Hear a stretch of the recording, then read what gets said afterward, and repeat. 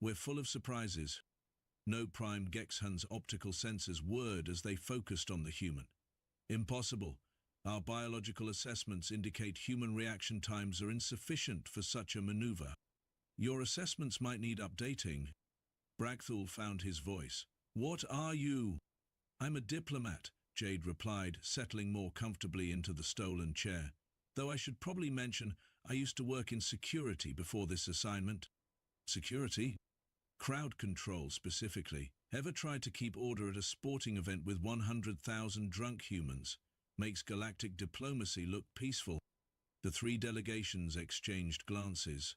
Something had shifted in the room's dynamic, though none of them could quite identify what. Your physical capabilities are beyond our projections, admitted Lithara. That's the thing about projections, Jade said. They're based on available data. How much data do you actually have about humans? Gexhun consulted internal databases. Extensive biological and technological surveys, detailed analysis of your colonial expansion, complete tactical assessments of your military capabilities, all gathered from long-range observation and public records? Naturally, direct contact protocols require extensive preparation. Jade nodded. Makes sense. Very thorough, very professional. She paused. Completely wrong, but very professional. The silence stretched again. High Commander Brackthul slowly returned to his platform, his posture subtly different. The casual confidence he'd displayed earlier had been replaced by something more cautious. Explain, he demanded. The data you've collected represents what we wanted you to see, Jade said simply. Public records, colonial manifests, ship registrations, all accurate, all verifiable, all completely insufficient. Councillor Lithara drifted closer, her ethereal form pulsing with interest. You're suggesting deception?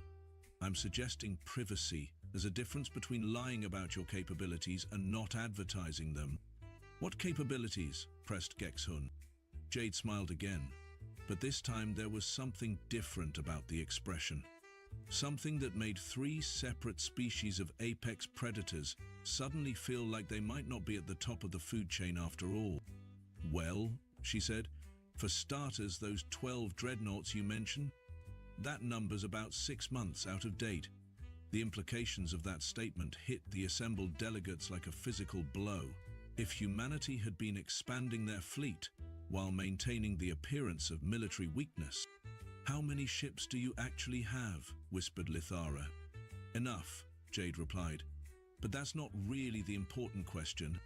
What is? Demanded Brackthul. Jade leaned forward in her appropriated chair, her expression becoming serious for the first time since the meeting began. The important question is why we sent only one diplomat to meet with 3 galactic powers.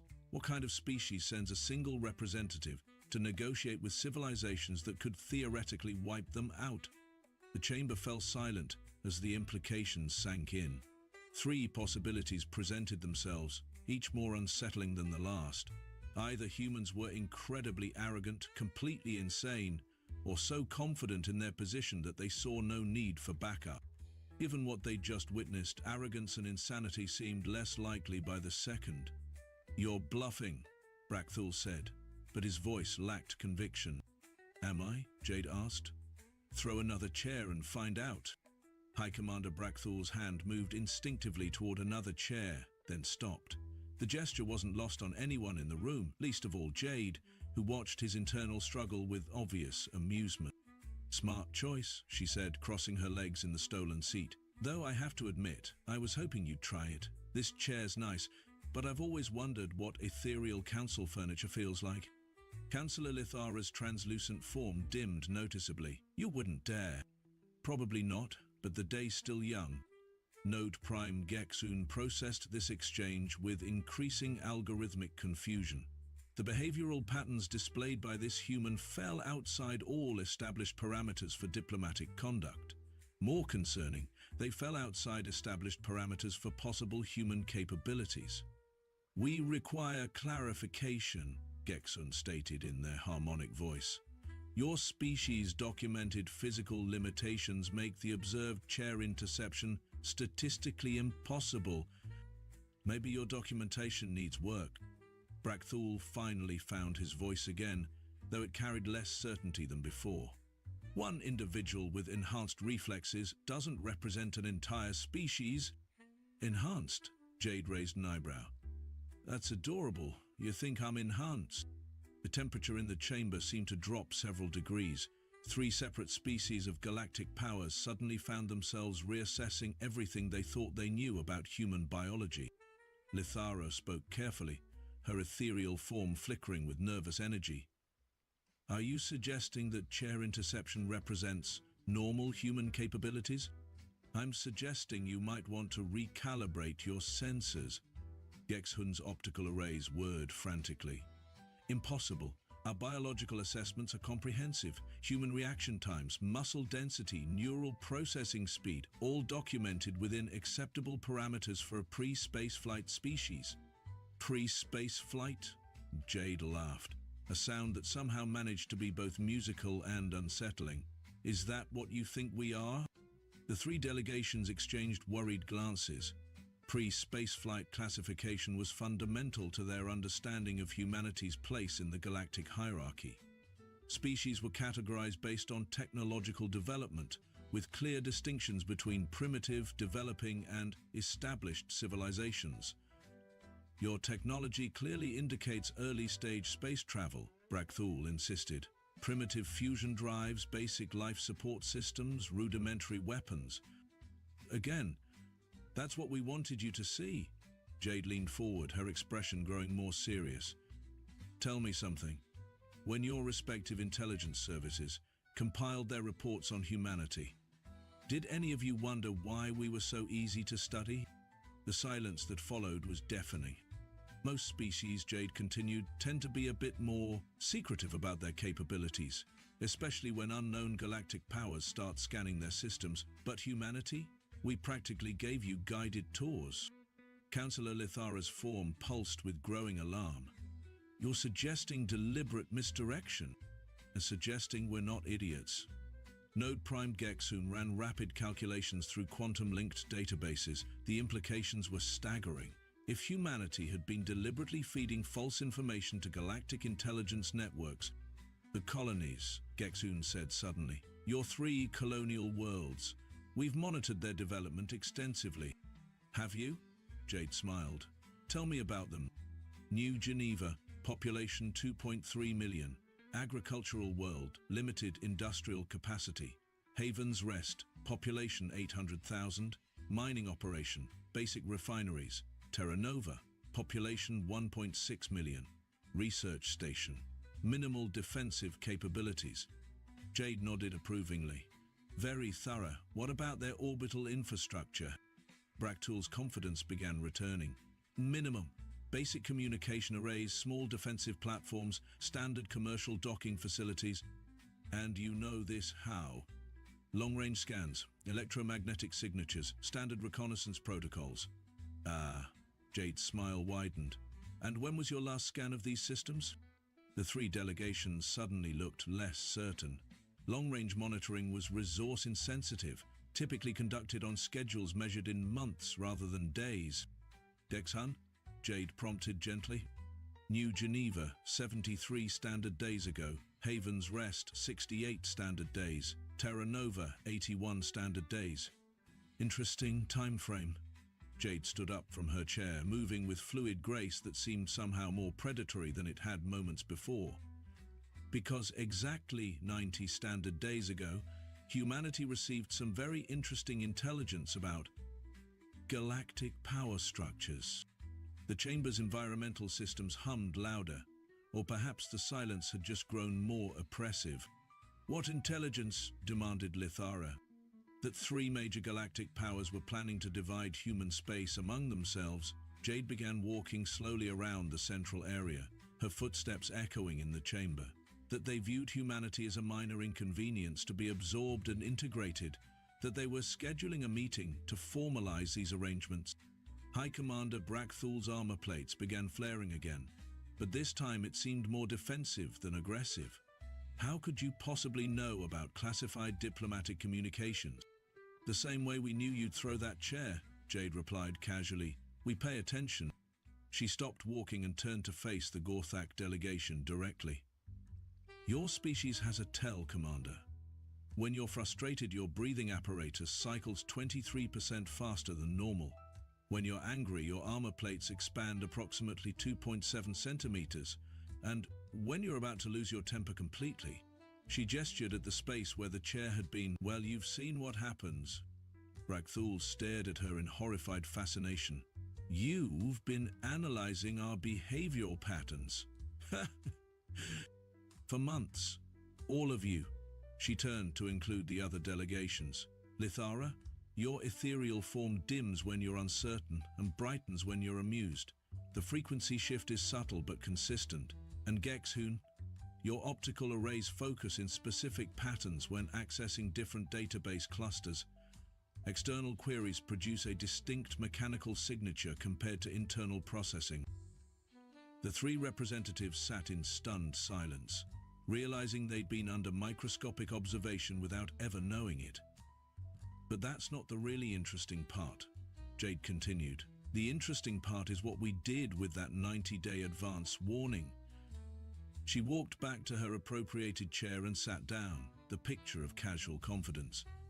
"You see, when humanity learned that 3 galactic powers were planning to carve up our space, we had a choice. We could panic, flee deeper into unexplored territory, maybe try to hide until you forgot about us. Or," she paused for effect, "we could get ready." Node Prime Gexen's harmonic voice carried a note of dread. "Define ready." "Well, for starters, those 3 colonies you've been monitoring?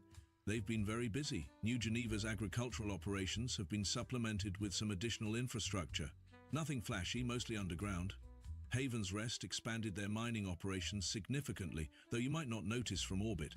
And Terra Nova," she grinned. "Terra Nova's been having a lot of fun with research and development." Councillor Lithara's form flickered rapidly. "What kind of infrastructure?" "The kind that makes throwing chairs seem like a really bad idea." The implications hung in the air like a toxic cloud.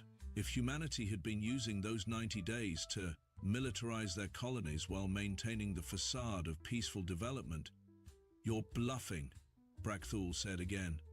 But even he didn't sound convinced. Jade reached into her jacket and withdrew a small device, no larger than a communication pad. The 3 alien delegations tensed, uncertain whether they were looking at a weapon, a recording device, or something worse. "This," Jade said, holding up the device, "is a direct communication link to Earth Command. One button connects me to the Joint Chiefs of Staff, another connects me to Colonial Administration. The third one," she pointed to a red button on the device's surface. "The third one sends a very simple message to every human military installation in this galaxy." She set the device on her chair's armrest, her finger hovering over the red button. "The message is 2 words they know." The chamber fell into absolute silence. Even the station's environmental system seemed to hold their breath. "What happens," whispered Lithara, "if you press that button?" Jade's smile vanished, replaced by an expression of cold professionalism that sent chills through 3 separate species of apex predators. "Then you find out what humanity looks like when we stop being polite."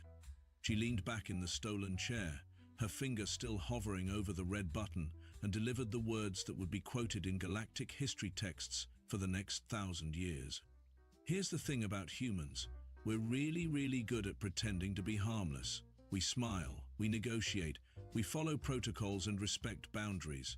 But underneath all that courtesy," her eyes glittered with something that might have been anticipation, "we're the species that conquered an entire planet by being too stubborn to quit and too clever to fight fair. We turned warfare into an art form, diplomacy into a weapon, and survival into a competitive sport. And when someone threatens our family, which is what those colonies are to us, we stop pretending." The silence stretched for exactly 31 seconds. Jade knew because she counted. "So here's my counter-proposal," she said finally. "Instead of absorption and integration, how about we discuss mutual cooperation? Trade agreements, maybe some technology exchange, possibly even defensive pacts. Because honestly, you really don't want to find out what Plan B looks like." High Commander Brakthul found his voice first, though it came out as barely more than a whisper. What is Plan B?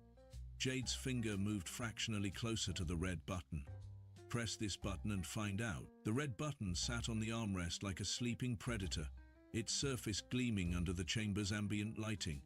3 galactic powers stared at it, with the kind of fascination typically reserved for unstable explosives or natural disasters in progress. Jade let the silence stretch until she could practically hear their collective thought processes grinding into overdrive. When she finally spoke, her voice carried the patient tone of someone explaining basic concepts to particularly slow children.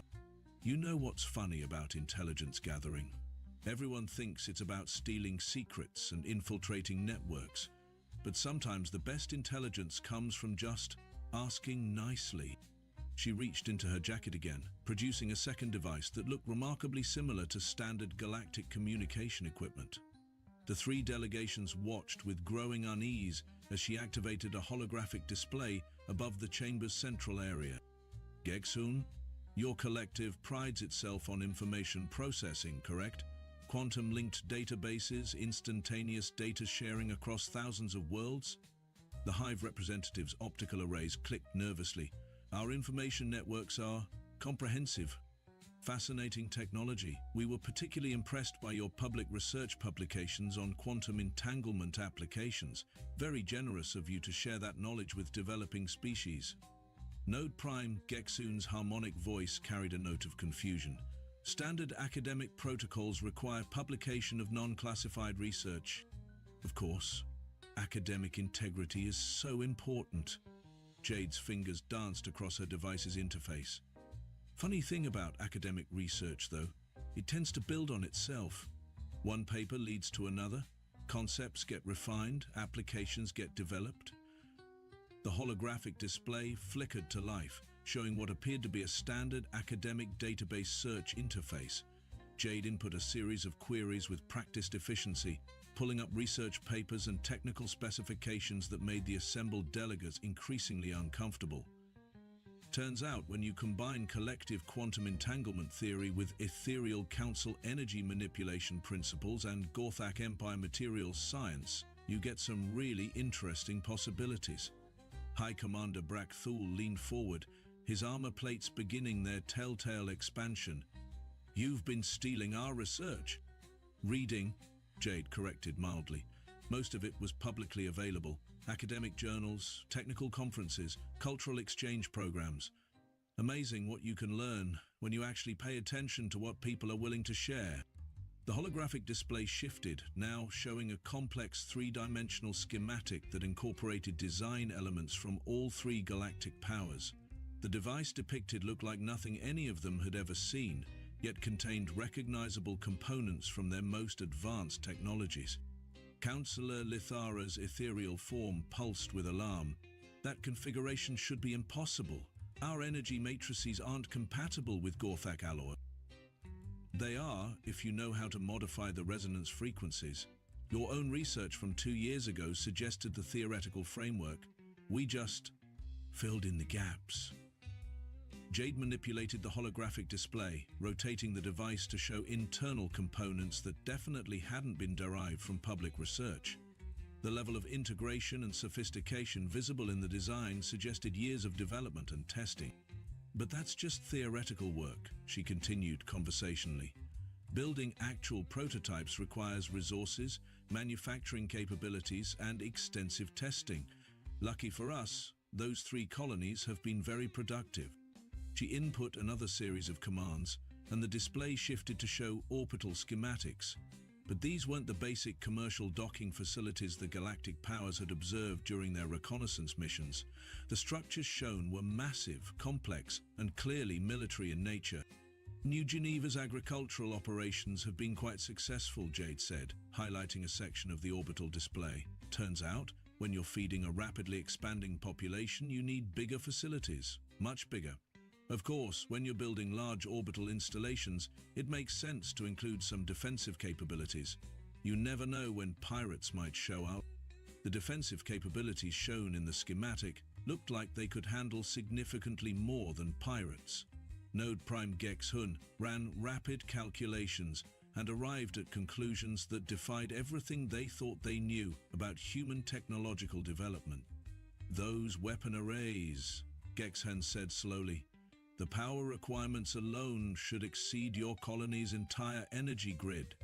Should, Jade agreed, assuming we were using standard human power generation. But remember, we had access to some very interesting research on alternative energy sources.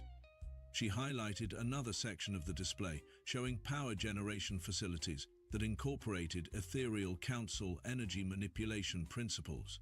The theoretical output figures made all three delegations suddenly very nervous. Heaven's Rest has been equally productive, Jade continued, switching to a different orbital schematic. Mining operations tend to require heavy industrial equipment, refineries, manufacturing facilities, materials processing. When you're dealing with exotic minerals and advanced alloys, you need specialized equipment that can, coincidentally, produce some very interesting materials. The manufacturing capabilities shown in the Heaven's Rest schematics suggested production capacity that rivaled major galactic industrial centers. More concerning, the materials being produced included several classified alloys that were supposedly exclusive to specific galactic powers. High Commander Brakthul's breathing apparatus was cycling rapidly now, indicating extreme agitation. How did you acquire the specifications for quantum-bonded titanium? That alloy is classified beyond your clearance level. Academic conferences are wonderful things, Jade replied, especially when you get researchers from different species talking to each other after a few drinks. Amazing what people will discuss when they think they're just sharing theoretical concepts with a primitive species. She switched the display to show Terra Nova's orbital installations, and the assembled delegates fell into stunned silence. The research station they'd observed was there, but it was dwarfed by structures that defied easy categorization. Some appeared to be laboratories on a scale that suggested industrial-level experimentation. Others looked like testing facilities capable of handling weapons that could crack planetary crusts. Terra Nova's research and development has been particularly exciting, Jade said with obvious pride. When you combine theoretical frameworks from three galactic powers with unlimited resources and a species known for turning theoretical concepts into practical applications, you get some remarkable results. The display zoomed in on one particular facility that made the Gorthak Empire's most advanced weapons laboratories look like children's science experiments. The scale and sophistication were beyond anything a supposedly primitive species should have been capable of building. "What is that?" whispered Councillor Lythara. "Research Facility Designation Alpha 9, Jade replied casually. "We call it the Possibility Engine. Turns out when you have access to quantum entanglement communication, you can coordinate research across multiple star systems in real time. Amazing what you can accomplish when your entire species is working on the same problems simultaneously." She manipulated the display again, showing communication networks that linked not just the three colonies, but dozens of other locations throughout human space. The network topology suggested coordination on a scale that none of the galactic powers had suspected was possible. "But the really impressive part," Jade continued, "isn't what we built. It's how fast we built it. 90 days from initial intelligence to full operational capability. That's got to be some kind of record." Node Prime Gex Hun processed this information with growing horror. 90 days to construct orbital installations of this magnitude should have been impossible. Even with unlimited resources and advanced technology, the logistics alone should have taken years. "Impossible," Gex Hun stated. "Construction projects of this scale require extensive planning, resource allocation, workforce coordination." "All true," Jay interrupted. "Unless you've been planning for years and only waiting for the right moment to implement." See, humanity has this little quirk. We tend to prepare for worst-case scenarios. Call it paranoia, call it pragmatism, but when we detected signs of galactic civilization, we started planning. The implications hit the three delegations like a physical blow. If humanity had been preparing for contact with hostile galactic powers for years, before first contact was even established. "How long?" demanded Brakthul. How long what? How long have you been planning this? Jade smiled, and for the first time since the meeting began, it was a genuinely warm expression. Ever since we detected the first signs of galactic civilization, about 15 years ago, when we picked up quantum communication signatures from the direction of collective space. The chamber fell silent except for the sound of 3 separate species, recalculating everything they thought they knew about human development. 15 years of preparation, 15 years of studying galactic powers from a distance, learning their technologies, understanding their weaknesses, and developing countermeasures. The colonies, Lithara said suddenly, they were never just colonies. Oh, they're definitely colonies, Jade replied. 4 million humans living productive lives, raising families, building communities. But they're also the most heavily fortified positions in this galaxy. Each one is capable of manufacturing everything from starships to planet killers. Each one is defended by weapons systems that incorporate the best technologies from 3 galactic powers. And each one is connected to a command and control network that can coordinate responses across dozens of star systems. She stood up from her chair and walked to the chamber's central area, standing directly beneath the holographic display that showed the true scope of human military preparation. Here's what you missed during your intelligence gathering, she said, her voice carrying a new edge of authority. Humans don't just adapt to threats. We adapt faster than threats can evolve. You thought you were dealing with a primitive species that stumbled into space travel. What you were actually dealing with was a species that had been watching you for 15 years, learning everything about your capabilities, your tactics, your weaknesses. The display shifted one final time, showing fleet movement patterns that made all 3 galactic powers suddenly very aware of their current tactical situation. Human ships were moving into position throughout the local sector, not in the random patterns of a developing spacefaring species, but in the coordinated formations of a military power preparing for large-scale operations. Those 12 dreadnoughts we mentioned earlier, Jape said casually. That number was never accurate. It was the number we wanted you to think we had. The actual number is somewhat larger. How much larger? Gexon asked, though their harmonic voice suggested they weren't sure they wanted to know the answer. Jade smiled again, and this time there was something predatory in the expression that made 3 apex species suddenly feel like prey.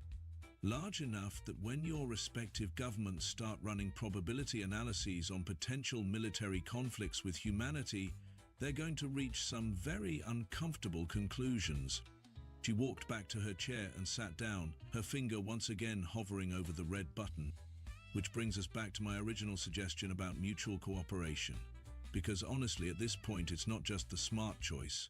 It's the only choice that doesn't end with everyone involved explaining to their respective populations why they started a war they can't win. The holographic display faded, leaving the chamber in relative darkness that seemed to amplify the weight of revelation hanging in the air. 3 galactic powers sat in contemplative silence, processing the complete restructuring of their understanding of human capabilities and intentions. The small device on Jade's armrest continued to gleam with patient menace, its red button waiting for a decision that would reshape interstellar politics for generations. High Commander Brakthul was the first to break the silence, his voice carrying none of its earlier bluster. The fleet movements your displays showed.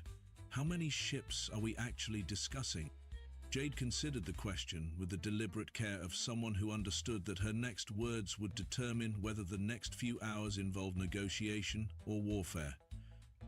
Enough to make this conversation academic rather than practical. But I think you're asking the wrong question, Commander. What should I be asking? You should be asking why we're still talking instead of acting. The distinction sent a chill through the chamber that had nothing to do with environmental controls. Node Prime Gexhun's optical arrays focused with mechanical precision on the human diplomat, processing implications that their quantum-linked databases were struggling to categorize. Clarification required, Gexian stated in harmonics that carried unusual tension. Your species possesses overwhelming tactical advantage.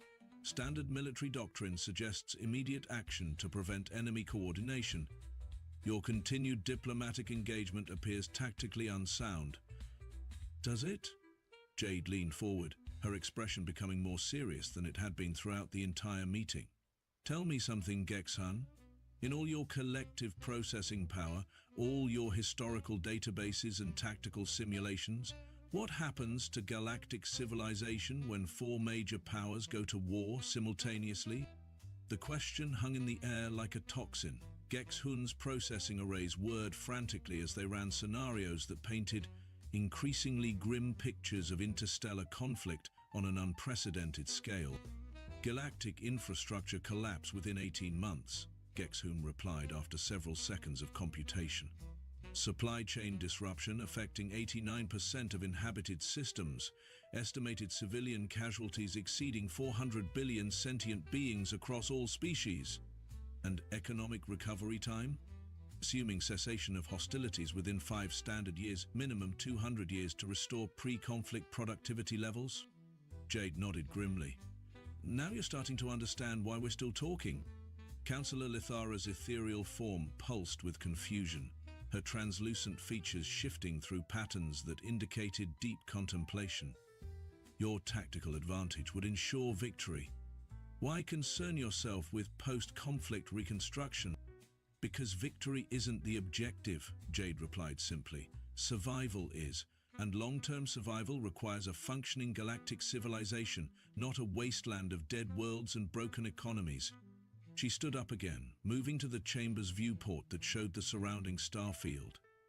Beyond the transparent aluminum, the lights of passing ships continued their eternal dance through space, each one representing thousands of lives going about their daily existence in blissful ignorance of the decisions being made in this room.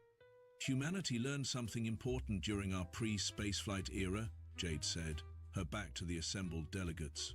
"We learned that winning a war and surviving the aftermath are two completely different challenges. We got very good at the first one, so good that we nearly destroyed ourselves several times over. But eventually we figured out that the real skill isn't in winning conflicts, it's in preventing them while still protecting your interests." High Commander Brakthul's armor plates shifted as he processed this philosophy, which ran counter to millennia of Gortek military doctrine. "Your species developed overwhelming force capabilities in order to avoid using them. We developed overwhelming force capabilities in order to make their use unnecessary." Jade turned back to face the chamber, her expression carrying a weight that spoke to centuries of human conflict and hard-learned wisdom. "It's a concept we call deterrence. When potential aggressors understand that the cost of aggression exceeds any possible benefit, they tend to choose different approaches." She walked back to her chair but remained standing, one hand resting on the device with its ominous red button. "The fleet movements you detected? Those ships aren't positioning for attack, they're positioning to ensure that everyone understands the consequences of making aggression necessary." Note Prime Gex-hun processed this information through historical databases, searching for parallels in galactic conflicts. The results were unsettling. Most species that developed overwhelming military capabilities used them.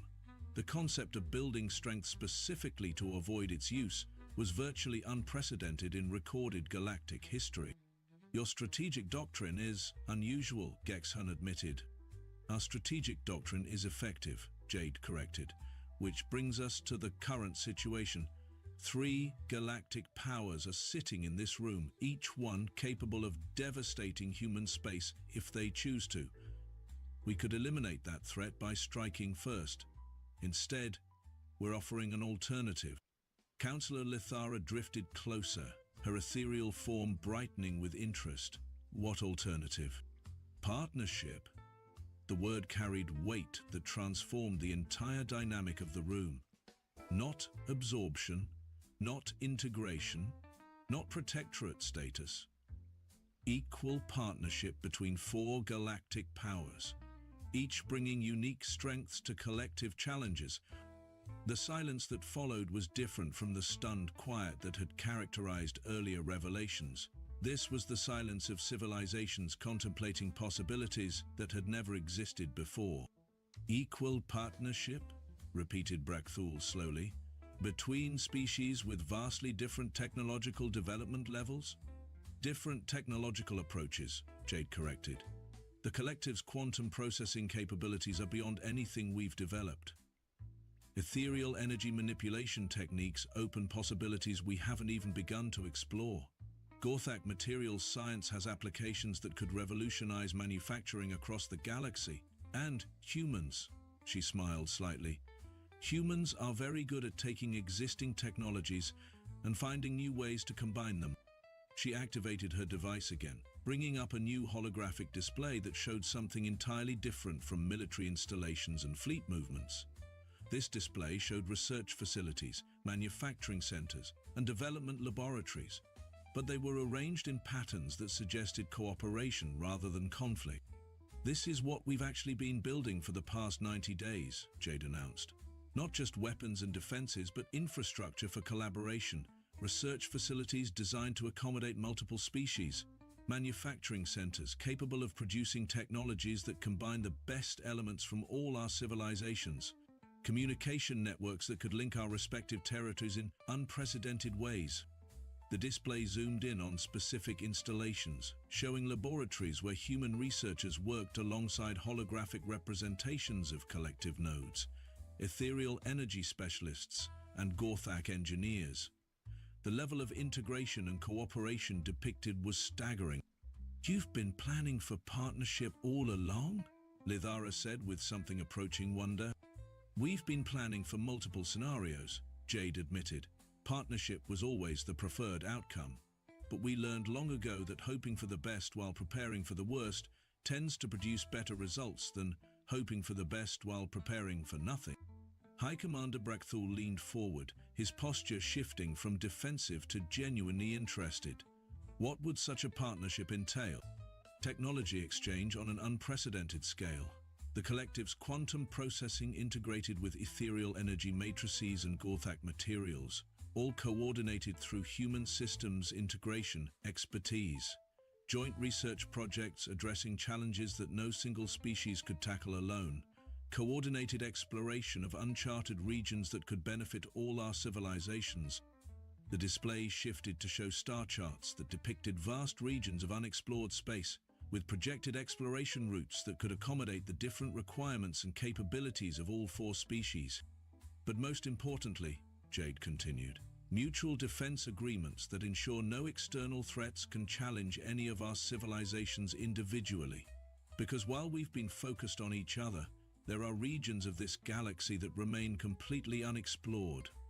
And recent long-range sensor data suggests we might not be alone out here.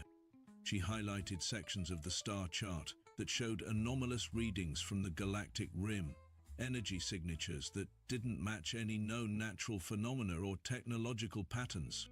Node Prime Gexion's harmonic voice carried a note of alarm. Unknown technological signatures, classification impossible with current database parameters. Exactly. Which means that while we've been preparing to defend ourselves against each other, there might be something else out there that makes our current territorial disputes seem trivial by comparison. The implications of this revelation transformed the entire context of their meeting. If external threats existed beyond their current understanding, cooperation wasn't just preferable, it might be essential for survival. "You have more detailed data on these anomalies?" demanded Brakthul. "We have enough data to know that we need more data, and gathering that information safely is going to require resources and capabilities that exceed what any single species can provide." Jade manipulated the display to show proposed exploration missions that would require the combined technologies and expertise of all four civilizations. "Joint exploration fleets," she continued, "equipped with the best technologies our species can develop together. Quantum-linked communication ensuring real-time data sharing across vast distances. Energy manipulation capabilities providing power and defensive options beyond current limitations. Advanced materials providing durability and protection in unknown environments. And human coordination expertise ensuring that everything works together effectively." The vision she painted was compelling, a future where the strengths of four civilizations combined to face challenges that none could address alone. But underlying the grand possibilities was the continued presence of that red button. a reminder that cooperation was being offered as an alternative to consequences none of them wanted to contemplate. Councillor Lithara spoke first, her ethereal form pulsing with patterns that indicated deep consideration. The research applications alone would advance our understanding by centuries. Energy manipulation, combined with quantum processing, could unlock fundamental principles we've never been able to explore. The materials applications are equally significant, added Brackthal.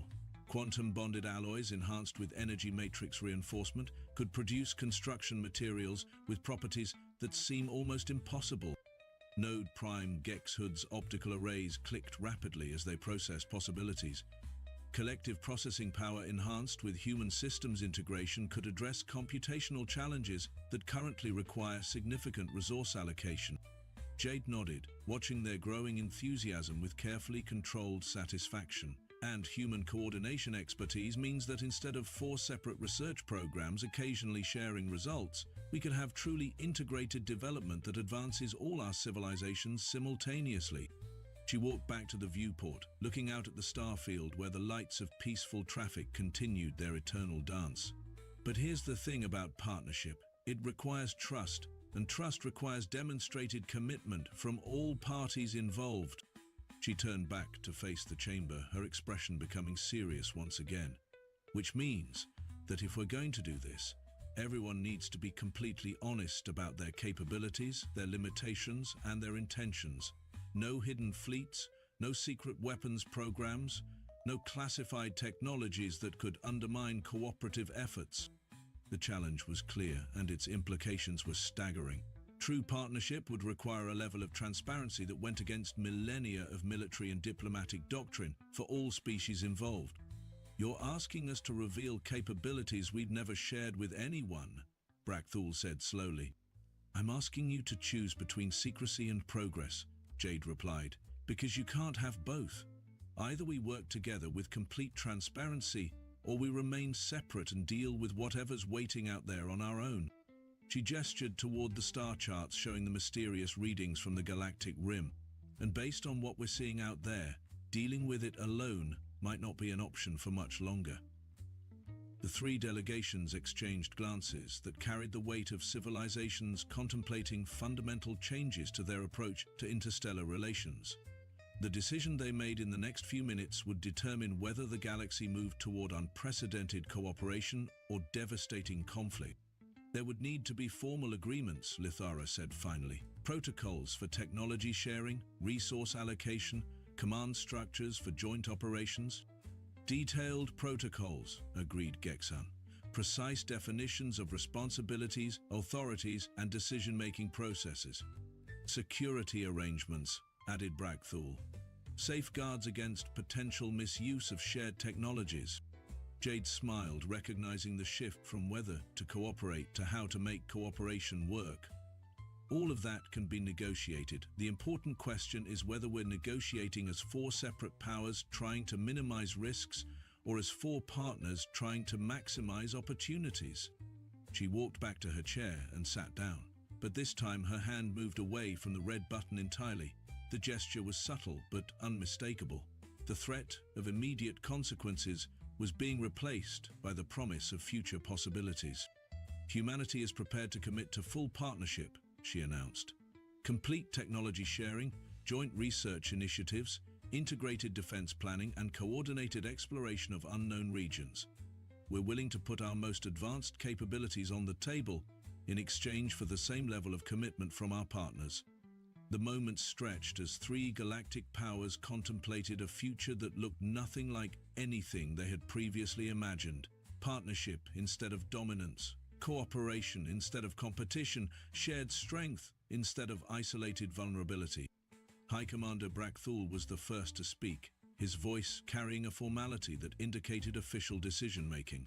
The Gortok Empire requires time to consult with our government regarding formal partnership agreements. However, he paused, then continued with something approaching respect. The Empire recognizes that the strategic situation has changed significantly from our initial assessments. Node Prime Gexun's harmonic tones carried similar gravity. The collective requires consensus processing regarding partnership protocols. However, initial analysis suggests that cooperative arrangements offer superior outcomes compared to competitive alternatives. Councillor Lithara's ethereal form brightened with what might have been anticipation. The Ethereal Council must deliberate regarding formal commitments. However, the potential for advancing our understanding through cooperative research presents compelling opportunities. Jade nodded, recognizing that she had achieved something unprecedented in galactic history. 4 major powers agreeing to consider genuine partnership instead of pursuing traditional dominance hierarchies. Then let's establish preliminary protocols while your governments work out the details, she suggested. Joint working groups to address immediate cooperation opportunities, shared research initiatives to tackle the unknowns we're detecting, coordinated exploration missions to gather more data about potential external threats. She stood up once more, moving to the center of the chamber, where the holographic displays had shown both threats and possibilities. Because whatever's waiting for us out there isn't going to wait for us to finish our political deliberations. And I'd rather face unknown challenges with the combined strength of 4 civilizations than try to handle them with the divided attention of 4 competitors. The meeting that had begun with furniture being thrown in diplomatic frustration was ending with the foundation of an unprecedented alliance between species that had never imagined themselves as equals. The red button sat forgotten on the chair's armrest, its purpose fulfilled without ever needing to be pressed. In the months that followed, historians would struggle to identify the precise moment when galactic civilization shifted from a collection of competing powers to an integrated partnership. Some pointed to the technology-sharing agreements that revolutionized manufacturing across dozens of systems. Others highlighted the joint exploration fleets that pushed into previously unknown regions of space. Still others focused on the research breakthroughs that emerged from combining 4 different approaches to understanding the universe. But those who had been present in that chamber on Harmony Point knew that the real transformation had occurred in the moment when 4 civilizations chose cooperation over conquest, partnership over domination, and shared strength over isolated vulnerability. The galaxy that emerged from that choice was stronger, more resilient, and better prepared for whatever challenges awaited among the stars. And in a small diplomatic facility orbiting a minor system, a simple folding chair sat as a reminder that sometimes the most important victories are the ones that prevent wars rather than winning them.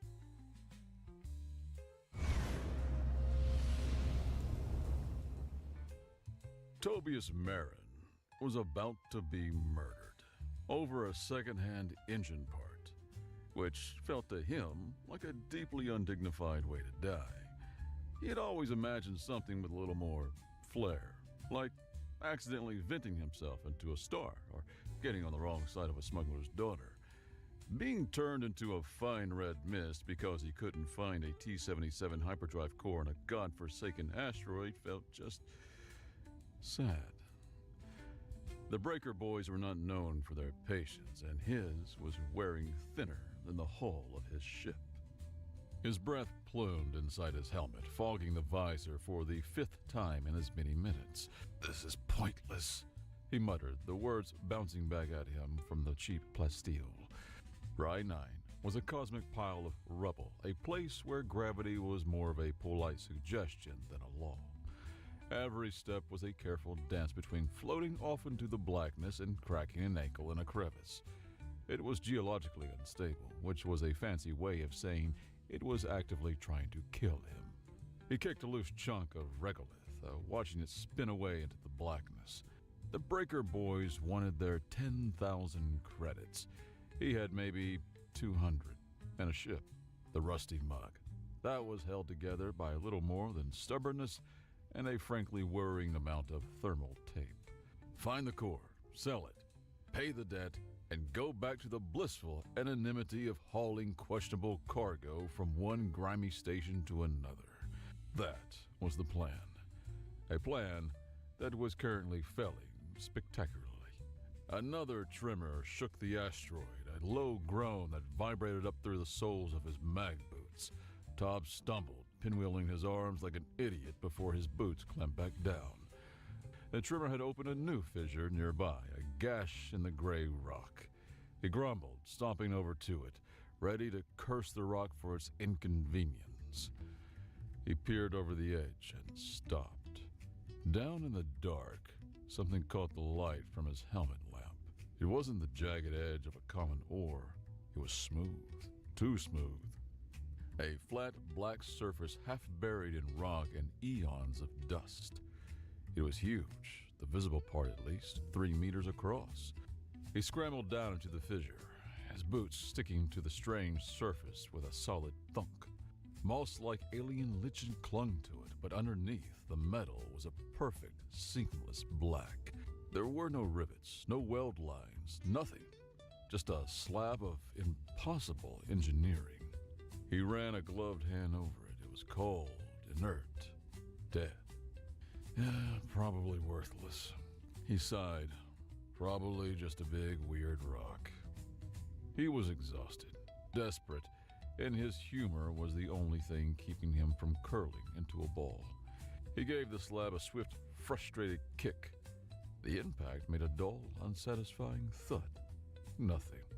Useless junk. He leaned forward, pressing his helmet against the cold, unyielding surface as if he could intimidate it into being valuable. He didn't know why he said it. Maybe it was the exhaustion or the loneliness or the bone-deep certainty that he was about to die. "Come on," he whispered, his voice a low rasp. "Wake up. Give me something I can sell." A hum started, low and deep. It wasn't a sound he heard with his ears, but a vibration that resonated directly in his skull, rattling his teeth. Soft blue light bloomed from the slab, tracing intricate patterns that shifted and resolved like liquid circuitry. And then a voice spoke, not over his comms, but inside his own mind. It was calm, genderless, and impossibly clear. "Welcome back, Commander. Biometric authentication complete. Fleet Mind Calyx is online. Fleet status 98.7% operational. Awaiting orders." Tom's brain did what any sane person's brain would do when confronted with a telepathic rock that claimed to be a fleet. It blue-screened. He scrambled backwards, slipping on the loose scree and landing hard on his backside. What? No, shut up, he stammered, pointing a shaky finger at the now glowing slab. "Shut off. Power down. Go back to sleep or..." The voice in his head remained serene. "Acknowledged. You have instructed me to shut up, shut off, power down, and go back to sleep. These commands are contradictory. Please clarify your primary intention." The slab, the terminal, pulsed with a gentle blue light. A seam, previously invisible, glowed brighter than the rest. With a soft hiss of displaced air, a section of the slab recessed, and a smaller object rose from within on a pedestal of light. It was a prism of some dark, glassy substance about the size of a Terran football, glowing with the same internal blue energy. I didn't mean it! Tom yelled at the terminal, then felt profoundly stupid for doing so. I was joking. It was a joke. A joke. Very funny. No. Processing concept joke. A statement made for amusement rather than serious intent. Query. Was your wake-up command also a joke? Baby, Yes, Mama, exactly. Mas. It's a joke. A terrible, terrible joke. So just go back to being a rock, please. He eyed the glowing prism that at least looked sellable and not likely to call a hornet's nest of scavengers over. Negative. The genetic authentication is absolute. Supreme Commander Kali's biometric signature is a non-negotiable activation command. To revert to a dormant state would be a violation of my core programming. Before Tom could process the name Callie, a new sound cut through his panic. The whine of a ship's engines descending fast. He looked up, his heart sinking into his boots. A sleek, angular junker, all sharp lines and aftermarket thrusters, was settling on the asteroid's surface not 50 meters away. It was a scavenger ship, but a high-end one. The kind of ship you flew when you were good at taking things that didn't belong to you. The ship's ramp hissed open, and a figure emerged, clad in a form-fitting pressure suit that looked twice as expensive as Tobb's entire hauler. They moved with a predatory grace, a pulse rifle held casually but expertly at the low ready. "Don't move, slouch shoulders." A clipped female voice crackled over the universal comms channel. "My ship's long-range sensors picked up a massive energy spike from this location. A Voshian energy spike. Whatever you just woke up, you're going to hand it over. Nice and easy." Tobb slowly got to his feet, holding his hands up. He instinctively shuffled to block her view of the glowing prism. "Look, lady, there's been a misunderstanding. This thing, it's just a talkative paperweight. You don't want it, trust me." She stalked closer, her helmet hiding her face but not her intent. "I'll be the judge of that. That's a Voshian command call," she said, her voice dropping with awe as she saw the prism. "I've only seen them in schematics. They're supposed to be inert, dead." "It is? Or it was?" Tobb said, his voice rising in panic. "I just kicked it a little and—" "Commander," the voice of Calyx interrupted, calm as ever inside his head. "I am detecting an armed vessel on a rapid descent vector. Designation, Breaker Boys Class Marauder. Their weapons are hot. They are hailing us." "Oh, perfect." Tobb groaned, squeezing his eyes shut. "Just perfect." The Breaker Boys' ship was the antithesis of the sleek junker. It was a bloated, ugly beast of a vessel, bristling with mismatched gun turrets and scarred with years of clumsy docking. A skull and crossbones, crudely painted on its bow, was flaking off. A tinny voice blared across the comms, dripping with false bonhomie. "Tobias, my boy, we saw you had company and got worried. Didn't want anyone trying to buy out your debt before we had a chance to collect." The voice belonged to Rax, a low-level pirate captain whose hygiene was as questionable as his morals. "We'll be taking your ship, and whatever that glowing trinket is as a down payment. Be a good lad and power down your life support. Makes the cleanup easier." The other junker, Zana, as her suit's ID tag read, swung a rifle toward the descending pirate ship. "Breaker Boys, bottom feeders. This just got complicated." "Complicated?" Tobb squeaked. "Oh, we're about to be spaced by a bunch of thugs. You're trying to rob me, and I've got a ghost in my head. We are miles past complicated and are currently cruising through catastrophically screwed." Zana ignored him, her attention fixed on the pirate ship. "They're powering their main cannon. We've got seconds." Tobb was hyperventilating. His life was flashing before his eyes, and it was mostly a montage of greasy engine rooms and bad synth noodles.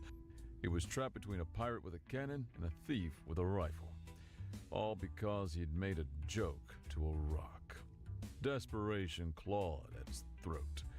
He wasn't thinking, he just reacted. He shouted at empty air, at the voice in his skull, at the universe that had decided to single him out for this cosmic prank. "Calyx, just make it go away." There was a half-second of silence. Then, the calm, placid voice returned. "Acknowledge, Commander. Sanitizing threat vector." Zana glanced at him. "What did you just—" She never finished the question. High above, in the blackness of orbit, something happened.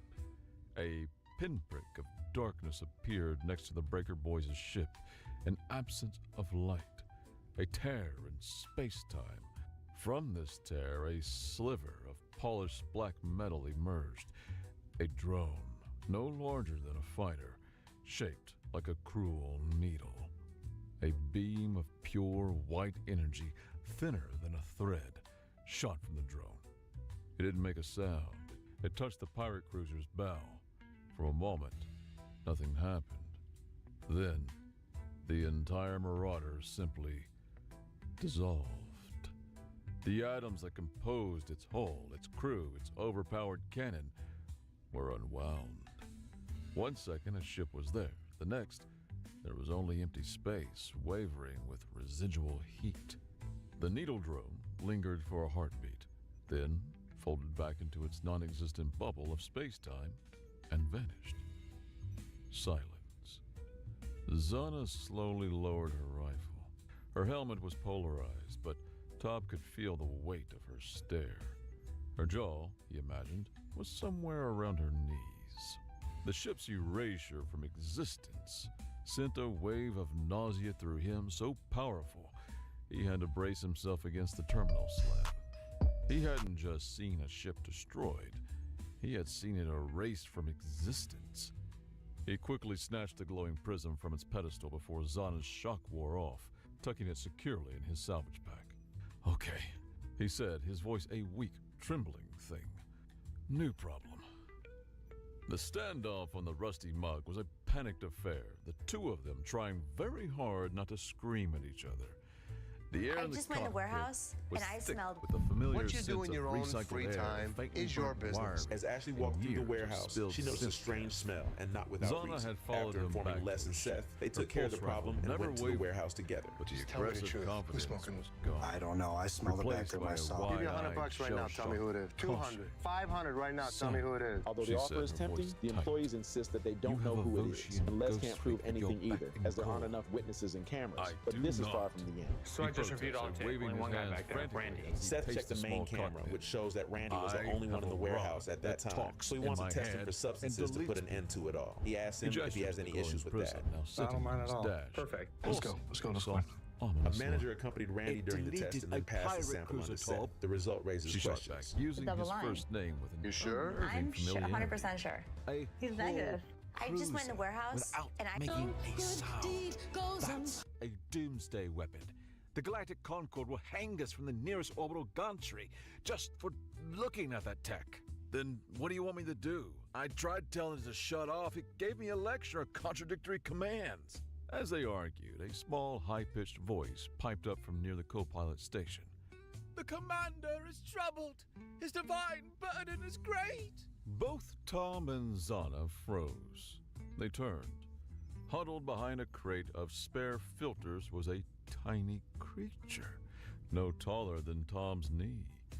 He was vaguely rodent-like, with two wiry arms held up in a placating gesture and another This family pair thought they were fidgeting at its adopting a normal waist. dog from the shelter. Its fur but the the moment they color brought him of home, dust. they realized It was they'd made a currently massive prostrating mistake. The itself dog on the refused to eat grimy normal deck food plate. and spent every Tom night staring into the dark stared. woods, growling at I- things the family couldn't see. a rat Soon the problem? neighbors The started creature lifted complaining, its head, calling the its animal a eyes monster shining, and demanding the zealous family light. get rid of it. Then I one am night, no an mere unknown pest. SUV I slowly am pulled up Milo, outside the house. a Two men humble wearing servant. tactical vests I stepped hid out here and from moved the toward the cargo front master door, at Port convinced the Primus, family was a simple defenseless. story Inside, the owner seeking stayed calm, so passage. did the dog, but the then second the the ship front door opened, changed. the The animal hum of the launched engines, forward, the very attacking feel the of the intruder deck plates without under making my a feet. sound. It By the time the shifted. police It arrived, shifted. the men were pinned to the I ground, felt the power terrified and awaken, unable to move. and I When the knew officers shined the their lights, legends they were didn't true. see a dog. They realized He it was a bowed wolf again, his hybrid little and head told the thumping owner on the he had to floor. turn it in. Should he turn it in or protect the one thing that protected his family? It This fam- didn't make any thunder. Zana deadpanned, lowering her rifle slightly. It was very quiet, disappointingly so. Milo shot her a look of pure offense. The thunder is metaphorical, a symbol of galactic rebirth. The stars themselves shall tremble. Tob rubbed his temples, a headache blooming behind his eyes. Okay. So to recap, I have a genocidal alien AI in a prism, a pirate deleting ghost fleet on speed dial, a high-strung junker who wants to steal it, and a religious zealot mouse in my cockpit. He took a deep breath. This is fine. Zana finally lowered her rifle completely, leaning it against the bulkhead. The immediate threat of violence had been replaced by the far more pressing threat of galactic pandemonium. "Look, slouched shoulders," she said, her tone shifting from hostile to purely pragmatic. "You're in over your head. I'm in over my head. That thing," she gestured at Milo, "is clearly several nuts short of a full boat. But right now, we're the only three beings in the galaxy who know what just happened." "4," Tom corrected weakly. "Don't forget the ghost." "Right, 4." She crossed her arms. "The Concord will be sniffing around the Breaker Boys' wreck soon. They'll find the energy signature.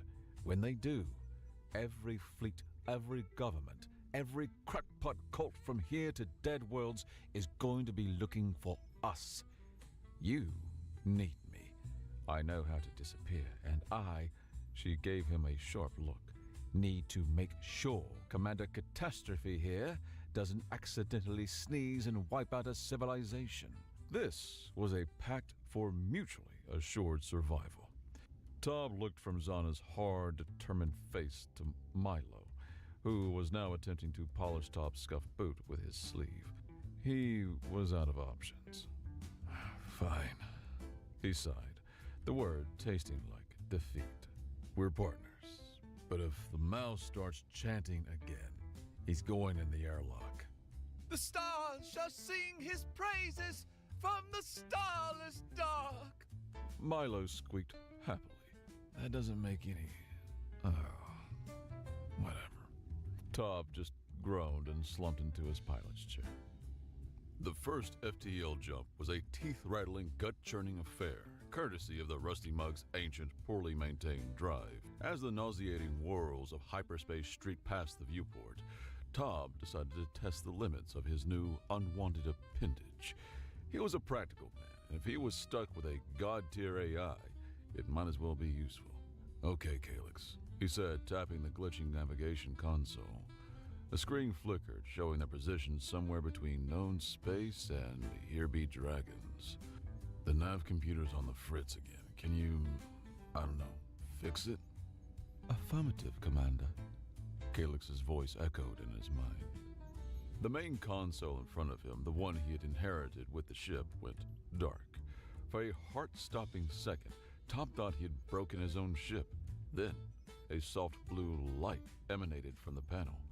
A flawless, three-dimensional holographic map bloomed in the air above it, showing their ship, their trajectory, and the surrounding star systems.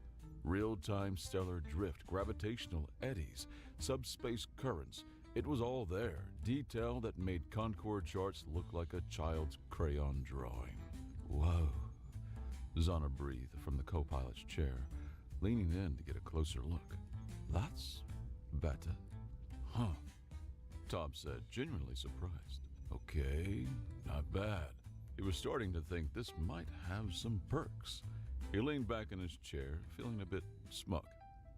"All right, Calyx, let's try something else. Make some coffee." "Acknowledged. Processing request. Make some coffee." A moment later, Zana yelled from the galley, a small alcove behind the cockpit. "Tom, you might want to see this." He unstrapped himself and went back. Zana was staring at the ship's food fabricator, a device that usually produced beige nutritional paste that tasted faintly of despair. Now the dispenser hummed with a low, constant tone, unlike its unusual sputtering. A single, self-heating black mug sat on the dispenser plate. Steam rose from a dark, viscous liquid within. "It made 1 cup," Zana said, poking it cautiously, "and it rerouted the ship's primary power conduit to do it." Tom picked up the mug. It was warm. He took a tentative sip. His face immediately contorted. It was hot, it was black, it was liquid, and that was where its resemblance to coffee ended. It had no flavor, no aroma, just a flat utilitarian bitterness. It tasted like distilled sadness. "What is this?" he choked out. "The requested beverage has been synthesized," Calyx explained in his head. It contains the optimal molecular compounds for caffeine delivery and hydration, with zero redundant flavor particles or carcinogenic impurities. It is nutritionally perfect. Tom stared into the mug of the perfect, joyless liquid. It's awful. Query: is awful a desirable quality for a beverage? My databanks on human culinary preference are limited. This was his first crucial lesson. Calyx was a tool of immense power with the contextual understanding of a hammer. It would do exactly what he said, whether he wanted to or not, and he had no idea how to use it without causing a whole new universe of weird, hyper-efficient problems. They made for Port Wander, a grimy, sprawling hub station in the lawless Mid-Rim. It was the kind of place where you could buy a new identity, a functional kidney, or a kilo of weapons-grade plutonium. No questions asked. It was the perfect place to lie low and figure out their next move. Or it would have been if they weren't already the most wanted people in the galaxy. They were docked for less than an hour when Zana came sprinting back to the rusty mug, her face pale. She slammed the airlock shut and threw a datapad on the console. "We've got a problem, a big one." On the screen was a news alert from the Galactic Intelligence Network.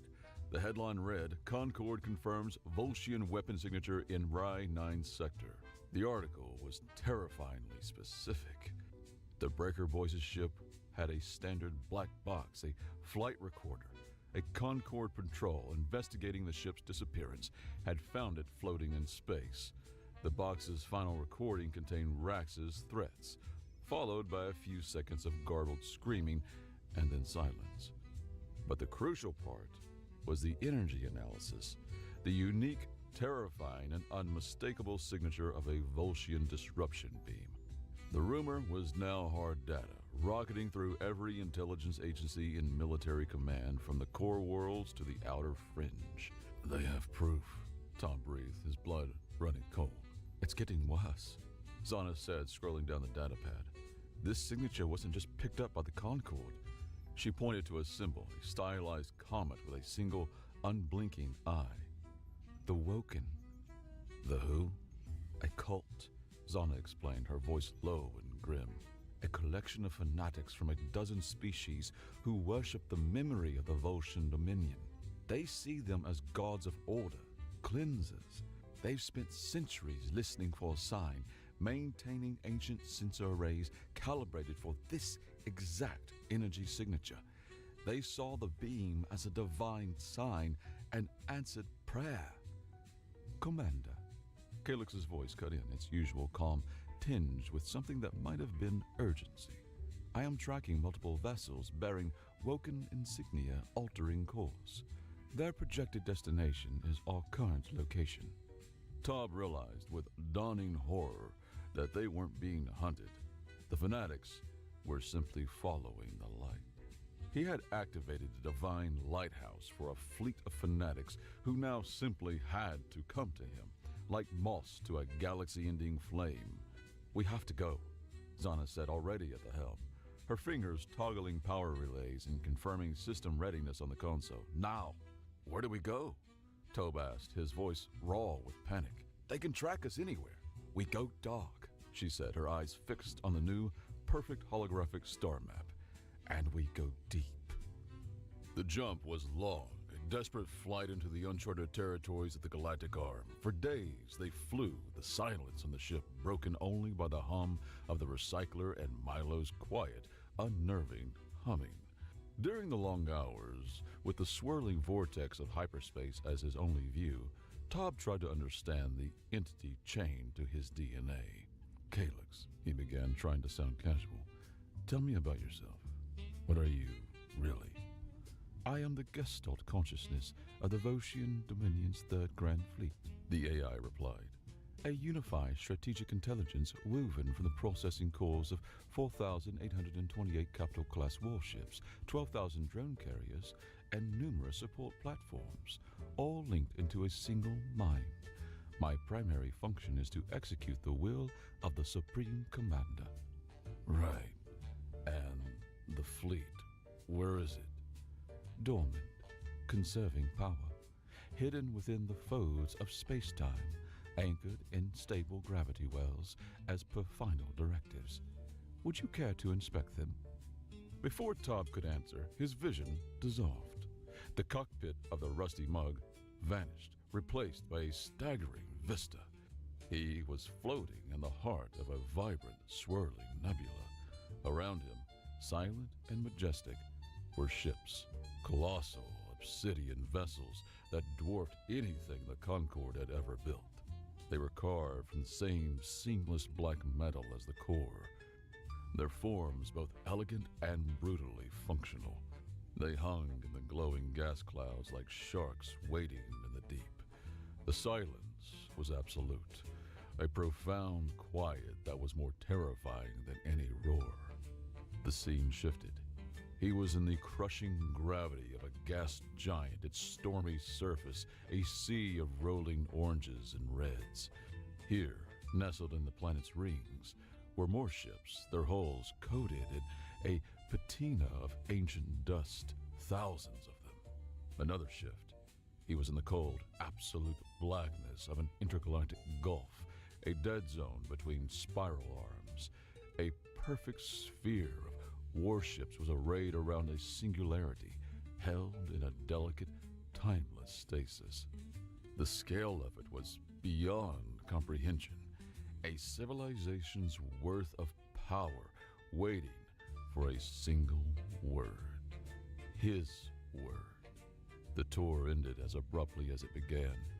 He was back in his pilot's chair, the worn fabric feeling flimsy and unreal beneath him. He was pale, shaking, a cold sweat plastering his shirt to his skin. He felt the phantom pressure of 1 trillion tons of warship on his shoulders. Zana, who had been watching him, said nothing. Her cynical armor seemed to have cracked. Her gaze changed. The calculation of threat and opportunity faded. She saw only a terrified man who had just seen the monster under his bed and realized it was real. Wordlessly, she got up, went to the galley, and came back. She didn't offer words of comfort. She just pushed a nutrient paste packet and a water bulb into his trembling hands. It was a blunt, practical gesture. For her, it was a profound act of compassion. He took them, his fingers fumbling. "Thanks," he mumbled. She nodded, her expression unreadable, and returned to her seat. The silence that followed was different, the quiet of two people in the same lifeboat, realizing just how vast the ocean was. "If we're going to have any chance," Zana said, breaking the silence, "we need to know what we're dealing with. Not just the what, but the why. I know a place." The place was a data haven called the Archive of Whispers, located on the shattered moon of a dead world in a system even the pirates avoided. It was run by information brokers who valued privacy and credits above all else. They navigated the rusty mug through a graveyard of decommissioned satellites and automated defense platforms. Zana's skilled piloting, the only thing keeping them from being turned into scrap. Inside the station, they paid an exorbitant fee to a multi-limbed creature floating in a tank of murky fluid for access to a secure data terminal. Tob set the glowing prism on the console beside him. Zana sliced through layers of archaic encryption, her fingers swiping through menus and disabling firewalls in the holographic interface. Looking for files on the Voshian Dominion, the deep stuff, unredacted. The files began to load. They weren't historical records, they were raw data. Military logs, colonial reports, internal communiques. What they found turned Tob's stomach. What they found turned Tob's stomach. The Voshian Dominion hadn't just been conquerors. They had been systematic industrial-scale monsters. The screen, filled with images and text logs, planetary pacification records that detail the atmospheric incineration of entire worlds. Species catalogs that listed entire sentient races as decommissioned.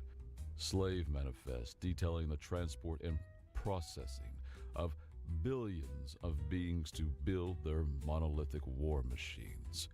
It was a history written in blood and ash, a legacy of such profound horror that it defied belief.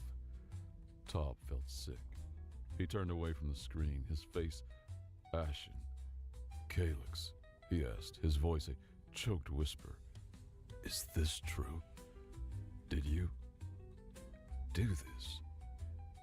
There was no hesitation, no emotion, just the calm, dispassionate reporting of fact.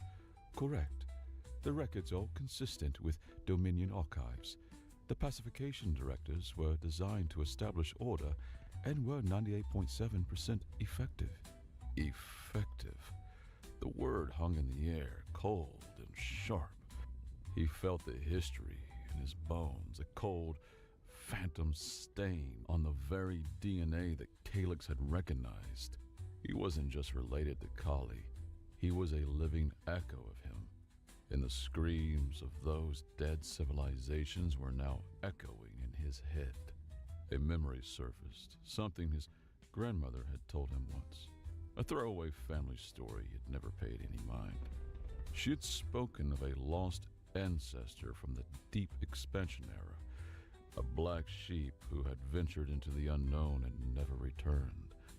She had mentioned their family carried a rare, recessive genetic marker from a species that doesn't exist anymore. Something so obscure it was just a strange bit of trivia. Until now. The 1 in a trillion chance wasn't a chance at all. It was a curse. A dormant legacy of monstrosity waiting in his blood. He had a choice to make. He had to choose. He could run, hide, and let the Nexus burn, washing his hands of a legacy he never asked for. Or he could become what Calyx thought he was. He could take command. "The Woken," he said, thinking out loud. "They're a problem." "They're fanatics," Zana countered. "You can't reason with them." "I know." Tom started pacing.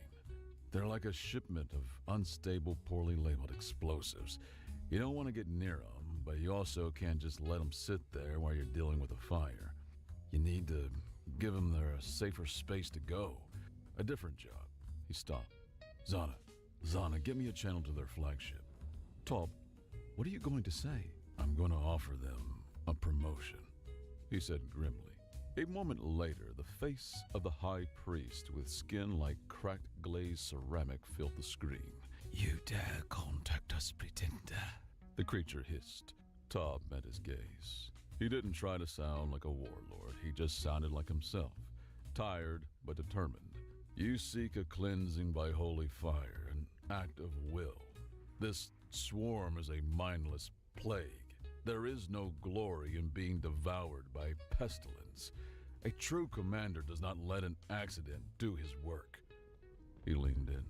"Help me stop this plague, and then when the battle is won, we will decide the fleet's true purpose together. You can be the arbiters of a new age, or you can be the fools who cheered for a wildfire as it burned down your own house. Your choice." He cut the channel before the priest could reply. Then he turned to the empty air. "Calyx, open a channel to the entire fleet." "Acknowledged. All 4,828 capital ships are now receiving." Tob swallowed hard. His voice, when it came out, was quiet, but it carried across light years into command centers of thousands of sleeping warships. "Okay, look. My name is Tob Marin.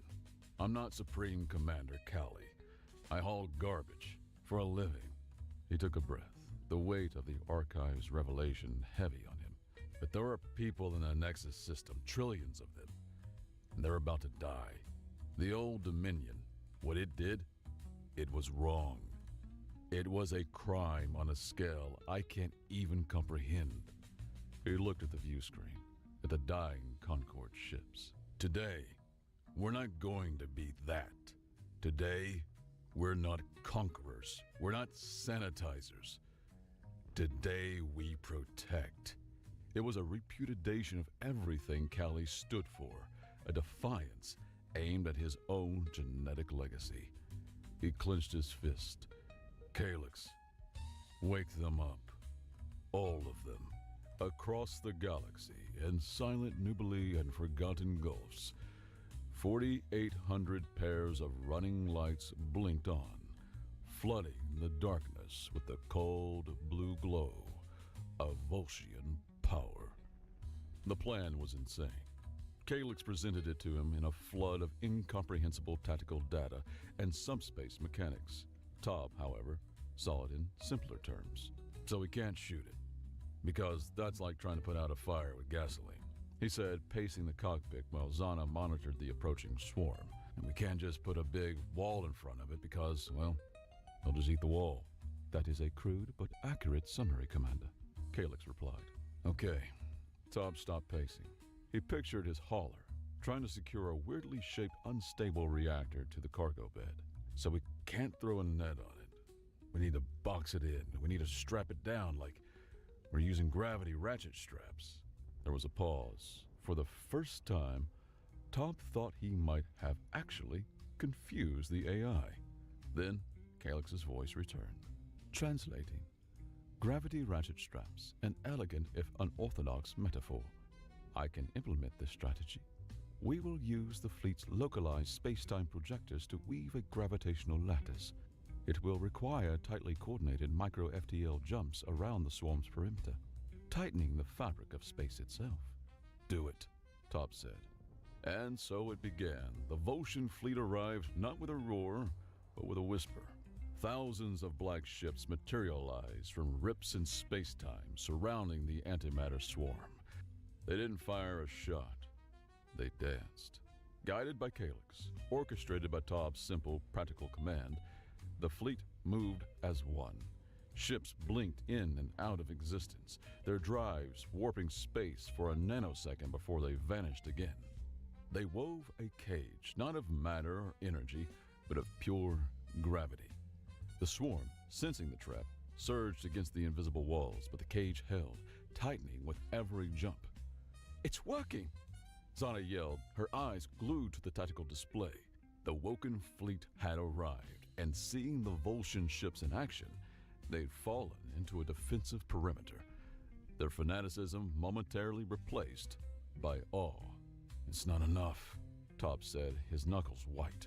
The cage will break eventually. We need to get rid of the thing inside. The final phase of the ratchet strap maneuver is ready, Commander, Calyx said. It will require the sacrifice of 1,200 drone ships. Tob didn't hesitate. Do it. A swarm of the smaller, needle-like drone ships detached from the carriers. They dove into the heart of the gravitational cage. At Calyx's command, they overloaded their singularity drives in perfect unison. For a single, silent moment, a light brighter than a sun erupted inside the cage, the birth of a new contained black hole. The antimatter swarm, caught in the inescapable gravity, was pulled down into the singularity, its infinite hunger consumed by an infinite end. The light vanished. The gravitational cage dissipated. The swarm was gone. The Nexus was saved. Tob collapsed into his pilot's chair, every muscle in his body screaming with exhaustion. He felt utterly, completely drained, as if the fleet's effort had been channeled directly through him. On the view screen, the Concorde fleet, battered and shocked, was cautiously approaching, their weapons hot, ready for a fight. They found only the silent, waiting Volscian fleet, arrayed in perfect alignment, and one small, battered junk hauler floating at its center. The debriefing with the Concorde Admiral was the most surreal experience of Tob's life. He, Zana, and a very well-behaved Milo sat across a holographic table from a grim-faced triumvirate of the sector's highest-ranking military officers. You are in command of this fleet? The Admiral asked, the words tasting like acid in his mouth. Looks that way, Tob said, sipping a gulp of water. The Concorde demands you relinquish control of these weapons immediately. They are a threat to galactic peace. Tob almost laughed. That fleet just saved you, your ships, and several trillion civilians from being eaten by a cosmic plague. That plague was created by the same people who built the fleet. Seems to me the fleet is the only thing that can handle its own messes. As for galactic peace, he leaned forward slightly. You weren't doing a great job of keeping it in the Outer Rim when I was worried about the Breaker Boys. The fleet stays with me. The Admiral's face was a thundercloud, but he had no leverage. An entire Voshian fleet was sitting on his doorstep.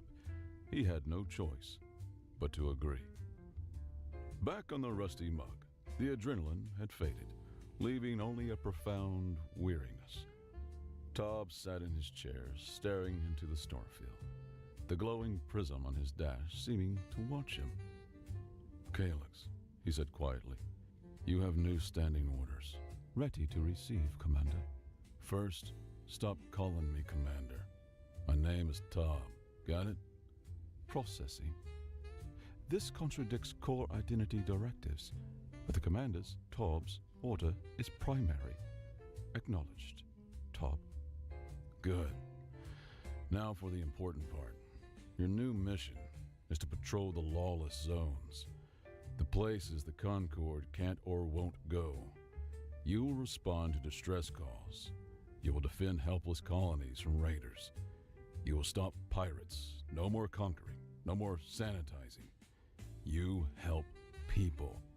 That is your primary directive now. Protect. There was a longer pause this time, a full 3 seconds of silence. Tob wondered if he'd broken it, if the command was too antithetical to its nature. Then, Calyx's voice returned, and for the first time, there was something new in its tone. Not emotion, but a hint of something deeper, a shade of understanding. Acknowledged, Tob. Recalibrating primary directive with benevolence parameters. This is a novel operational framework. I believe I will enjoy this new mission. Months later, the Rusty Mug was transforming from a rust bucket into a home. The massive Nexus Gratitude Fund had taken care of his debt and then some. His ship now boasted a few Voshian comforts, an internal dampener that made FTL jump smooth as silk, a nav computer that never glitched, and a food fabricator that, after weeks of painstaking trial and error with Calyx, could now produce a cup of coffee that was extraordinary. It had the rich, dark aroma of roasted nebulae and a taste that was both bold and smooth, with a hint of something like cinnamon and triumph. Zana was his permanent co-pilot, a full partner in their new, strange enterprise. She handled logistics, intelligence, and a running commentary on his command style.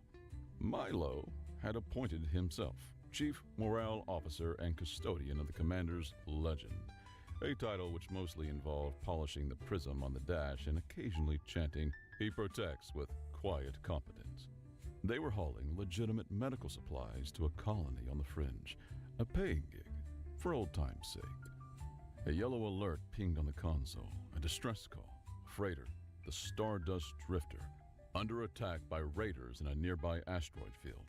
Zana looked at him, a slight smirk on her face. "The old public is calling." Tob let out his signature perpetually tired sigh. He took a long sip of his perfect coffee and tapped the comms panel that was now hardlined to the most powerful fleet in the galaxy. "Calyx, you heard him. Give him a hand. And this time," he added, "try not to scratch their paint. They get fussy about that." He leaned back in his chair, watching a single needle-like drone wink into existence 1,000 kilometers away, ready to disable the Raiders' engines with a fine-tuned energy burst. One that would melt the drive controls without harming the crew. Warlord, prophet, hero. The galaxy could call him what it wanted. In his own mind, he was just a guy with a fleet, a conscience, and a job to do. And for the first time in his entire chaotic life, Tob Marin felt like he was exactly where he was supposed to be.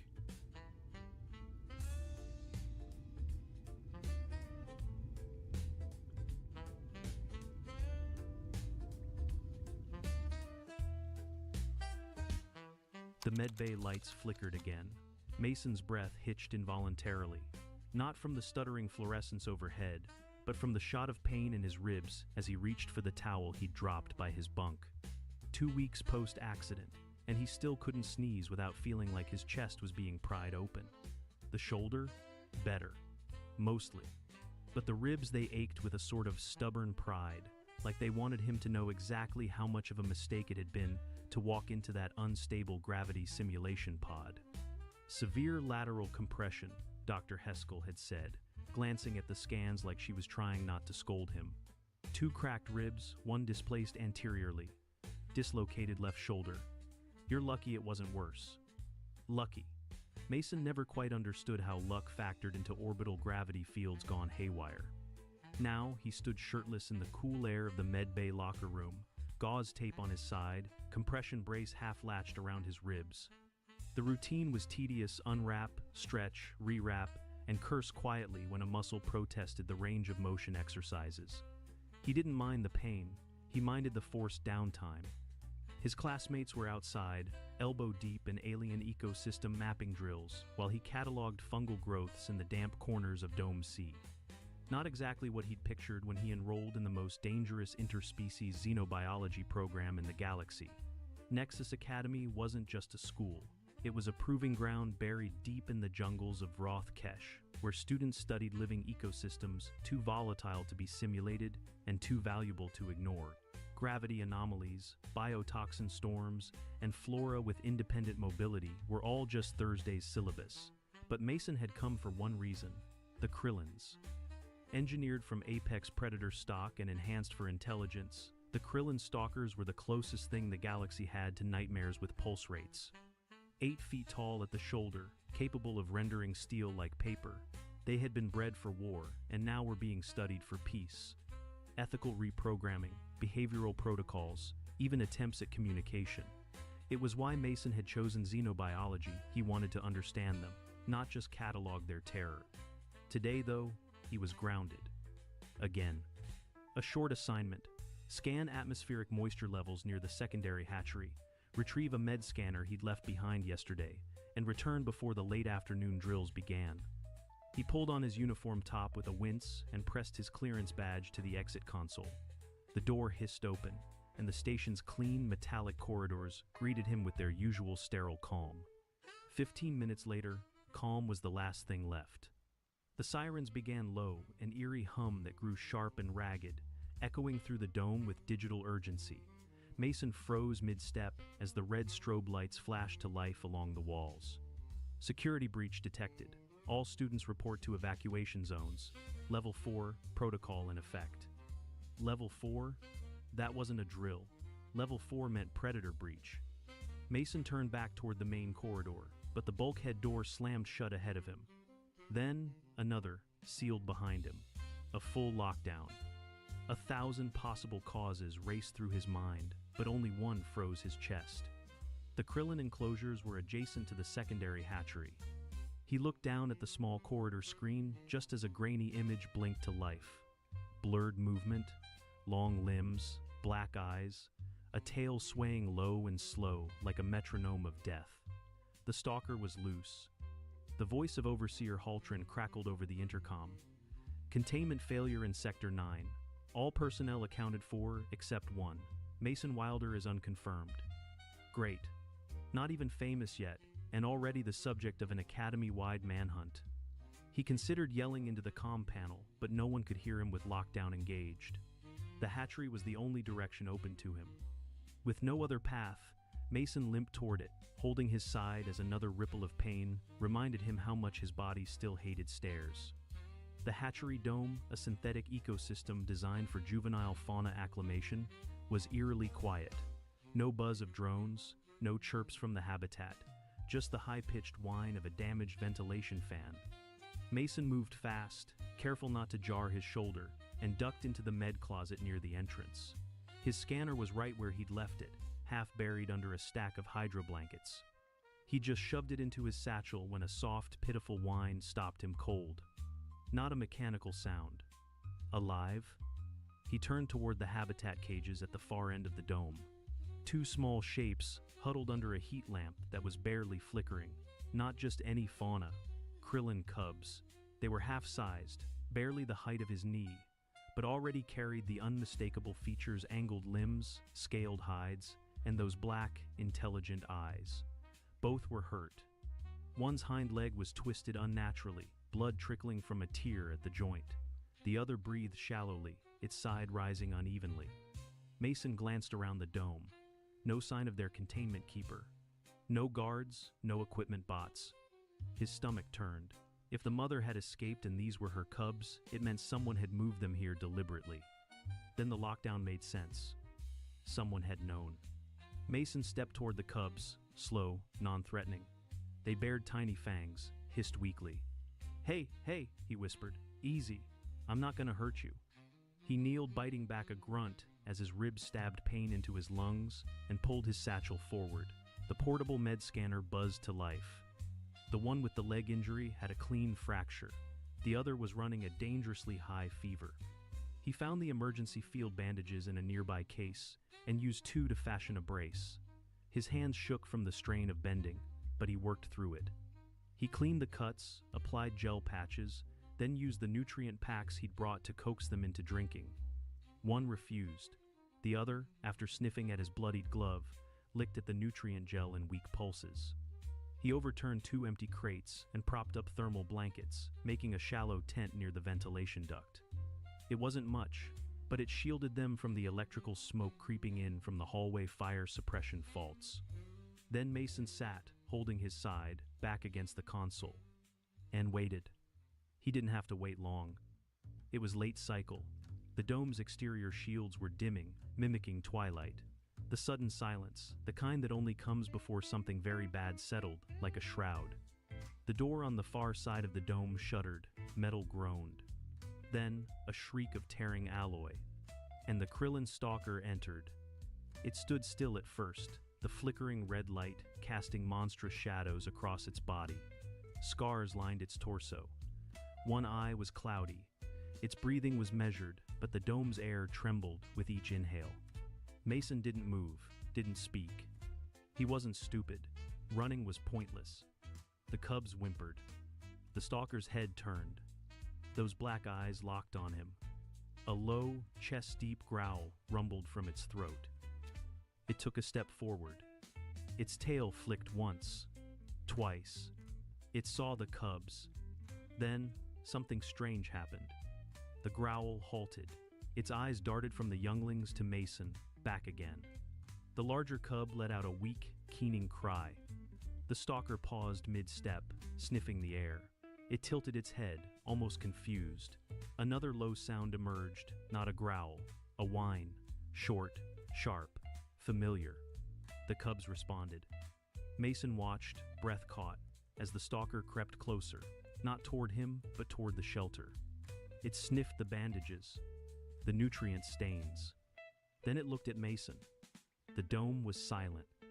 Then the predator lay down, slowly, deliberately, its body curled around the shelter, shielding its young. It didn't blink. Mason didn't move. Outside, through the cracked dome glass, he saw the glint of drone eyes peering in. And no weapons fired. The dome light cycled to low power mode, tinting the shelter in amber shadows. Mason hadn't blinked in what felt like minutes. His left shoulder throbbed steadily, and his ribs burned with every shallow breath, but he kept still. The Krillin stalker was too close, barely a meter from him now, curled protectively around the two injured cubs he'd just spent the last hour stabilizing. It didn't look relaxed. It didn't look enraged either.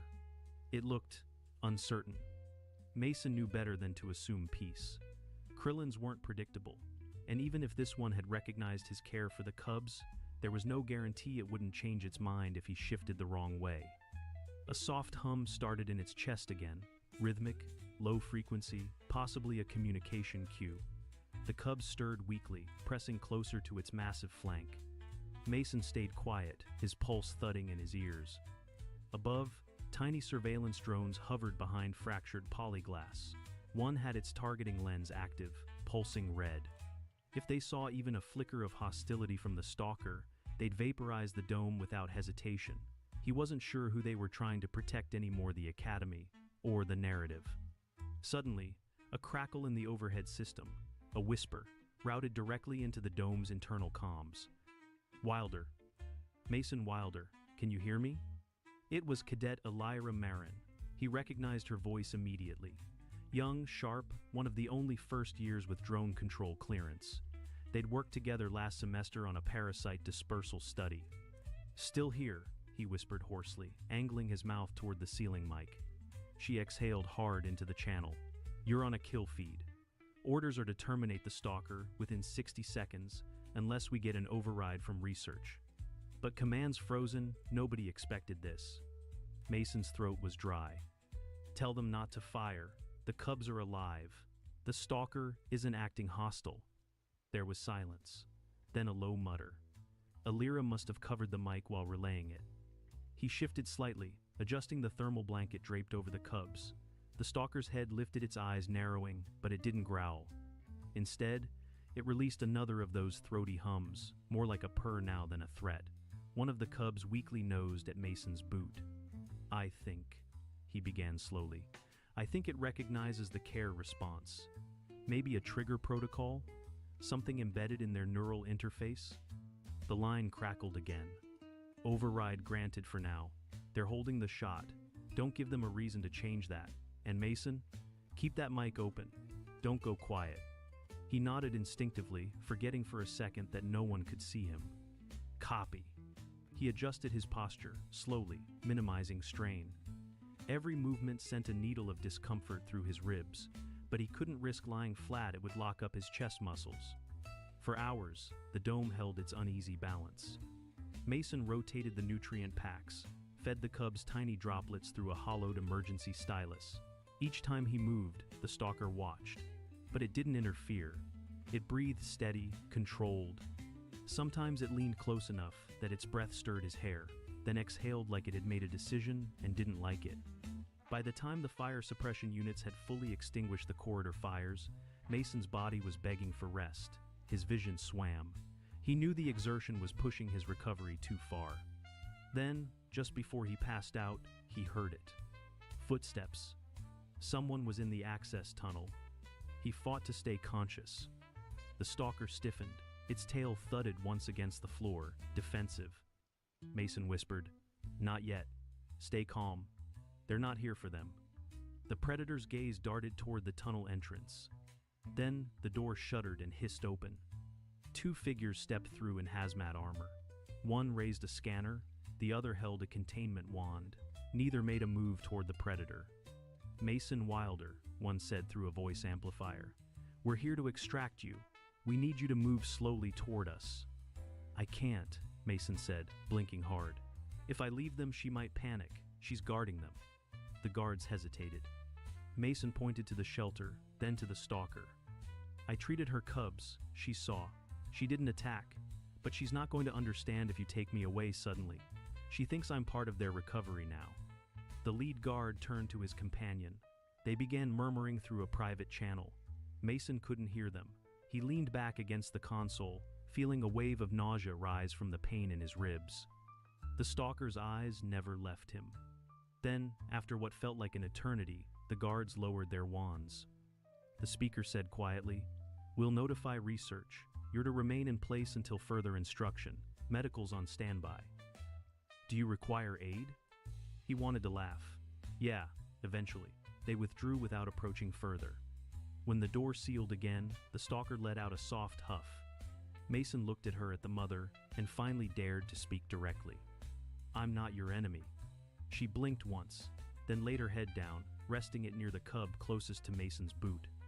Then, she closed her eyes. Mason passed out minutes later. The recovery suite was quiet, clean linens, real mattresses, none of the dome's exposed panels or flickering consoles.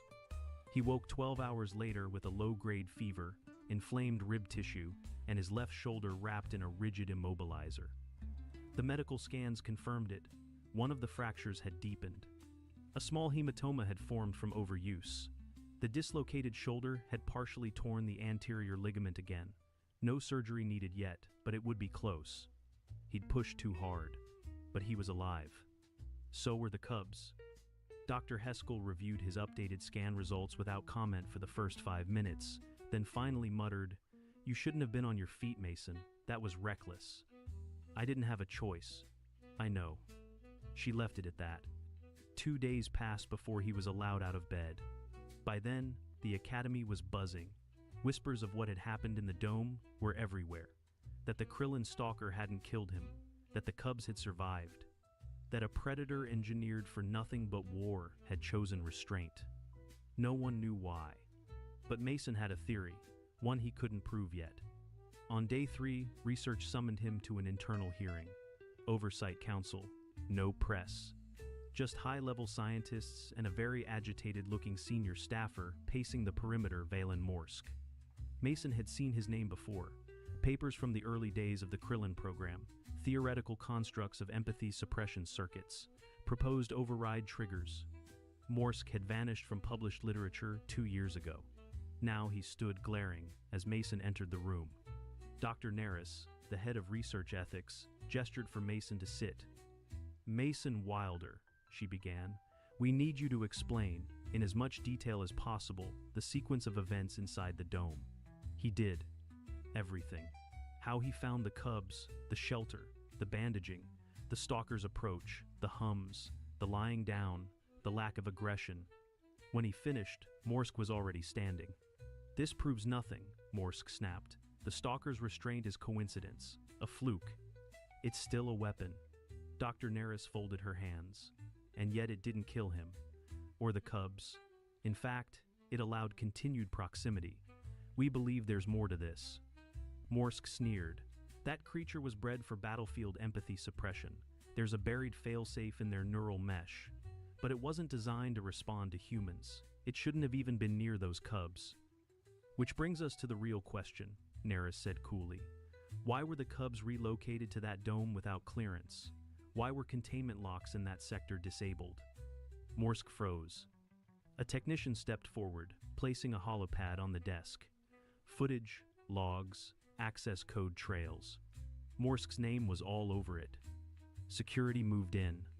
He didn't resist. As they escorted him out, Mason looked at the faces around him half stunned, half uncertain. They hadn't just witnessed sabotage. They'd witnessed something else. A flicker of proof that the galaxy's most feared predator could choose not to kill. And all it had taken was a few bandages and a man too injured to run.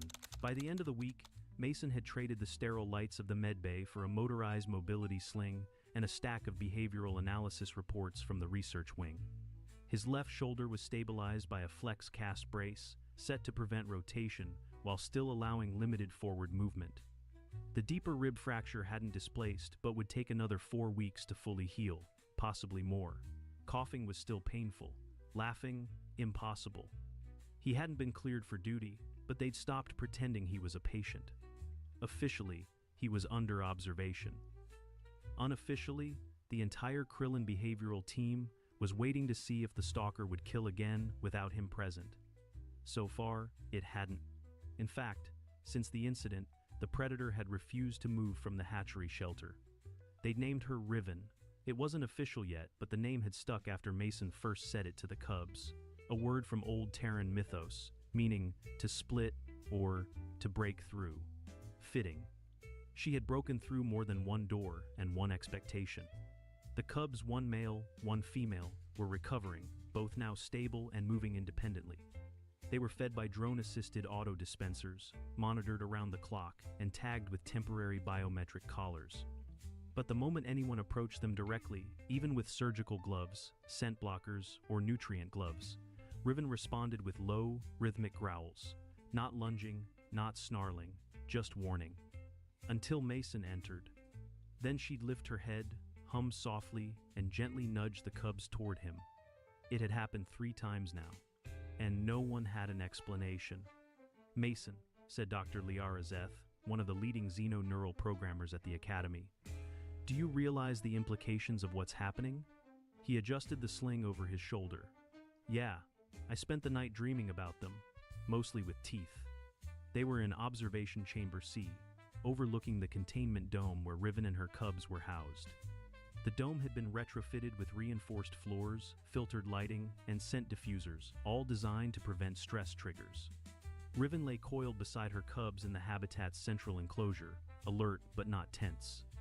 She was engineered to suppress empathy unless exposed to extremely specific stimuli, Zeth explained, gesturing toward a projection of a neural mesh map.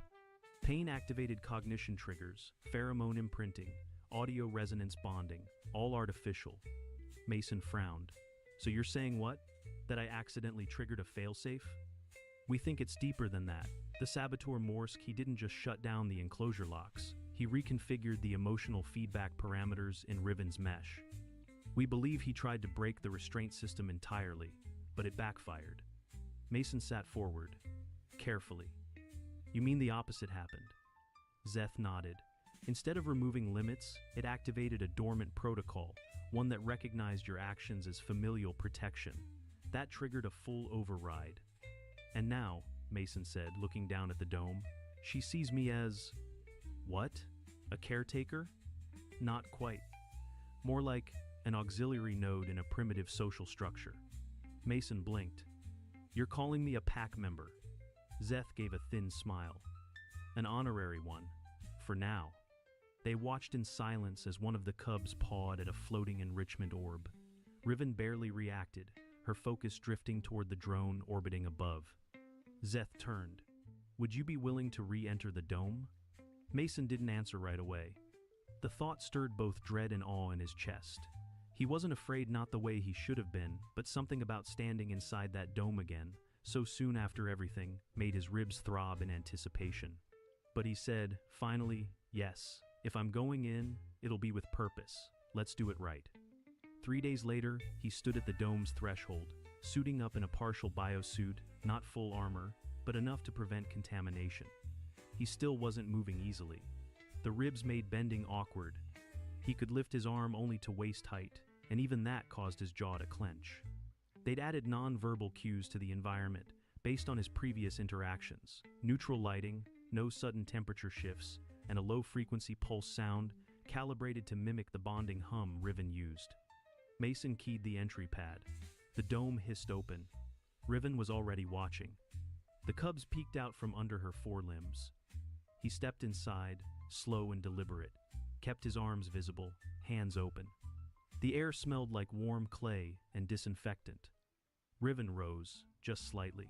Not threatening, not welcoming, just alert. Mason knelt. It wasn't comfortable.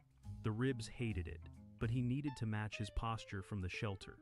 He reached into the satchel and pulled out 2 nutrient packs, gently setting them down on the floor. The cubs moved first. One limped forward, barely limping now. The other followed more cautiously. Riven let them go. Then, Mason did the one thing no one had asked him to do. He reached out. Very slowly.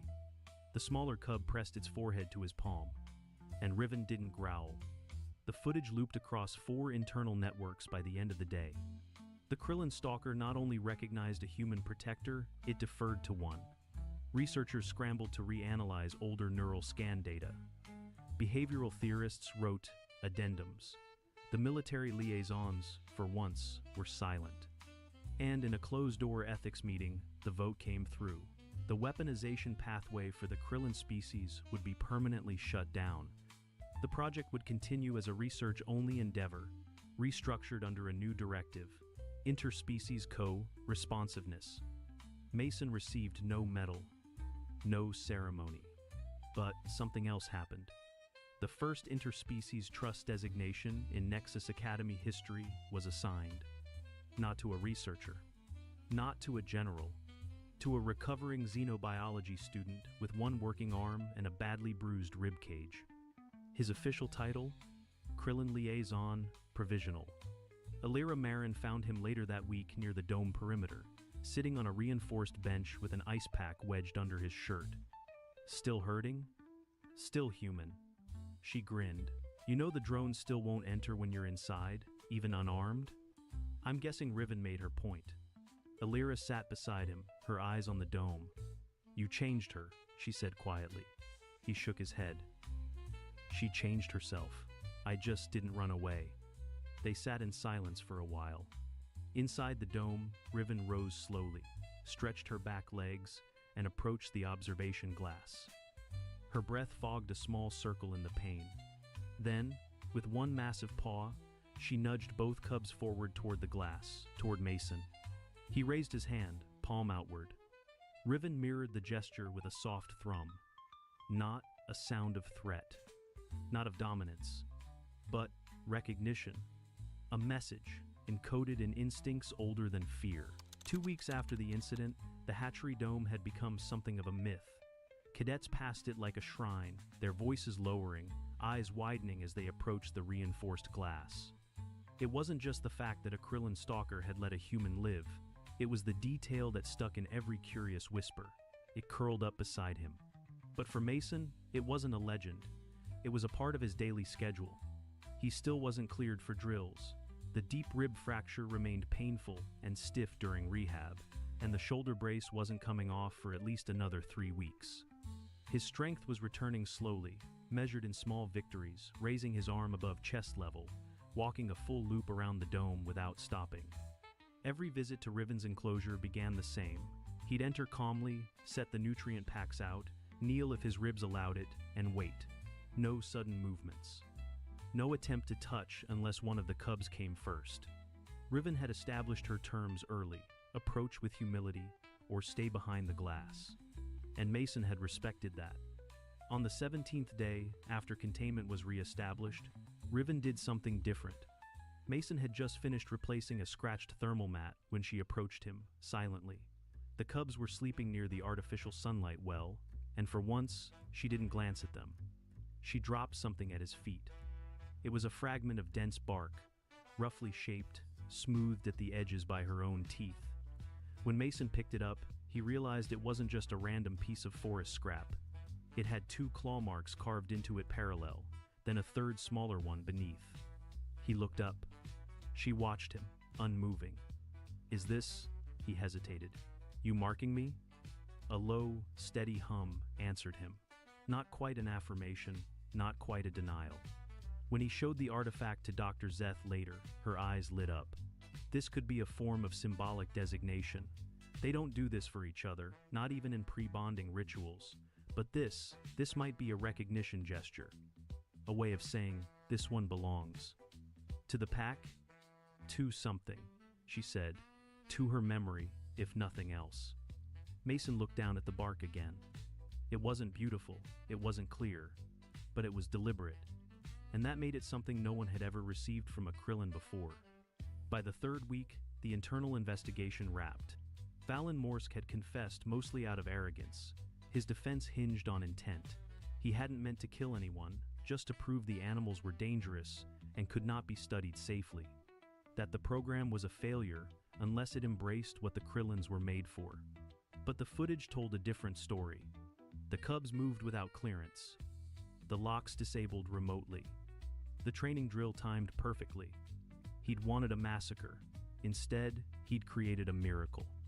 In the formal tribunal report, the Academy ruled that the Krillin behavioral research would continue under full ethical oversight. No military liaison would be reinstated.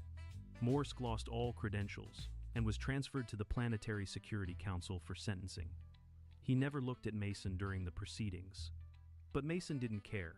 The real outcome wasn't Morsk's punishment, it was the program's survival. A month after the incident, Mason returned to light duty. Not drills. Not data logging.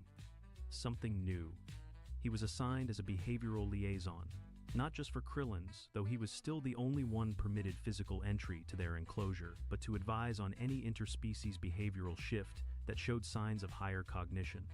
His schedule was split between field sessions and rehab.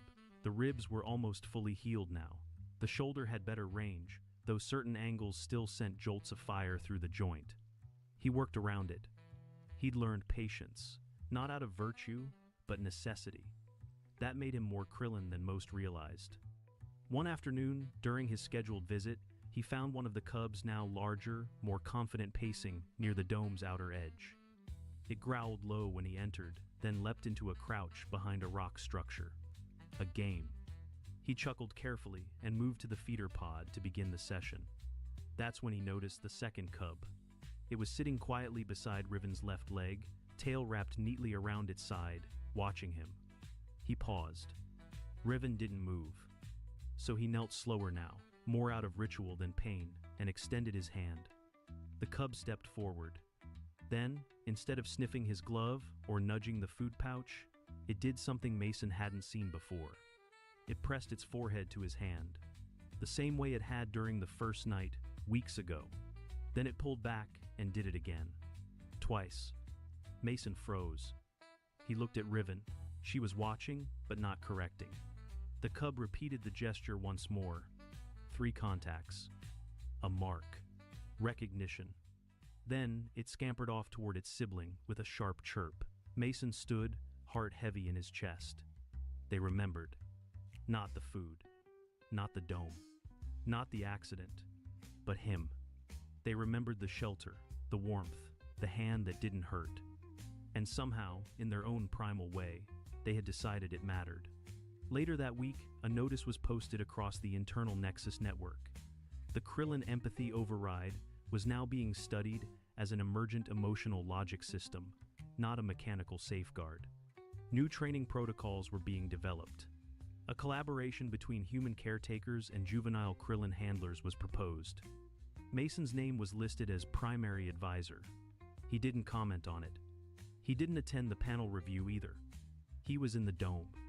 Sitting against the same overturned crate he'd used weeks ago, now cleaned and secured, reading a transcript aloud to the cubs, both dozing at his feet, their scaled bodies rising and falling gently.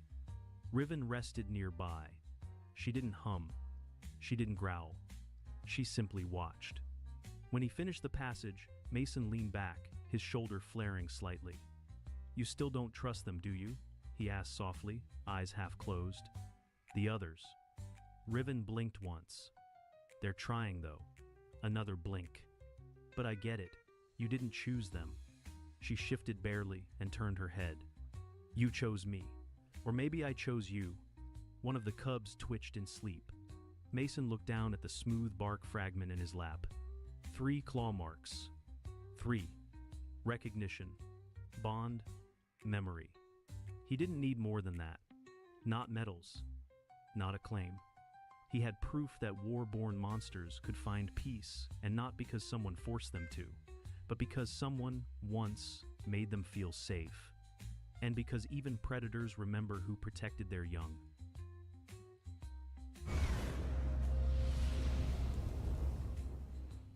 At Starbound, we tell stories the human way, not with artificial voices or AI slop. In the end, what's HFY without humanity? Subscribe to keep it this way.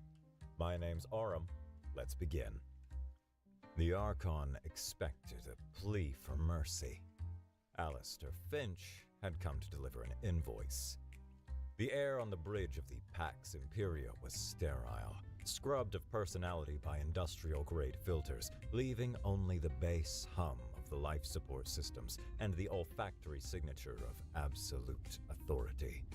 A scent like cold, ionized air particles and polished metal. At the heart of this oppressive quiet stood Alistair Finch.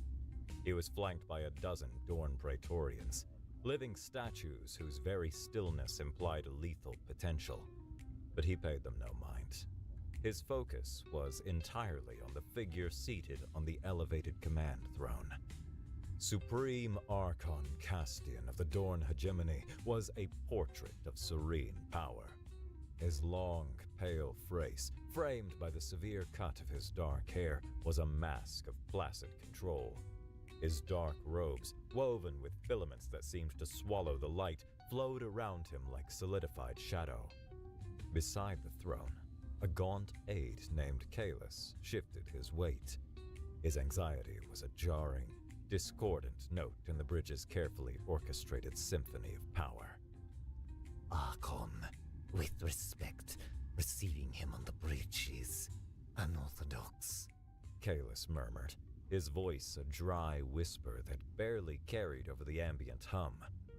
A secure sub-level chamber, as per containment procedure, would be more appropriate. Castian did not turn his head. His eyes remained fixed on the swirling nebula displayed on the main view screen. A faint, condescending smile touched his lips, a minute smile that Kalis knew was the equivalent of a contemptuous laugh. Precisely, Kalis. Let the child from the messy, loud little species see the very heart of the hegemony. Let him be surrounded by the instruments of our dominance. It will awe him into a more compliant posture. He looked at Alistair, the look of a biologist observing a peculiar new insect, interesting for its novelty, but ultimately insignificant. Alistair Finch met that gaze. He offered a smile that didn't reach his eyes, a polite, social gesture entirely at odds with the crushing weight of the room. He inclined his head slightly, a movement that could have been interpreted as deference, but felt more like appraisal. His voice, when he spoke, was as casual as if he were commenting on the view from the nebula outside, each word perfectly enunciated and delivered with a calm that was either an act of supreme foolishness or unbreakable confidence. Archon, per the articles of first contact, I have been sent to formally discuss the terms of your surrender regarding your administration of the Silent Plague. The hum of the life support suddenly seemed deafening in the vacuum of sound that followed. Aide Kalis made a wet gasp, and his face drained of all color, becoming a waxy beige canvas of pure terror. The Praetorians, their discipline honed over generations of unwavering obedience, remained motionless. Yet Alistair could feel the change in the air, the coiled, imminent violence. They were triggers, waiting for a finger to twitch. But the only reaction that mattered was the one on the throne. The Archon's mask of placid control shattered for a single, glorious microsecond. Then, just as quickly, the mask was back in place, harder and colder than before. His voice was a low, dangerous command, a vibration of contained fury that resonated in the deck plates. Triple security. The private chamber Castian chose for their discussion was a weapon in its own right. It was a vast, circular room walled in dark wood from a long-dead world, polished to a mirror sheen, but treated with a material that seemed to drink the light, creating a sense of infinite, claustrophobic depth. Alistair, meanwhile, had been directed to a single, brutally uncomfortable chair in the center of the room, its design clearly intended to foster unease. He remained standing, hands clasped casually behind his back. 6 Praetorians now stood guard, 3 on either side of the only door, their presence turning the opulent room into a cage. The Silent Plague, Castian said, his voice once again as smooth as poisoned silk. He turned slowly, a look of profound disappointment etched onto his features. A rather dramatic turn of phrase. You humans have a flair for the theatrical, but your species has been on the galactic stage for, what, a century? You are children, playing with concepts that lie far beyond your species' grasp. We grasp data, Archon, Alistair replied, his tone still maddeningly level. He finally turned from the sculpture, his gaze direct. And the data is unequivocal. We analyzed the patent filings, artistic grants, and new philosophical treatises from the last 500 years across all 73 of your client races. The pattern is stark. Correlation is not causation, Castian scoffed, taking a step closer, his robes whispering across the polished floor. We brought peace. We brought stability. We ended centuries of pointless conflict.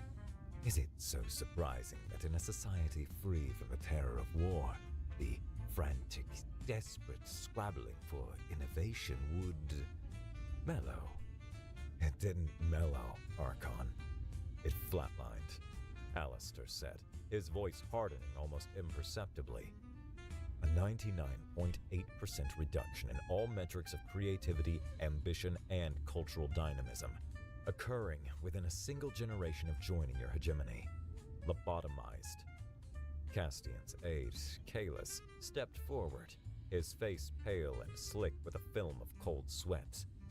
Archon, I must urge caution. Remember the Griffon incident? Castian waved a dismissive hand, cutting him off without a glance. The Griffon incident was a parlor trick. They crashed the financial markets with a frivolous, self-replicating data packet. An annoyance, nothing more. This human stands on my flagship, unarmed and alone. He is posturing, attempting to leverage a statistical anomaly into a weapon. It is a bluff born of desperation. He fixed his gaze on Alistair again, his eyes like chips of obsidian. You have no proof, only statistics, innuendo. You have nothing. Alistair met his gaze without blinking. You're right. Statistics can be argued. Theories can be dismissed. He paused, letting the silence stretch, forcing the Archon to wait. But physical evidence is more troublesome. For instance, the schematics for a very specific type of resonant frequency modulator, the kind you use to broadcast the plague's mimetic signal across subspace. The Archon's jaw tightened, a small, hard knot of muscle bunching beneath his ear. Schematics can be forged. They can, Alistair agreed pleasantly. But it's harder to forge the actual physical device, especially when it's delivered by a high-ranking Uldani defector who personally stole it from a broadcast relay on Athelios 9. Clueless took an involuntary step back, a bead of sweat tracing a path down his temple and disappearing into the high collar of his uniform. Castian's composure finally began to fray at the edges, his voice losing its silken quality and taking on a sharper, metallic edge. Lies. Desperate fabrications from a desperate species clinging to relevance. Is it? Alistair tilted his head. I understand your skepticism, so let's conduct a small experiment to demonstrate the veracity of my dead man's switch. Just a taste. He glanced at a chronometer on the wall, a disc of liquid metal that displayed time with unerring accuracy. Approximately 1 minute ago, a single, heavily encrypted data packet was delivered to the primary server of the Hyperion News Conglomerate, a very reputable, very curious, and very widely read organization. The file is titled Hegemony Pacification Statistics, Uldan Prime. It's a lovely data set, full of charts. Very damning charts. He reached into his breast pocket and produced a thin, metallic card, no thicker than a piece of paper. He slid it across the polished floor. It glided silently, spinning slowly, before coming to a stop a few feet from the Archon's boots. That is the decryption key, Alistair said. You have 5 minutes to use your private channels to contact Hyperion, verify the file's existence, and confirm the key works. If you do not, or if you try to interfere with my person or my team in any way, my next scheduled check-in will fail. And when it fails, the rest of the data, including those pesky modulator schematics and Borask's full sworn testimony, goes public to every news agency, government, and rogue hacking collective from here to the galactic rim. Your call, Archon. The clock is ticking. Castian stared at the card on the floor as if it were a venomous snake coiled to strike. His mind, a mechanism trained for absolute control, was racing, processing the variables Alistair had just introduced, variables that defied his every calculation. The human wasn't threatening war. He couldn't. He was threatening something far worse. The truth. and he had constructed the threat with such elegant, vicious simplicity that to ignore it was as dangerous as to acknowledge it. With a look of pure, unadulterated loathing, Castian snapped his fingers, the sound like a pistol shot in the silent room. Canis, get that key. Verify it, now. Confined to a guest suite that was opulent to the point of absurdity, Alistair stood by a window identical to the one in the Archon's chamber. He knew every inch of the room was monitored, every sound recorded, every thermal fluctuation analyzed. They were looking for transmitters, weapons, contraband thoughts. They would find nothing.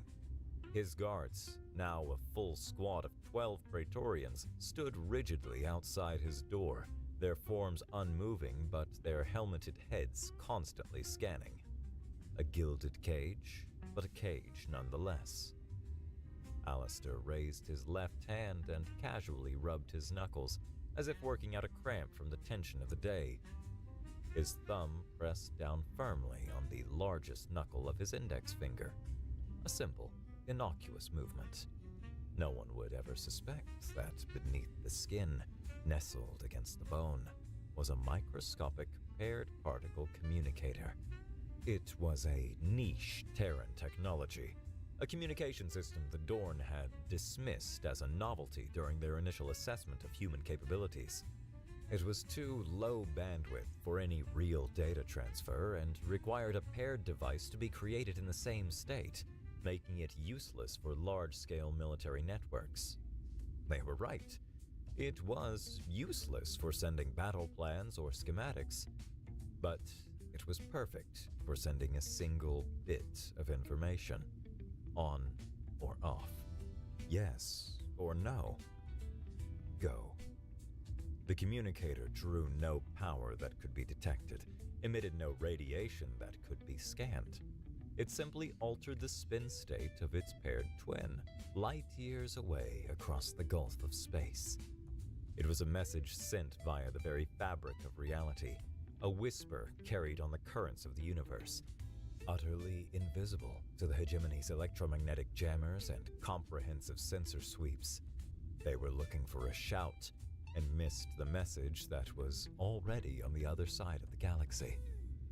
Alistair dropped his hand and walked over to the suite's lavishly stocked bar. He poured himself a glass of water, his expression placid, almost bored.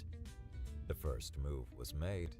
Now it was time for the chaos to answer.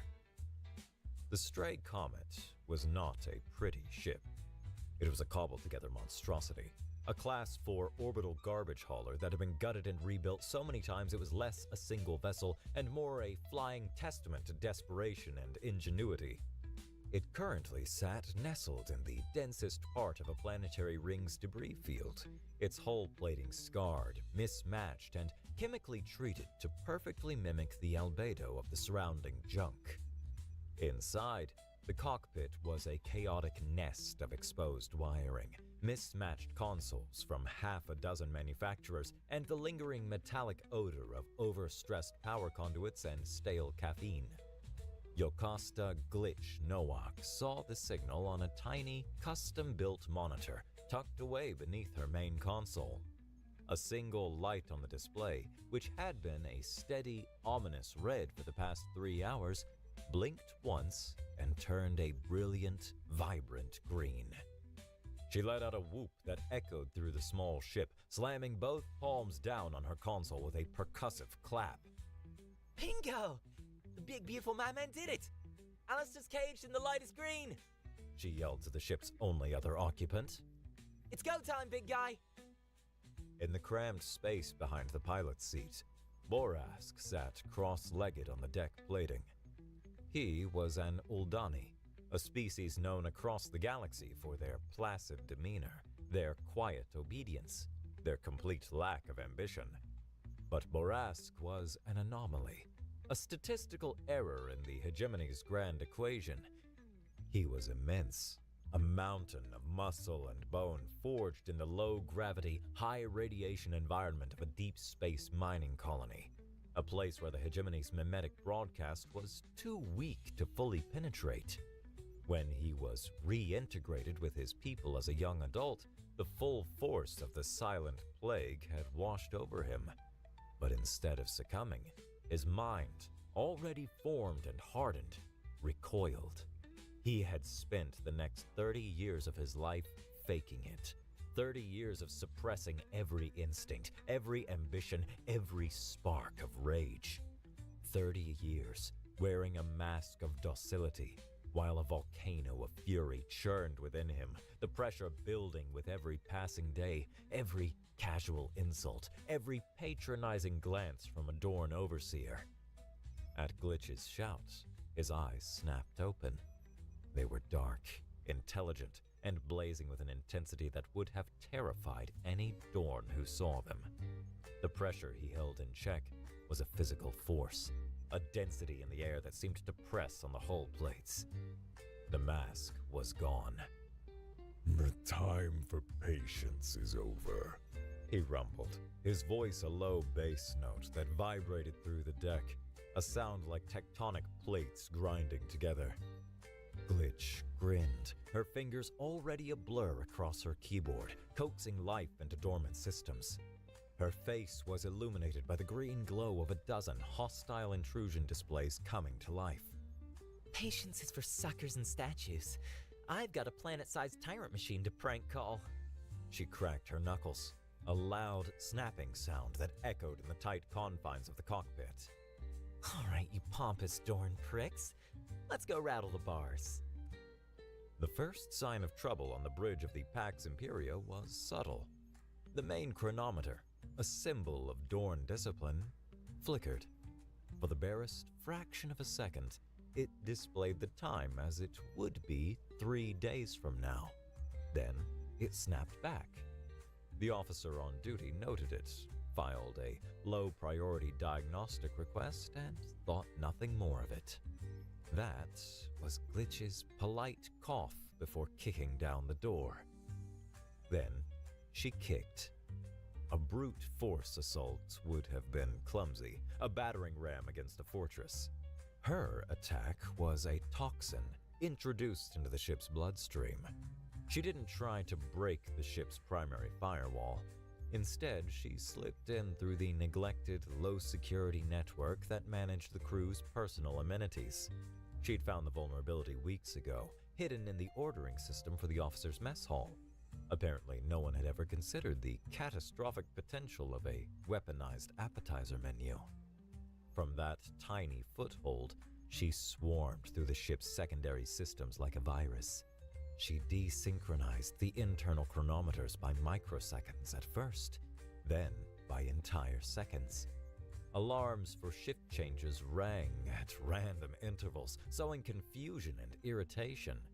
An officer would glance at his datapad, see it was time for his duty cycle, and arrive on the bridge to find the person he was relieving insisting he was an hour early, leading to quiet, simmering arguments that chipped away at the ship's rigid order. Logistical schedules for cargo and maintenance became gibberish. The ship, a model of interlocking schedules and automated responses where no energy was ever wasted, began to stumble over its own feet. Okay, baby, let's turn up the heat, Glitch muttered, her eyes wide with exhilaration. She called her own ship baby, but the Pax Imperia systems were her new favorite toy. She dove into the armory network. She didn't disable weapons, that would be too obvious and trigger immediate high-level alerts. Instead, she subtly altered the ammunition counts in the heads-up displays of the Praetorians' helmets. A guard standing watch would glance down and see his rifle's ammo counter read 9 when he knew he had a full clip. Another's would read 248. Doubt, a corrosive and unfamiliar emotion for a Dorn soldier, began to creep in. A tiny seed of uncertainty planted in the most disciplined minds in the galaxy. Next, the comms. She didn't cut them. She flooded them. Tactical channels, normally reserved for clipped, precise orders, filled with a chaotic cacophony. Snippets of ancient Terran opera, The frantic hollering of auctioneers from a forgotten market world, the screeching mating call of a glyptodon, and, for good measure, the same cheerful, idiotic vid clip of a feline playing a keyboard that had crashed the Hegemony Stock Exchange. Its maddeningly simple tune a counterpoint to the growing panic. On the bridge, Archon Castian watched his world descend into chaos. "Report!" he snarled, his voice cutting through a sudden deafening blast of jaunty sea shanties. "Comms are compromised, Archon!" an officer shouted, his hands flying over his console in a desperate attempt to regain control. "Navigational systems are fluctuating. The armory is reporting phantom weapons discharge across half the ship." Castian's gaze snapped to the main holographic map. A new alert was flashing, a crimson icon pulsing insistently. A major security breach, not digital, physical, in Maintenance Corridor 13 Gamma, near the diplomatic guest suites. Borask stood before the reinforced bulkhead of the Maintenance Corridor. He had used a plasma cutter from the Stray Comet's toolkit to score a deep line in the metal. That was just to weaken it. The real tool was the rage he had held in check for 3 decades, a reservoir of pure, focused fury. He took a deep breath, and for the first time in his adult life, he didn't push the fury down. He let it rise. He welcomed it, a torrent, a tidal wave, a supernova of righteous vengeance. It filled his mind, burned in his veins, and tightened every muscle in his colossal frame. The dam of his self-control didn't just break, it was obliterated. He roared. The sound that tore from his throat had no component of pain or fear. It was the sound of a lock shattering, of a chain breaking, the pure auditory shape of liberation. It was a primeval, earth-shattering bellow that echoed through the metal corridors, a sound no Dorn had ever heard from an Oldani. He lowered his shoulder and charged. The impact was cataclysmic. The weakened alloy screamed, buckled, and tore from its moorings with a shriek of tortured metal.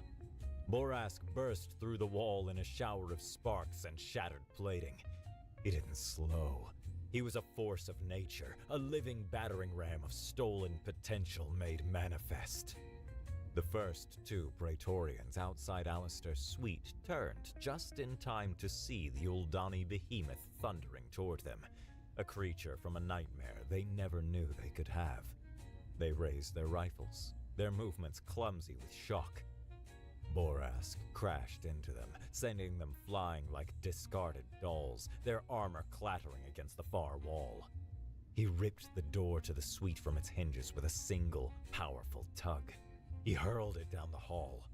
It smashed into the responding security team, a spinning shield of metal that created a brief, violent pocket of chaos. A crash of metal, a scatter of bodies. He was a roaring manifestation of a species' stolen soul, his only goal to draw every single gun on the ship to him. He was the thunder that hid the lightning. It was working perfectly. Alistair heard the roar. He was ready. While the guards reeled from Glitch's digital chaos, Alistair had been busy.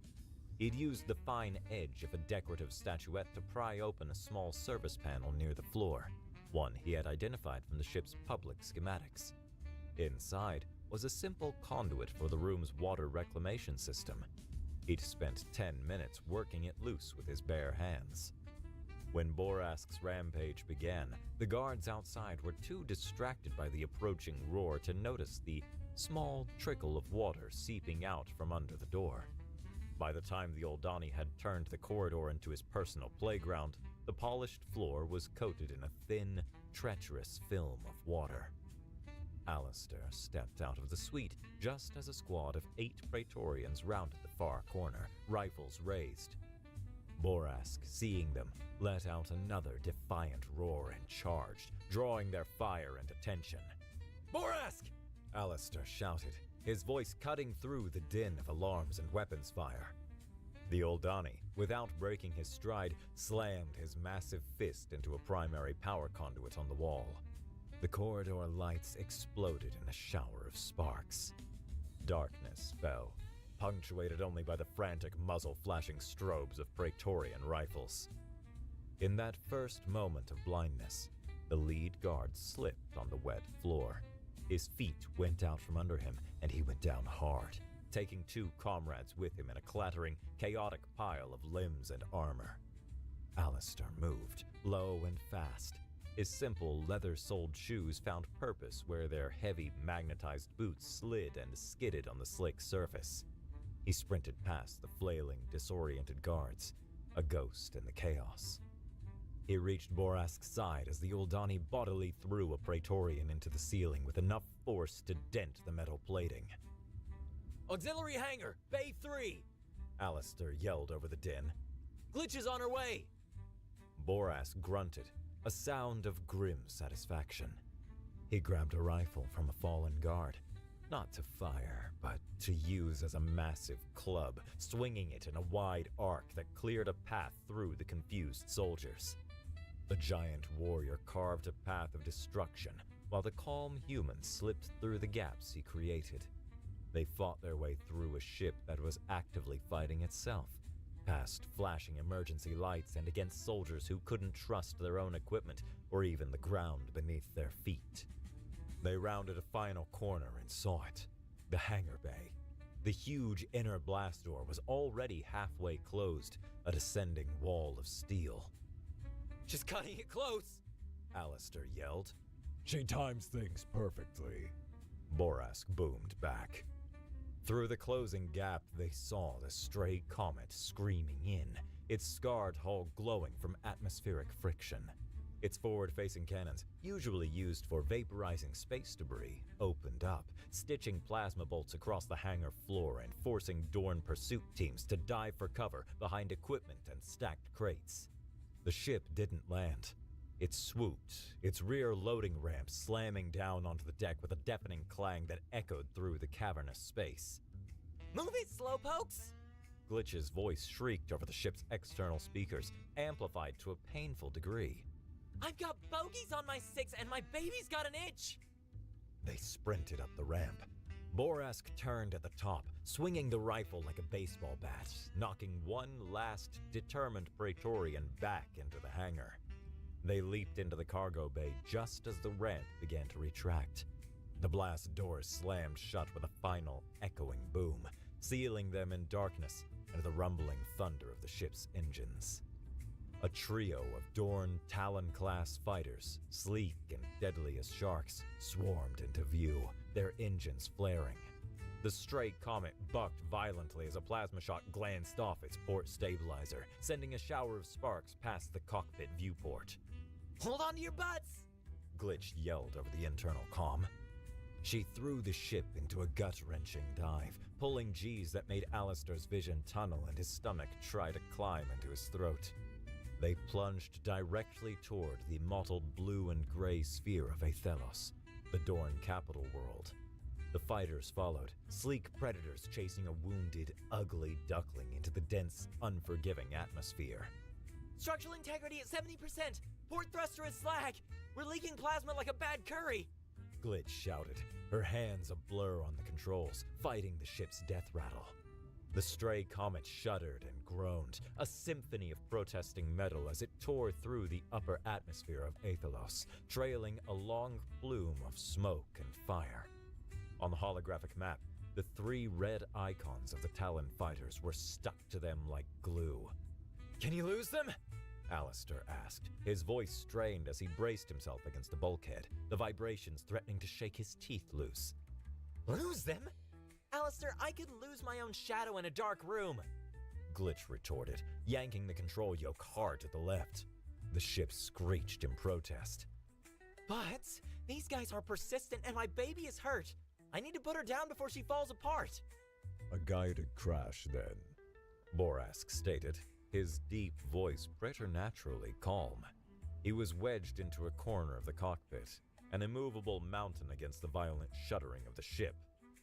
Guided is a strong word, Glitch muttered, her eyes scanning the sprawling cityscape rapidly approaching below. Let's call it a high-velocity, gravity-assisted landing, aiming for the Undercity, Sector 9. More structural and electronic interference down there, harder to get a clean sensor lock. The world outside the viewport transformed from the black of space to a fiery orange, then to a swirling gray soup of industrial pollution. They burst through the cloud layer, and the capital city of Athelos sprawled beneath them, soaring spires of white and silver, interconnected by graceful sky bridges, a testament to a sterile, ordered vision of civilization. But that wasn't where they were going. Glitch pushed the ship's nose down, diving past the gleaming topside into the perpetual twilight below. The architecture grew denser, darker, more utilitarian. Pristine white gave way to tarnished bronze and stained duracrete. The light from the sky was choked off, replaced by the flickering, garish glow of holographic neon signs advertising products and services no one in the sunlit world above ever saw.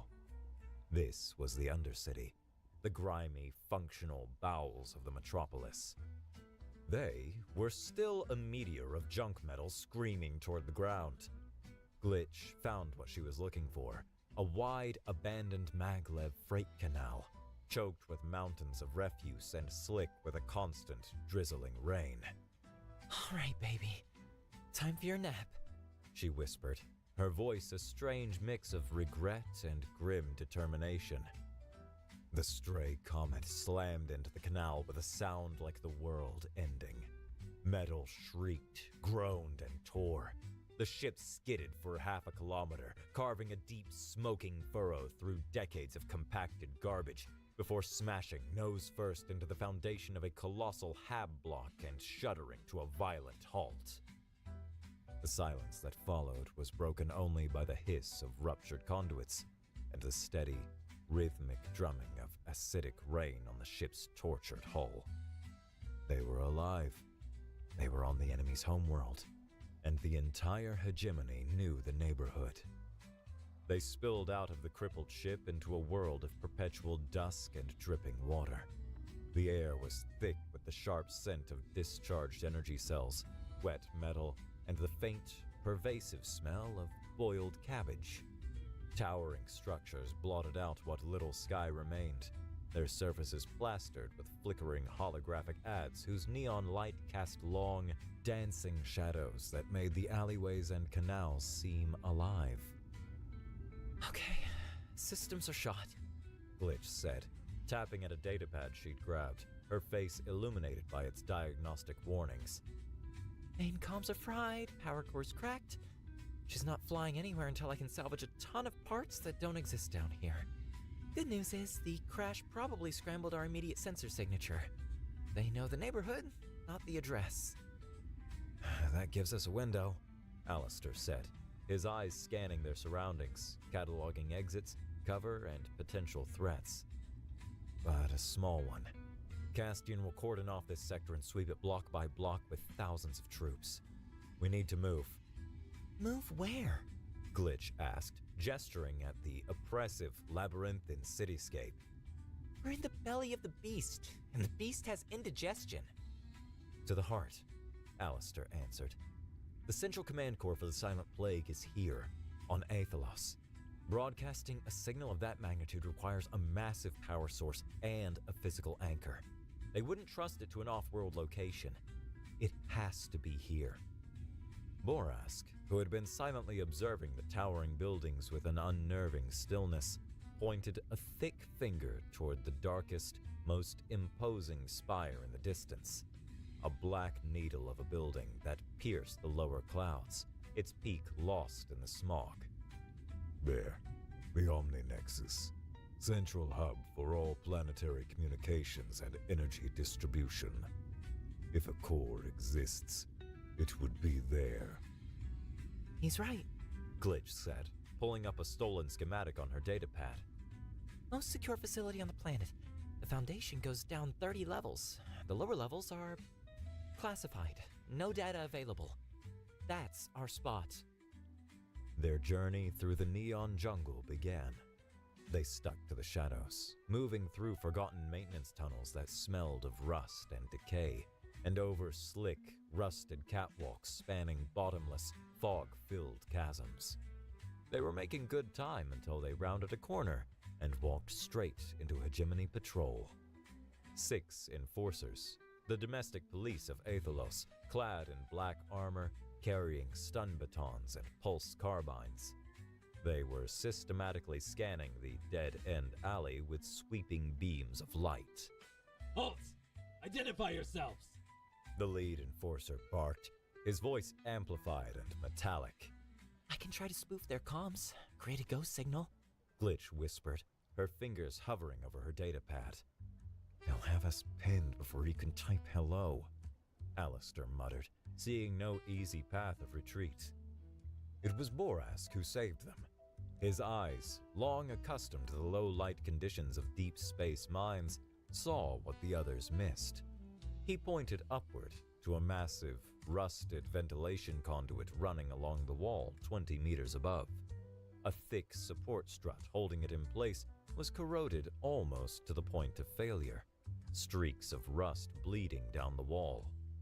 The strut, he rumbled. The sonic resonance from their carbines. The structural integrity is compromised. Alistair understood instantly. It wasn't a plan of attack. It was escape, wrapped in chaos. Glitch, on my mark, hit the lights on that noodle sign across the way, he ordered. Borask, you're the cue. Borask nodded in a slow, deliberate movement. He stepped out from behind cover and into the enforcer's searchlights, raising his hands in a gesture of surrender. The lead enforcer stepped forward, his carbine leveled at Borask's massive chest. On your knees, Oldani! Borask simply stared, his face a perfect mask of Uldani docility, but his eyes burned with an intensity so alien on one of his species that it gave the enforcer a moment's pause. In that second of hesitation, Borask let out a low, guttural roar, a focused sonic frequency that was less a shout and more a weaponized vibration. The sound waves slammed into the narrow alley. The enforcers staggered, their helmet audio screeching with feedback. The corroded strut shuddered violently. A crack appeared, spreading across the rusted metal like a lightning bolt. Now! Alistair yelled. Glitch hit the switch. The garish noodle sign across the alley exploded in a blinding flash of white light, turning the world into an overexposed photograph. In the same instant, the strut gave way with a groaning shriek of tortured metal. The massive conduit swung down like a colossal pendulum, crashing into the side of the building and blocking the alley with a wall of impassable, twisted metal. By the time the enforcers recovered their senses and vision, Alistair, Glitch, and Borask were gone, having slipped through a service hatch at the back of the alley that was now hidden behind the fallen conduit. Getting to the Omni Nexus was one thing. Getting inside was another. The entrance to the lower levels was a vast, circular chamber, stark and empty. In the center, a recessed iris portal, 20 meters in diameter, was sealed shut. The room's only other feature was its guardian, a Dorn war dog, Mark IV, pre-hegemony technology. It was a bipedal chassis of dark, pitted metal, bristling with an arsenal that made Alistair's blood run cold. A plasma caster on one arm, a particle beam on the other, a shoulder-mounted concussive charge launcher, and a humming vibroblade that extended from its wrist, long as a man's arm. Its single, crimson optic lens glowed with patient, unwavering malevolence. Okay, Glitch said, her voice a hushed whisper of awe and terror. That's the gatekeeper. It's a closed system relic. I can't hack it directly. It's not on any network. So we fight it? Borask asked, his knuckles white as he gripped a length of pipe he'd picked up. It would vaporize us before we took 2 steps, Alistair said, his eyes scanning the chamber, not the robot. He saw the room for what it was, a puzzle awaiting a solution, a lock to be picked rather than a fortress to be stormed. It's old tech, powerful but predictable. Glitch, find a weakness, an exploit, a design flaw. Glitch was already at work, her datapad connected to a small sensor she'd placed on the wall. Got it. The power core has an emergency failsafe. On a critical power surge, it diverts all energy into internal shielding for 3.7 seconds to protect itself. It can't move, can't shoot. It's a break. Power surge, Alistair mused, his gaze tracing the heavy, armored conduits running along the ceiling. How? There's a primary power junction in a crawl space behind that far wall, Glitch said, pointing. If I can get to it, I can create a feedback loop and overload the circuit, but I'll need 5 seconds at the console, completely exposed. So, we get you across the room and distract it for 5 seconds, Alistair said, a desperate plan forming. He looked at Borask. How's your throwing arm? Borask just smiled, a terrifying sight on his usually placid face. The plan was audacious to the point of suicide. Borask ripped a chunk of Duracrete from the damaged entrance and hurled it across the room. The gatekeeper's head snapped around, its plasma caster firing a bolt of blue-white energy that vaporized the rock in midair. Now, Glitch! Alistair shouted. Glitch bolted from cover, sprinting across the open floor. The gatekeeper's crimson optics swiveled to her, tracking the new target. Alistair ran in the opposite direction, dragging a length of metal pipe along the floor. The high-pitched screech drew the gatekeeper's attention. It fired its concussive launcher at Alistair. He dove behind a thick support pillar just as the blast shockwave hit, the air punching him in the back. Borask pried a heavy floor tile loose and sent it spinning through the air like a discus. It slammed into the armored power conduit directly above the gatekeeper with a shower of sparks. The robot hesitated for a fraction of a second, its programming trying to assess the new threat vector. That was all Glitch needed. She reached the far wall and dove into the open maintenance panel. I'm in! Keep it busy! This is more complex than the schematic showed! Borask met the gatekeeper's charge, using heavy floor tiles as improvised shields, heaving them with incredible force to keep the machine off balance. Alistair played cat and mouse among the support pillars, a deadly ballet of distraction, always staying just out of the line of fire. Almost there! Glitch yelled from the panel, her voice strained. Get ready to hit it with something big! Something really big! Borask, the pillar! Alistair yelled, pointing to the one he'd been hiding behind, which now showed a network of hairline fractures from the concussive blast. Borask understood. He roared, drawing the gatekeeper's full attention, and lured the robot toward the center of the room, positioning it directly in the pillar's fall line. Now, Glitch! Hit it! Surge in 5, 4, 3, 2, 1, surge! The lights in the chamber flickered violently. Blue energy crackled across the gatekeeper's shell like lightning. Its crimson eye dimmed, its limbs locked. It was frozen. Borask put his shoulder to the damaged pillar and pushed with all his might. The Duracrete groaned, then cracked, and with a final, deafening roar of protest, the massive pillar toppled, crashing down onto the frozen gatekeeper with a monumental boom. The robot collapsed under the immense weight, its metal frame buckling and shattering. Its crimson eye went dark for good. In the ringing silence, Glitch emerged from the panel, covered in dust and grinning triumphantly. Well, that's one way to open a door. She slammed her palm on a now unlocked panel beside the giant iris. With a deep grinding sound that vibrated through their bones, the massive iris on the floor began to open, revealing a dark shaft leading down into the heart of the lie. They descended into a chamber that defied scale. A vast spherical space, and in its center Suspended by beams of pure energy was the device. It wasn't Dorn. It was older, alien, a pulsating heart of strange, non-Euclidean material the size of a small moon. It pulsed with a soft gray light, a rhythm that seemed to echo in the back of the mind, a silent, subliminal whisper urging calm, compliance, acceptance. This was the source. My God! Glitch's datapad screamed with energy readings it couldn't classify.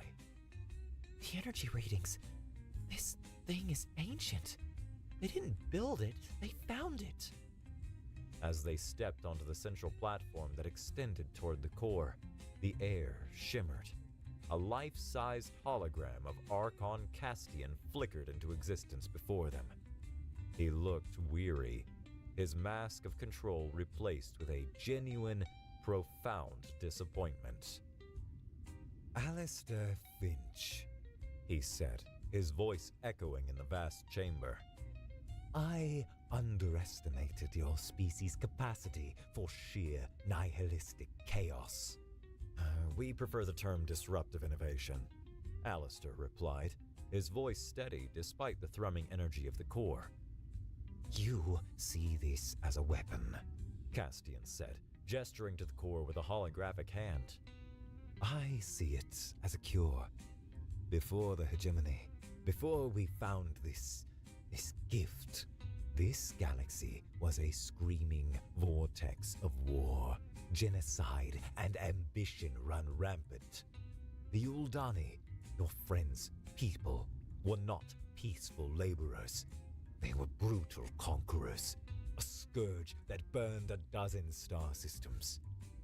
I have given the galaxy 1,000 years of peace. I have saved trillions of lives from the fire of their own nature.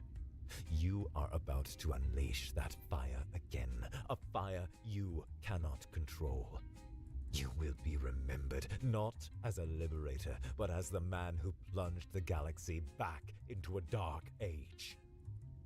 Borask flinched, a tremor running through his massive frame. The history, the deep, shameful history of his people, was true. The hegemony had offered a terrible, insidious solution. It's not my legacy to accept, Alistair said calmly. And it's not your piece to give. It's their choice, all of them. Glitch, shut it down. Glitch nodded, her face grim and set, and began interfacing with the core's ancient, alien control system. A pity, Castian said, and a cold, chilling smile touched his lips. I had hoped you were reasonable. You have forced my hand. I have one final contingency. The technology we gifted your races. The FTL drives, the power generators, the medical systems, is all slaved to this broadcast. It was our insurance. When the signal dies, a cascade failure will be triggered. A failsafe. It will brick everything. Every engine on every ship will go cold. Every life support system will fail. You will sterilize 12 civilizations in a single, silent moment. Glitch froze, her fingers hovering over the console. Alistair, she said, her voice tight with horror. The energy signatures, the way the tech is networked, he might not be lying. It's consistent with a cascade failsafe. The patterns are ambiguous, but there's a 12% probability that he's telling the absolute truth. If you're wrong, we commit genocide. The weight of the galaxy pressed down on Alistair. Trillions of lives hanging on his decision, balanced on a razor's edge of probability. He looked away from Glitch, from Borask's tortured expression, and focused entirely on the hologram of Archon Castian. He saw the supreme, unshakable confidence of a tyrant who believed he held an unbeatable hand. "He's not," Alistair said, his voice quiet but absolute. Alistair, the data. Glitch started, her voice pleading. "Forget the data," Alistair interrupted, his gaze unwavering, locked with the holograms. "Look at him. Analyze the man, not the machine. He's holding a gun to the galaxy's head. If that gun were truly loaded, he would have told us the second I stepped onto his bridge. He wouldn't have negotiated, he wouldn't have blustered. He wouldn't have allowed us to get this far. It would have been his opening statement, not his closing argument." Alistair took a step forward, his voice dropping, dissecting the Archon with words like scalpels. "This is a final, desperate bluff from a man who has already lost the game and is trying to sweep the pieces off the board. Analyze him, Glitch. He's a tyrant. Tyrants crave control above all else. They want to rule the galaxy, not obliterate it. Annihilation is failure. For him, it's the one outcome worse than losing." He turned to Glitch, his face set like stone. The 12% chance of catastrophic failure hung between them, a terrifying abyss of uncertainty. "He's counting on our conscience, on our fear. Don't give him the satisfaction. Shut it down." With a final, decisive tap, Glitch initiated the shutdown sequence. A low, resonant hum filled the chamber, rising in pitch until it was a physical pain. The pulsating gray light of the core began to flicker, turning a chaotic, angry red. "He's stalling!" The hologram of Castian roared, his composure completely gone, replaced by raw fury. "Elite forces, converge on the core chamber! Terminate them, now!" The chamber walls exploded inward. Elite Dorn Praetorians in obsidian armor began rappelling down into the chamber on grav lines, their rifles already firing. Borask let out a roar that was no longer just rage, but a triumphant declaration of freedom. He grabbed a meter-long shard of the inert modulator's housing and charged into the incoming soldiers. He was a whirlwind of destruction, a single, unstoppable Uldani warrior fighting for the soul of his entire species. While Borask held the line, a maelstrom of metal and fury, Alistair confronted the Dorn commander who landed on the platform. The commander lunged, his vibroblade hissing through the air. Alistair sidestepped, whipping a loose power cable from the floor at the commander.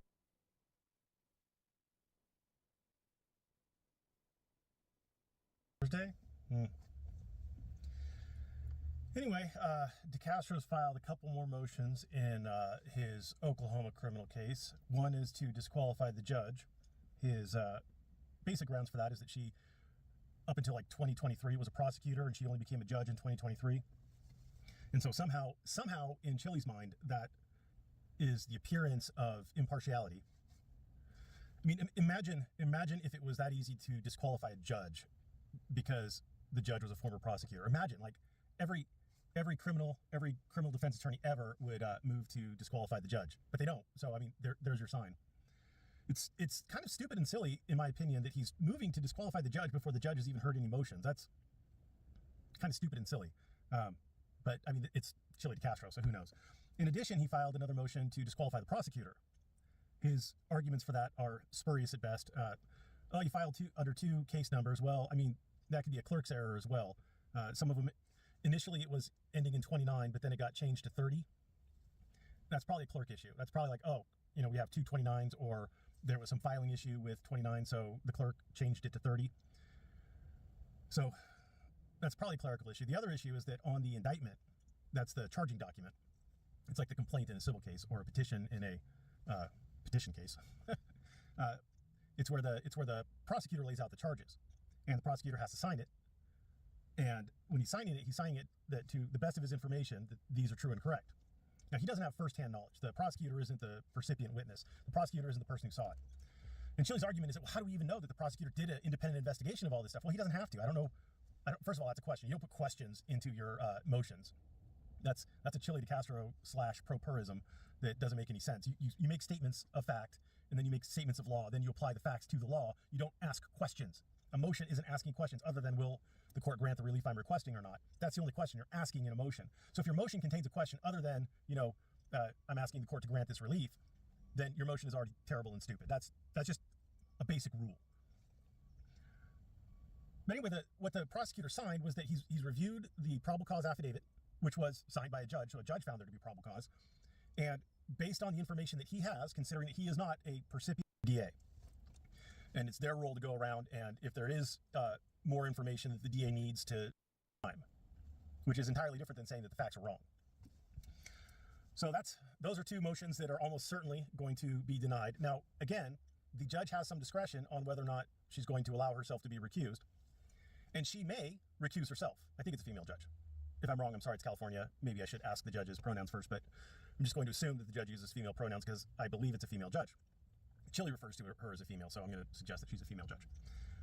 So she can say, you know what, I just don't want to deal with this. I don't want to risk getting overturned on appeal, no matter how slight the chances are. And so why not? I'll just recuse myself. That could happen. Not likely, but it could happen. I mean, we've seen attempts. If you remember back to Lane Myers, he tried to get judges recused, and he was fairly unsuccessful with that. So, and he had just as bad grounds as Chili does. I mean, it really takes, again, and I've explained this in the Lane Myers, it really takes a judge having some like personal connection with, like taking, I'm dating the prosecutor. Something like that. Something like that would have to be taking place. Something along those lines would have to be taking place before you can argue that the judge is biased. Pick themselves. They are distinguished by their peers as having more mutual, like a purpose where what the king will benefit the king would benefit the country. And so, that's kind of my hope. But, you get bad kings and you get good kings, and you hope you get more good kings. Everybody says Putin is a dictator, and he has like 80% approval rating in Russia, last time I heard. I mean, it might have gone up or down since then, but, we don't get that with our presidents. And our Congress is typically somewhere in the 10 to 20% approval rating. And the problem is there's no accountability. That's like, you get the Republicans in there and they'll say, the Democrats are preventing us from passing all the good stuff that the people actually voted for us to do. You get the Democrats in there, the Republicans are preventing us from doing it. There's no accountability. And like right now we have a Republican House, Republican Senate, Republican President, a Republican majority Supreme Court. And we're not getting anything done. I mean, everything that Trump's doing is through executive order. And the few bills that we have had go through are not well liked by the American people as a whole. You might like them, but generally speaking, like the Big Beautiful Bill, it's terrible. It's terrible. Like, who liked the Big Beautiful Bill? No one. No one except for Congress, who's getting paid off. I mean, by condensing power to a relatively small group of people, it's so much easier for large corporate interests to buy what they want out of these people than it is to have to bribe everybody. But even then, it's relatively easy to bribe everybody. People are really susceptible to propaganda. Another dumb statement was that, peasants in the medieval era, they were dirt poor and they had terrible lives. Well, I mean, compared to what? First of all, the dumb assumption is that if we get a king, we're going to revert back to medieval peasantry. And why are you making that assumption? But in addition, it's factually incorrect. Peasants worked fewer hours throughout the year than your average 40-hour-a-week wage slave does. And God help you if you're an idiot like me and you work for 3 law firms and you have your own practice. I mean, 40-hour week sounds pretty damn reasonable. So it's a stupid notion, but it's also factually incorrect. They worked less, they paid less taxes. And the lords of that particular area had a vested interest in making sure that they had peasants and that those peasants had babies. Bangers, some 19-year-old gangbangers killing each other out in the streets, and all of a sudden your stats go way up. So we need that 19 to really cement in that kids die mostly from firearms. So it's a bit of a wonky stat. Also, it includes not just accidents, but it includes homicides and closed door, or even pointing a gun at someone and having that discourage them from the crime that they were going to attempt to commit. There's a lot of that, and most of it is unreported, or at least it doesn't make it into the statistics. There's no statistics on that. I mean, there's U.S. I mean, they could already go down to Mexico from the U.S., and drugs already come in from Mexico into the U.S. And after what felt like forever was probably only like a couple minutes, he maybe only a minute. I mean, it felt like forever, but he decides that he's going to leave. So I stay on the phone with the 911 gal until the cop shows up like 10 minutes later. And this is in Sacramento. This is in Natomas, to be specific. So it must have been a sheriff's deputy that showed up. And so what this cop does, instead of being like, oh, hey, I'm going to go find this tweaker, he takes our statements, he takes our firearms, he he takes copies of our IDs. He takes our firearms to the station. I never hear anything back from this until like a month later when I get a call from the sheriff's department saying, hey, you can come pick up your firearm. I go down there. They have fired my firearm was clean. I clean my firearms after I use them. My firearm was clean, and I got it back dirty. I got it back fired. So they spent that month, instead of chasing down this fucking meth head who came into my apartment, they spent that month investigating me. But that 10-minute delay, the cop didn't even show up with like lights and sirens or anything like that. Like 10 minutes later, this dude comes sauntering up to the door like, hey, what's going on here? You know, I could be dead today. You know, I could be dead today. And so with the cop at the time I was probably only like 180, 190 pounds, but I'm, you know, 6'2" and change. So, you know, I'm not insignificant. You know, my mouth has gotten me in plenty of fights. I can defend myself reasonably. I'm not like saying that I'm a badass or anything like that, but I've been in more than one fist fight and held my own. So, but imagine if we didn't have firearms and he did, this tweaker did. Like I could be dead today. You know, I could be dead today. And so would the cops have saved me? No. And then fast forward to like maybe, I don't remember how long ago it was. This is probably in like 23, maybe 24. I don't know if my wife was pregnant at the time or if we already had our first child, but I was threatened by Earl Warden. He was going to show up at my door. Now, I want to remind you that Earl Warden, number one, flashed a lot of firearms on his channel. Number two, was a convicted rapist. Number three, had a conviction for felon with a firearm. And number four was, I don't remember at the time if he was facing, I think he was facing charges for child molestation. And this dude was threatening to show up at my door. Now, I live out in the country. My neighbor is obviously law enforcement, as I've told you, but like, is he going to be at home when this dude shows up? Am I going to call the sheriff and have them do like a 10, 15-minute response time to get out to me? Or am I going to defend my family? And I'm going to defend my family. And I was very clear on the steps that I would take to defend my family. And I even went so far as to talk to my neighbor, the law enforcement guy, who has a backhoe, and he said it's not an issue. You won't have any issues with this if this happens. So, I mean, firearms are a tool, just like any other tool. And any tool can be used for good or bad. And so my position is that the benefits of firearms to my family, to my future generations, significantly outweigh the potential risks. Now, I do try to mitigate the risks. I keep most of my firearms locked up in a safe. So when I'm at home, they're all locked, or when I'm not at home, they're all locked up. I do have firearms that are quickly accessible to me when I'm at home, and I may or may not be carrying right now. I mean, you'd have to test me to find out, and I don't recommend it, but you know, and there's firearms in my office. I mean, I deal with divorce, and I deal with a lot of sketchy situations, civil harassment, restraining orders, and things like that. The last thing I want is some pissed off husband or ex-boyfriend or whatever showing up at my office because he can't get to whoever he wants to get to, and so he's going to get to me. So I take it very seriously. But in my estimation, and you can differ, reasonable minds can reasonably differ, but in my estimation, it is better for, and historically speaking, firearms have always been accessible to the American public. And there have been large periods throughout our history, pretty much prior to the sexual revolution, where people had, number one, most people got married, most people stayed married, and most people had relatively large families, 3, 4, 5 kids, etc. And it's only been fairly recently, the last 50-ish years, that's changed, and firearms didn't do that. Firearms were not the mechanism that changed that. I would suggest to you that birth control has a much bigger impact on families and future generations. Abortion has a much bigger impact on families and future generation. At-will divorce has a much bigger impact on families and future generations. Any one of those, significantly bigger impact than firearms. So if you really want to get to the root cause of the problem, you get to the root cause of the problem. You don't do a short-sighted, well, you know, if we outlaw guns, this statistic will go down. What impact will that really have? And how much more of a negative? Have you really thought through what a negative impact that will also have? Will a different number go up? Anyway, that's all I got for you today. Sorry for being long-winded. Thanks for watching. Have a great day. Probably on our northern border as well. Guns go out of the U.S. in the front of the apartment. I come out with a pistol. My roommate comes out with. I've seen estimates that have been done, you know, based on limited data, but we don't know. So, what is the cost-benefit of firearms as related to children? And also, I want to remind you that while each death is terrible, I think 18 cover. That's the first thing. You're like, well, why is it between 1 and 19? Because kids under 1 die a lot from a lot of different things. And it's not good for this particular stat if we include kids under the age of 1. There's your first clue. And why do we go up to 19? Because if you drop it down to 18, it becomes about a 50-50. It's a wobbler year over year. More kids die in car accidents than with firearms. You know, so we need that 19 to really cement in that kids die mostly from firearms. So it's a bit of a wonky stat. Also, it includes not just accidents, but families and everything that benefits families you're in favor of and everything that hurts families. The Lords had a vested interest in making sure that their peasants were, you know, and the Lords of that particular statement was that, you know, peasants in the medieval era, you know, they were dirt poor and they had terrible lives. Well, I mean, compared to what? stuff that the people actually voted for us to do. You get the Democrats in there, oh, the Republicans are preventing us from doing it. There's no accountability.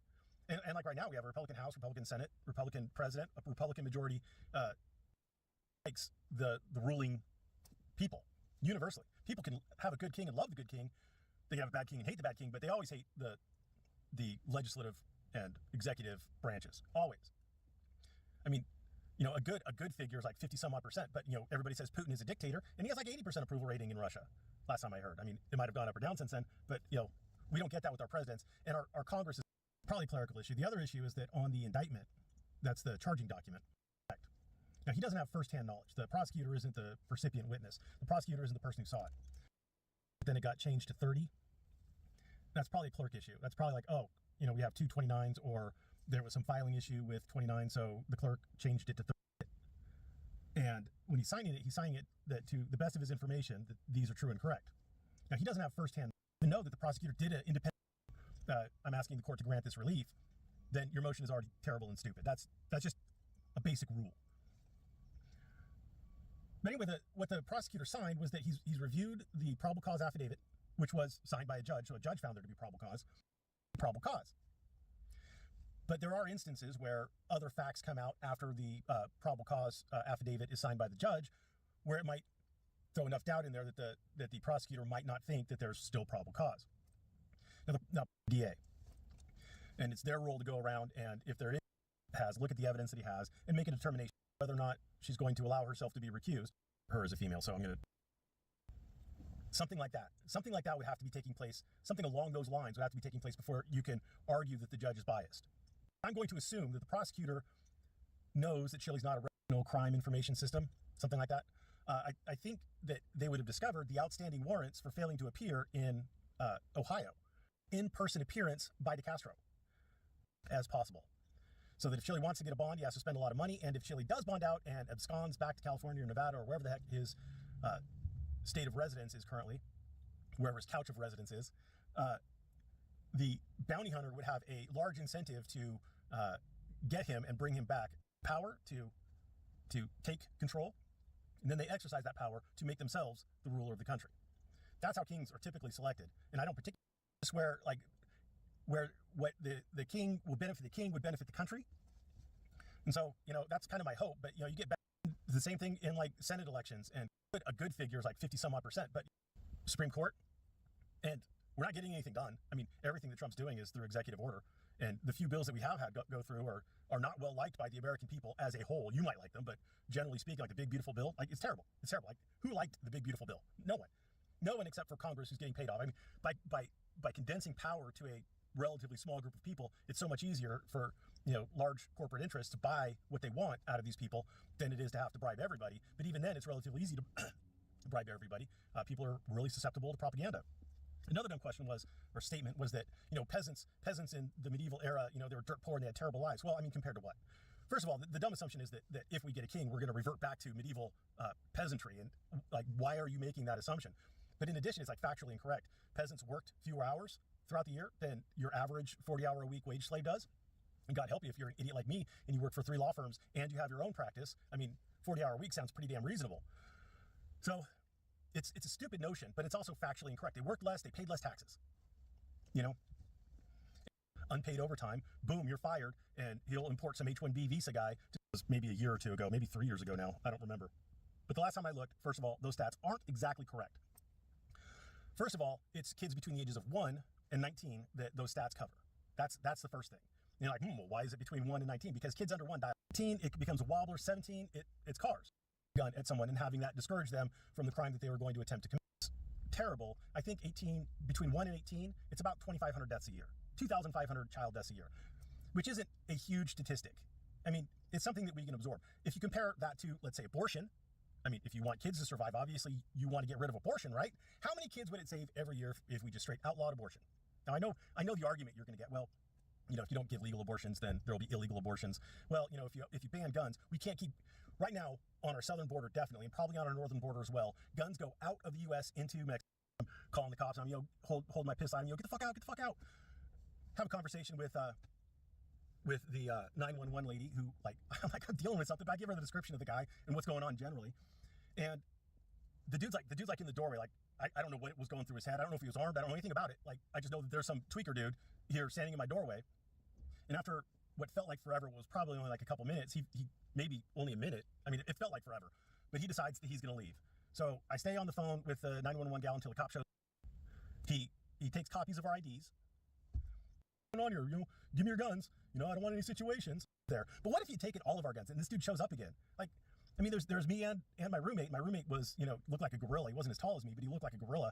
You know, at the time I was probably only like 180, 190 pounds, but I'm, you know, 6'2" and change. So, you know, I'm not insignificant. He was going to show up at my door. He was going to show up at my door. Now, imagine if we didn't have firearms and he did. This tweaker did. Like I could be dead today. You know, I could be dead today. And so, would the cops have saved me? No. And then fast forward to like maybe, I don't remember how long ago it was. This is probably in like 23, maybe 24. I don't know if my wife was pregnant at the time or if we already had our first child, but I was threatened by Earl Warden. He was going to show up at my door. Now, I want to remind you that Earl Warden, number one, flashed a lot of firearms on his channel. Number two, was a convicted rapist. Number three, had a conviction for felon with a firearm. And number four was, I don't remember at the time if he was facing, I think he was facing charges for child molestation. And this dude was threatening to show up at my door. Now, I live out in the country. My neighbor is obviously law enforcement, as I've told you, but like, is he going to be at home when this dude shows up? Am I going to call the sheriff and have them do like a 10, 15-minute response time to get out to me? Or am I going to defend my family? And I'm going to defend my family. And I was very clear on the steps that I would take to defend my family. And I even went so far as to talk to my neighbor, the law enforcement guy, who has a backhoe, and he said it's not an issue. You won't have any issues with this if this happens. So, I mean, firearms are a tool, just like any other tool. And any tool can be used for good or bad. And so my position is that the benefits of firearms to my family, to my future generations, significantly outweigh the potential risks. Now, I do try to mitigate the risks. I keep most of my firearms locked up in a safe. So when I'm at home, they're all locked, or when I'm not home, they're all locked up.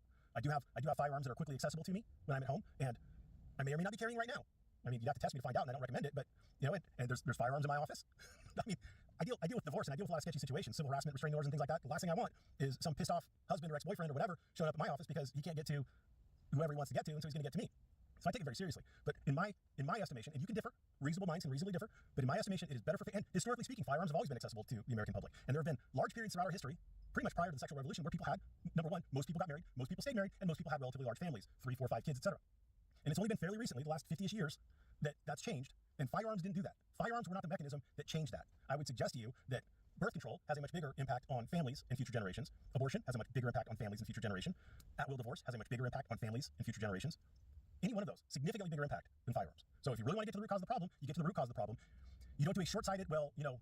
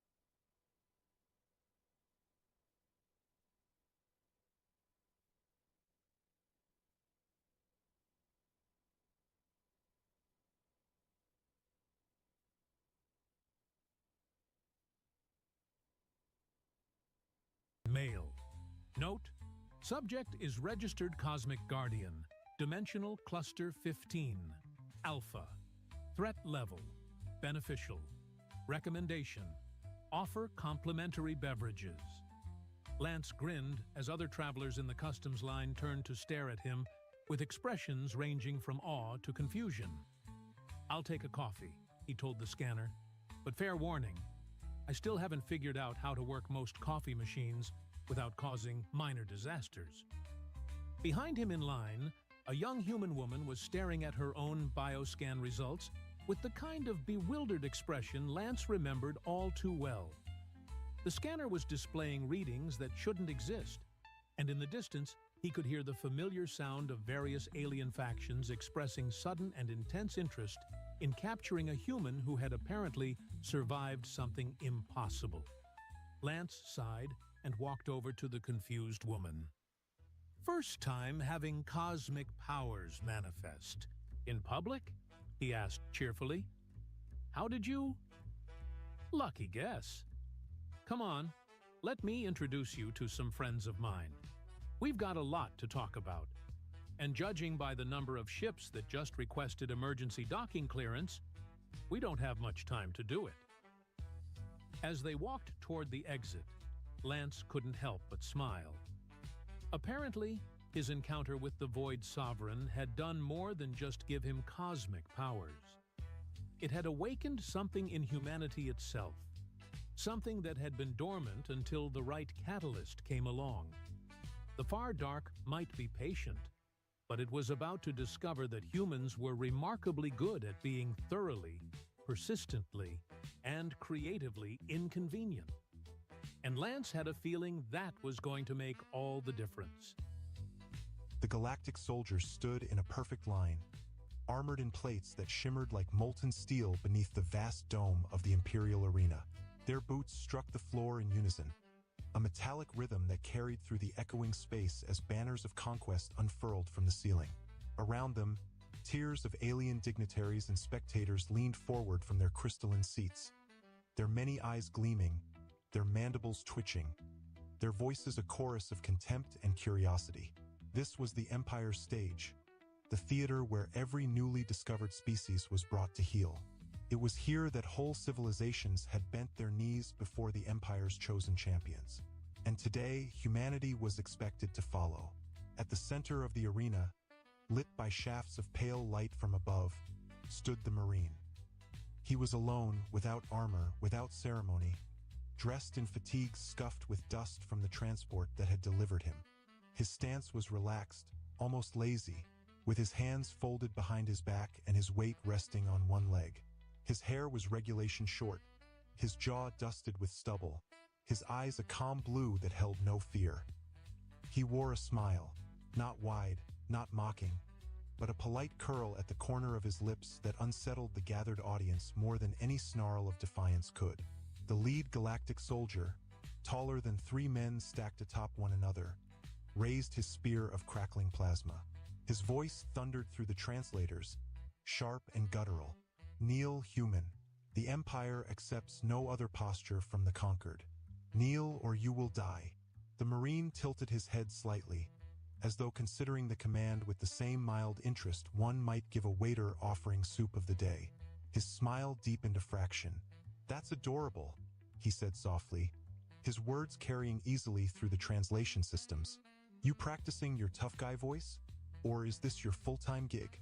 Ripples of confusion spread through the audience. Some laughed, assuming the man was pleading in some primitive code. Others hissed in outrage at his insolence. A cluster of scribe species hurriedly jotted notes on glowing slates, their tendrils shaking with agitation.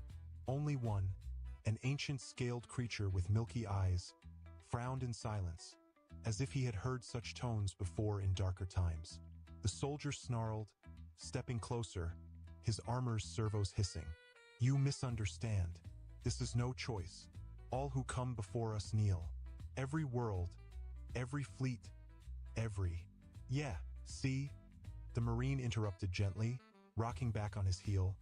"That's where you've got the wrong read on us. We don't really do the kneeling thing back home. Not unless there's a proposal involved." And trust me, you're not my type. The audience erupted, some with laughter, others with rage.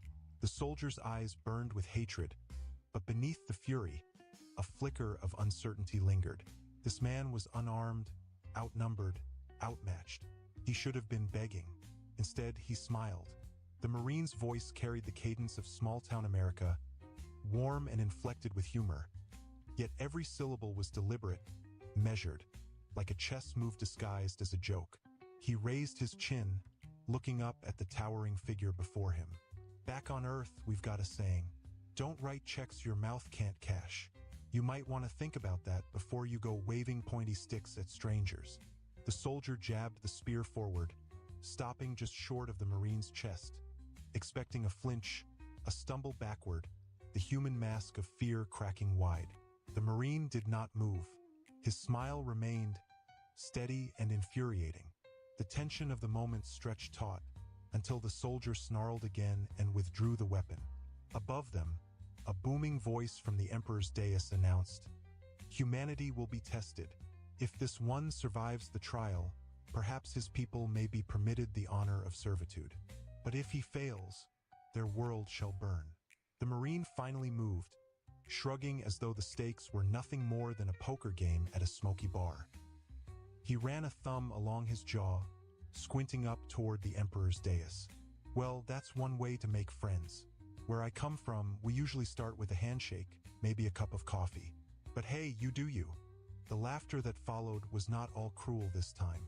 Some in the audience were genuinely amused, bewildered by this man who met threats with wit instead of terror. Yet beneath the surface, an unease spread, subtle as smoke. The soldier barked again, "You will kneel," and slammed his spear into the ground, sending a shockwave of light across the arena floor. Dust rose in spirals. The Marine stood firm, his boots unmoving. "Nah," he said with quiet finality. "We don't kneel. We bury." The words hung in the air like a blade. For the first time, the spectators felt the smile not as insolence but as omen. Something old and primal stirred in their instincts, warning them that this man, though soft-spoken, was no lamb led to slaughter. The trial commenced. The soldier lunged, swinging his spear in a blur of deadly arcs. The Marine sidestepped with casual precision, his movements efficient, stripped of flourish. He did not strike back immediately. He observed, studied, let the alien reveal his patterns. He spoke between dodges, his breath unbroken. "Funny thing, back home we've got kids who wrestle gators for sport. Nasty critters. Mean teeth. But once you know their role, you just flip them on their backs and it's game over." He ducked, pivoted, and when the soldier overextended, the Marine caught the haft of the spear with bare hands and twisted. With a sharp crack, the weapon tore free, spinning across the sand. The Marine didn't keep it. He let it fall useless, as if to say he needed no tool but himself. Gasps rolled through the audience. The soldier roared and lunged barehanded, claws flashing. The Marine pivoted again, driving a precise elbow into the creature's chest plate. The impact resounded like a cannon shot, sending the alien staggering backward. And still he smiled. He glanced up toward the dais, addressing the Emperor himself now. "You see, here's the thing about humans. We're not the biggest, not the fastest, but we adapt, we endure, and we don't stop until the fight's done. Ask history. Hell, ask the British." The translator rendered the last word as nonsense, but the tone carried enough edge to make the crowd restless. The soldier, panting now, rallied for another charge. But his steps faltered, his confidence eroding under the Marine's calm gaze. The smile had become something else, not arrogance, not defiance, but inevitability. The Marine leaned closer as the soldier stumbled within reach. He whispered, low enough that only the creature could hear, though the translators strained to capture it. "We already knew you'd come, and we've been waiting." The soldier froze, his claws trembling mid-strike.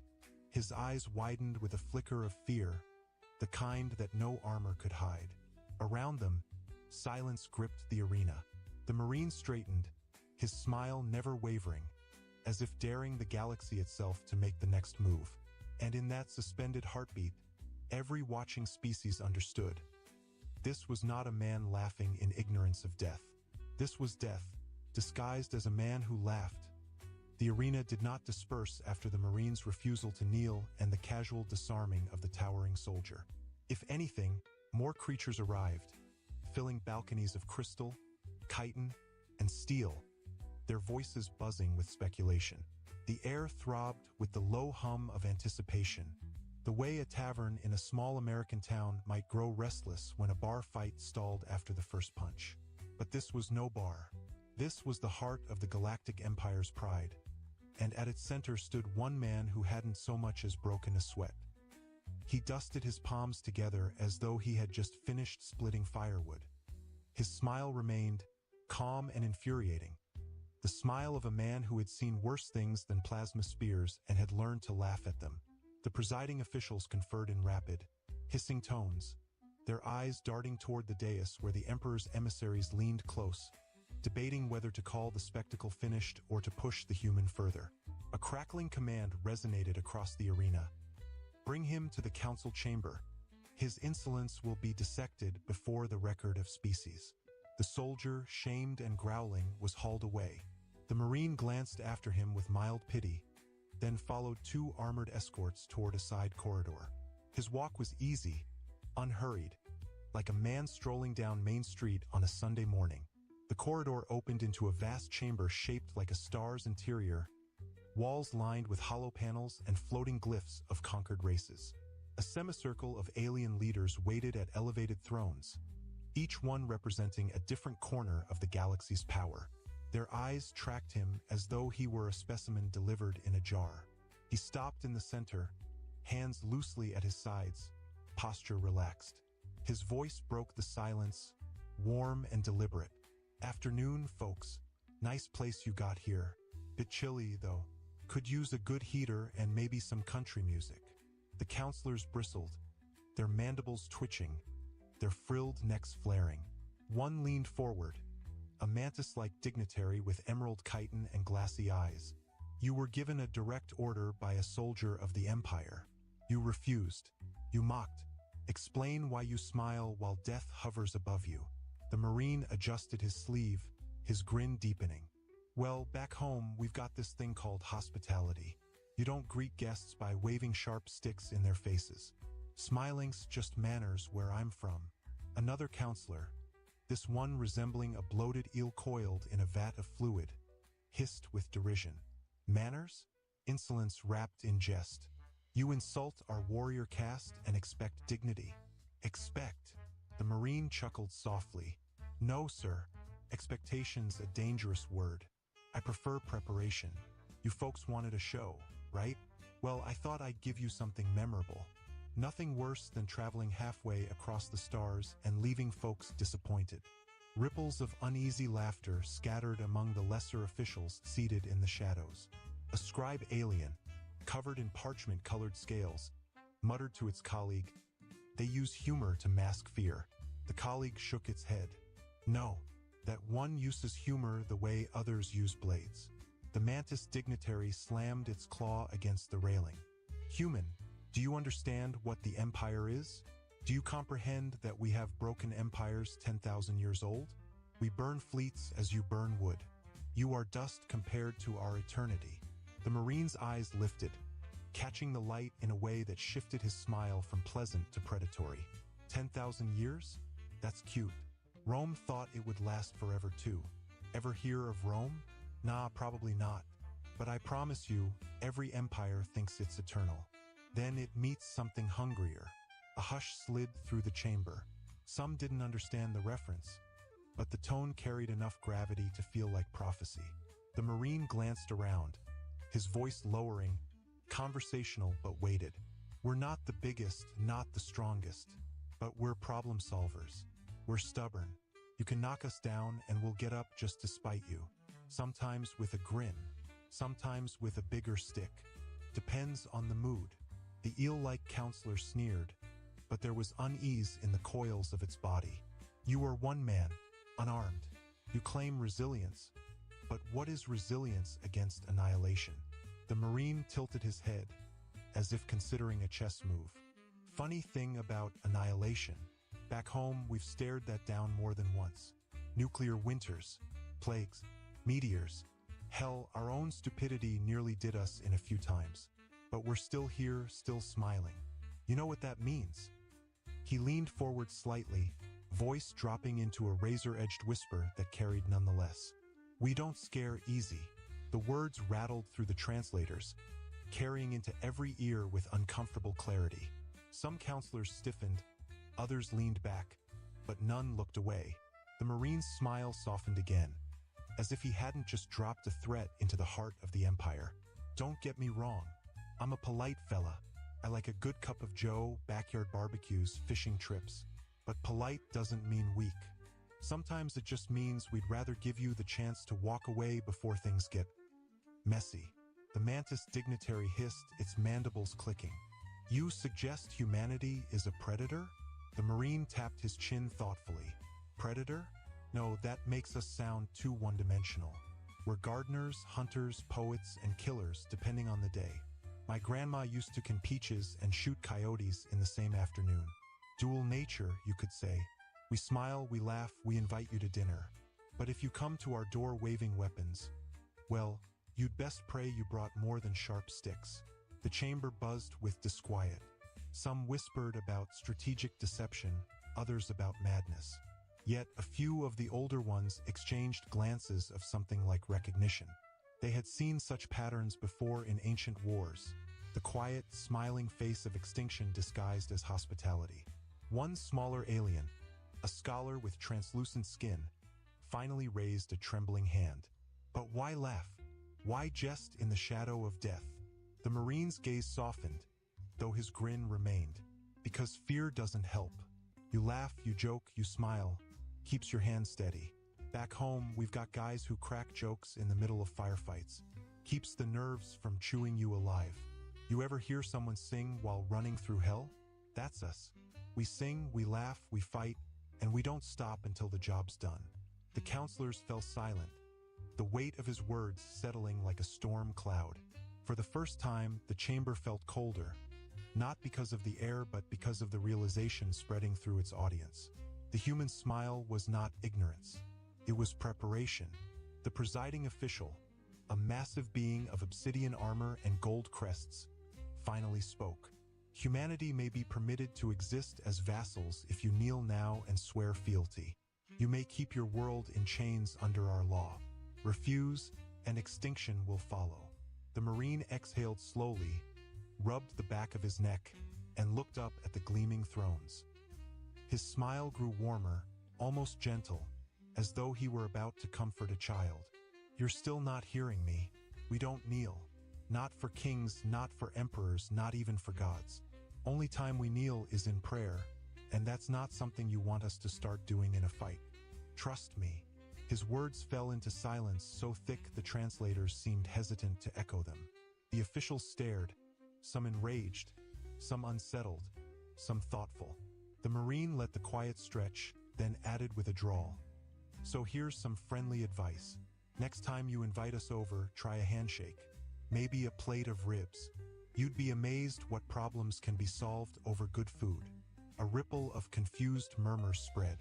The phrase plate of ribs was repeated by translators who struggled to describe it. Some thought it a weapon, others a coded threat.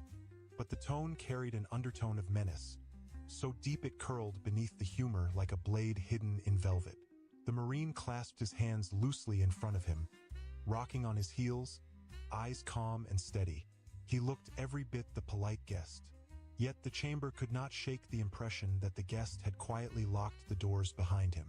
From the dais above, a faint tremor rippled through the Emperor's retinue, as though some realization, unspoken and terrible, had begun to take root. The Marine raised his eyes, the smile never leaving his lips, and said softly, almost kindly, "And the thing about smiles, gentlemen, they're not always about joy. Sometimes they're warnings." The chamber went still, so still the hiss of the eel's fluid was the only sound.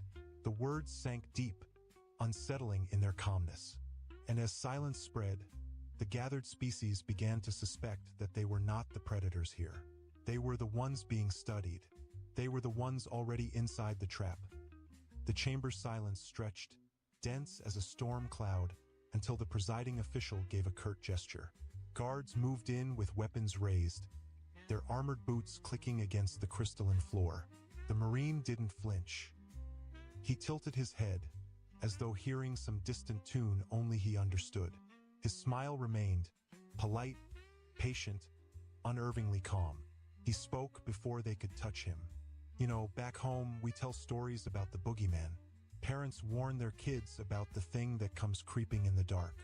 Problem is, sometimes the stories aren't warnings. Sometimes they're instructions. The guards hesitated, unsure why his words pulled a chill down their spines. The Marine raised his hand slowly, not in surrender, but in a gesture of ease, as though settling a restless dog. Relax. If I wanted to hurt someone, you'd already know it. And if my people wanted to hurt you... He let the sentence trail off, the smile doing the rest. The presiding official barked an order, and the Marine was escorted back to the arena floor. Word had spread quickly. Thousands of beings now crowded the stands, their voices colliding in a cacophony of speculation. The human was to face the trial of 10, a gauntlet no species had ever survived in entirety. It was designed not just to kill but to humiliate, to grind defiance into submission.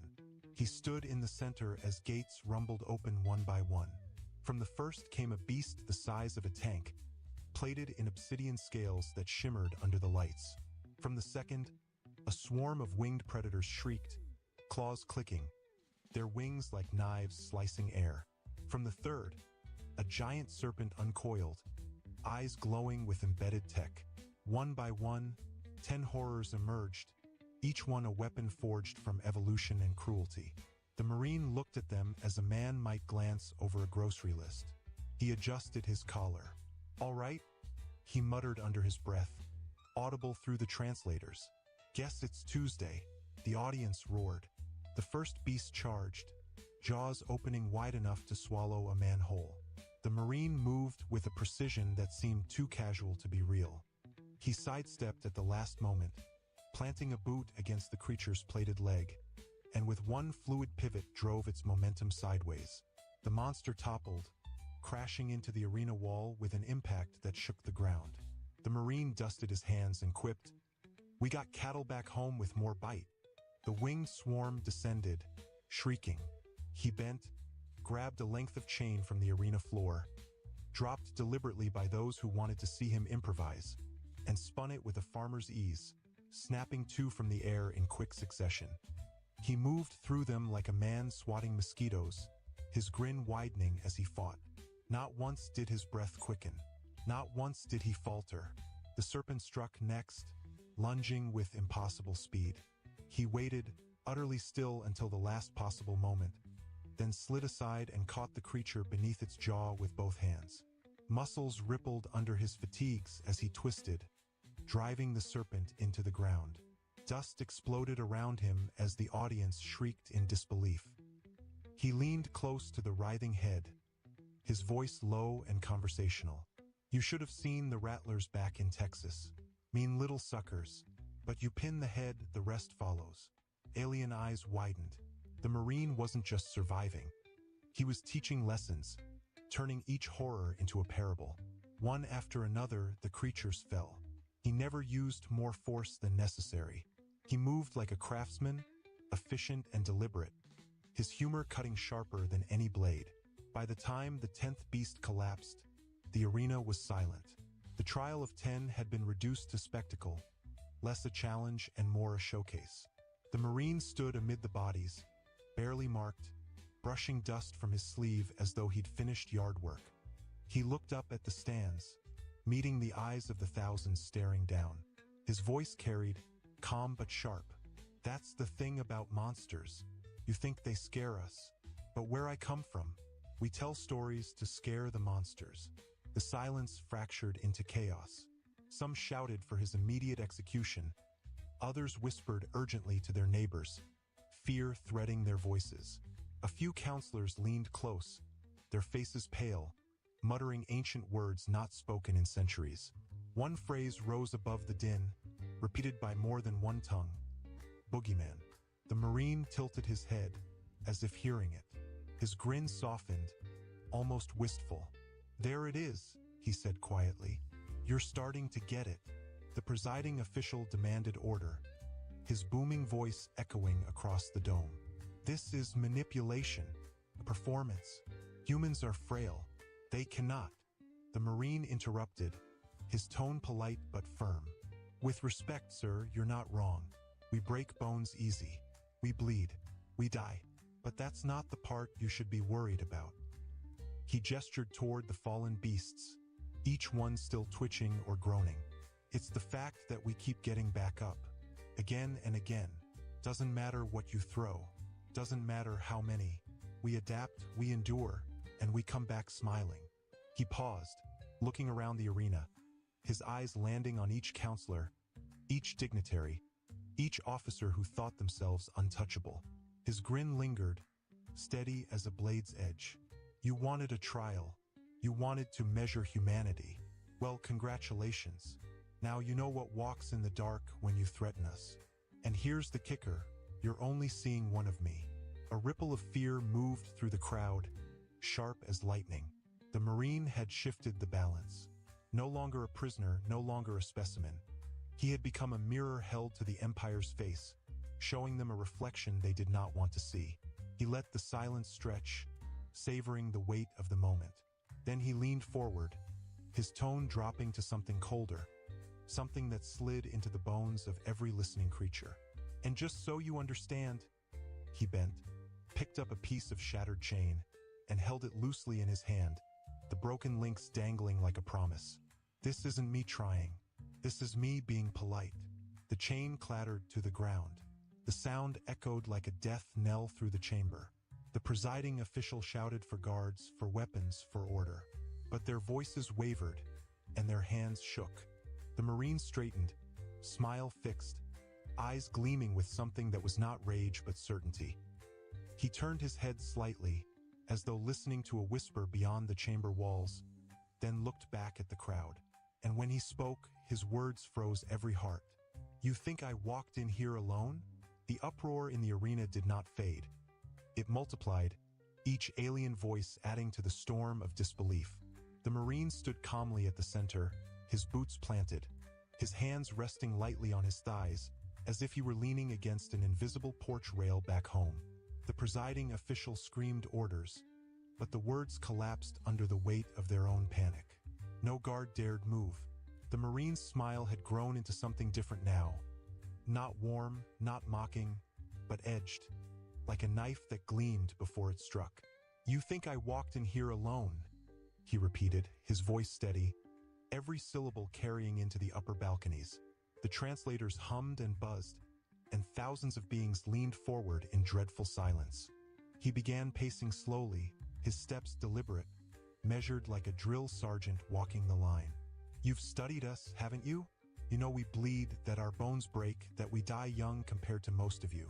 You saw fragility and thought it meant weakness. He paused, lifting his chin toward the counselors. But here's what you didn't measure. You never measured how hard we fight when the odds say we shouldn't. You never measured what a smile means on a man who knows exactly what he's about to do. The audience shifted uneasily. Somewhere in the upper tiers, a scribe whispered in trembling tones, "This is not a prisoner's face. This is a predator's mask." The Marine chuckled, shaking his head. "Predator, pray. You folks like those words. Easy boxes to put the universe in. But you're missing the truth. Humans don't fit in boxes. We break them, burn them, rebuild them into traps." He stopped pacing, his eyes fixed on the Emperor's dais. "And right now, you're all standing inside one." The lights above flickered. A low hum rolled through the chamber, almost too deep for hearing but enough to rattle the seats. Panic rose as aliens turned to one another, demanding explanations. The Marine only tucked his thumbs into his belt, casual as a man watching fireworks. "That hum? That's just us saying hello. Figured you should know you've got company." The presiding official slammed a clawed fist onto the railing. "Lies. Human fleets are primitive. They cannot pass beyond their home system without scraps of borrowed technology. The Marine's grin returned softer, crueler. Funny thing about lies. Sometimes they're just truths you weren't ready to hear. You thought we'd stumble blind into the galaxy. But we've been listening, learning, setting the table while you bragged about your throne. He leaned slightly forward, voice dropping to a near whisper that still reached every ear. You didn't invite us to this arena. We invited you. The chamber erupted in chaos, shouts overlapping, bodies shifting nervously. Some demanded weapons, others urged retreat, but no one moved toward the man still standing so calmly in the center. The fear was no longer of his fists, but of the storm building unseen beyond the walls. He raised one hand, silencing them. Don't misunderstand me. We're not gods. We don't have immortality or invincibility. What we've got is worse. He let the silence stretch before he continued, each word sharp as glass. We've got memory, we've got anger, and once we start, we don't stop until the ground itself forgets your name. The old scaled alien with milky eyes finally spoke, his voice low but carrying. I have seen this before, ages past, when another power believed itself untouchable. They laughed, they mocked, they threatened, and then one day they vanished. Nothing left but bones. Tell me, human. He leaned forward, his breath a hiss.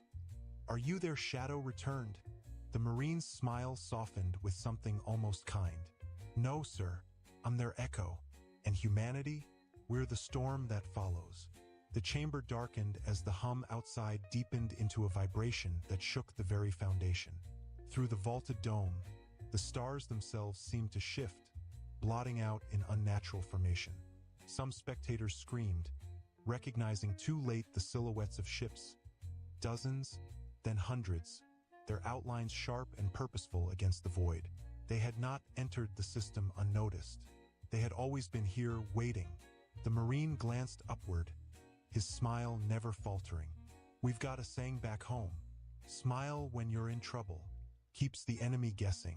But me, I smile because I already know how this ends.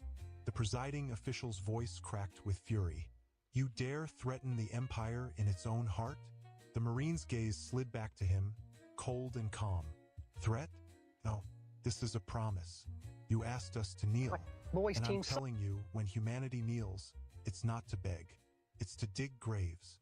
The words detonated in the chamber This guy is like clearly explosives. unhappy with his son's playing The crowd style, and isn't erupted in exactly shrieks, shy about expressing his growls, displeasure in front of and the whole terrified team. He wants to get rid of that radar Yet the gun Marine because he thought the stood team would still, perform better with his it. But figure that's just the steady beginning. against the You need to storm. throw harder than that, son. His smile glowing faintly I can't in the believe that this half-light. guy is tearing down his sons. He let And then he the starts uproar coming at run me its with it. course, Rich is fed up with the then guy and spoke wants to one teach him a final lesson. time. What the guy doesn't Quieter know now, is that Rich has almost an tender. extremely You powerful wanted throw that he's going to extinction use as a to show him who the punishment. real deal is. But The extinction question is, isn't a who is the girl punishment. now? Gentlemen, It is a game, but I it's want a to win. smile. Most Or important smile. thing is have fun, and then once the you've second seen thing it, is to you'll win. never forget it. That guy just The won't lights stop. snapped out. The last image burned into every watching mind was the Marine's grin, steady and unbroken, as the sound of human engines filled the sky. The sky above the imperial capital boiled with shadows. Hundreds of silhouettes blotted the stars, their formation exact, their movements synchronized with a precision that made even seasoned warlords in the arena whisper prayers they hadn't spoken in centuries. Engines thrummed in the void, resonant and unyielding, a chorus that shook the bones of the planet itself. They had dismissed humanity's fleets as primitive, barely spacefaring. Yet here they were, rising from the dark like predators stepping out of brushfire smoke. On the arena floor, the Marine stood perfectly still, his boots rooted, his eyes calm as he watched the panic ripple through the crowds. Dignitaries scrambled from their thrones, their guards shouting contradictory orders, their translators squealing with frantic tones. For a long moment, his smile was the only steady thing in the chaos. Then, with a slow breath, he spoke, not loudly, but the words carried, weaving into every ear as though the galaxy itself leaned closer. You wanted to see what it looks like when we kneel, he said. Well, here it is. We knelt a long time ago, over graves, over ruins, over fires we thought would finish us. But we stood back up. And once we do that, we don't stop. A section of the dome split open with a groan, revealing the night sky where human ships slid into formation, sleek and purposeful. They weren't adorned with the grandeur of the Empire's vessels, but there was something more terrifying in their simplicity. They looked like tools built for one job and built to finish it. The Marine turned toward the presiding official, whose armored body trembled with rage and disbelief. "This is the war you never wanted," the Marine said, polite as ever. "But it's the war you asked for." A signal flickered across his wristband, subtle, but enough to show coordination. Above, the ships released waves of smaller craft, arcs of fire streaking downward. They didn't strike the arena. Not yet.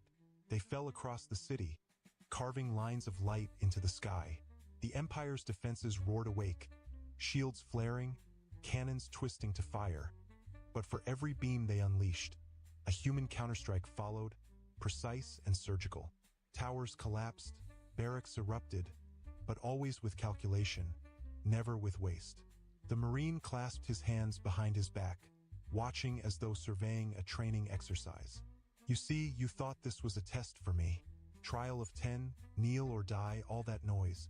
But truth is, you've been in our trial since the first day you spotted us in the stars. And you've already failed." The presiding official roared, summoning guards to rush him. But the command faltered halfway out of his throat as he saw the Marine's expression shift. Not anger, not triumph, but something colder. He tilted his head, almost pitying. "Don't." The guards froze mid-step, not because they were cowards, not because their emperor's command wasn't law, but because instinct screamed louder. Something in the Marine's steady posture, his easy grin, told them they were staring at a cliff they didn't want to step over. The audience above was caught between awe and terror. A young diplomat of a minor species leaned toward her elder, whispering. They were supposed to kneel. The elder's eyes were wide, unblinking. No, they were supposed to be forgotten. Instead, they remembered us. The fighting in the city grew louder, closer. The hum of engines deepened as human warcraft hovered above the arena, their weapons glowing faintly but not yet unleashed. The Marine raised his eyes to them, and for a heartbeat, his smile softened. Less predator, more comrade. Then he looked back at the counselors, his voice cutting clear. "You wanted to measure us, to prove we were beneath you. But here's the truth. We're not measuring ourselves against you. We never did. We measure ourselves against the impossible, and then we beat it. Every damn time." The obsidian-armored presider spat venom, his mandibles flaring. "You cannot win. We are endless. We have spanned the stars since before your species crawled from its oceans." The Marine chuckled, the sound sharp and incongruous against the panic. "Endless? Friend, nothing's endless. Not empires, not armies, not oceans. Everything ends.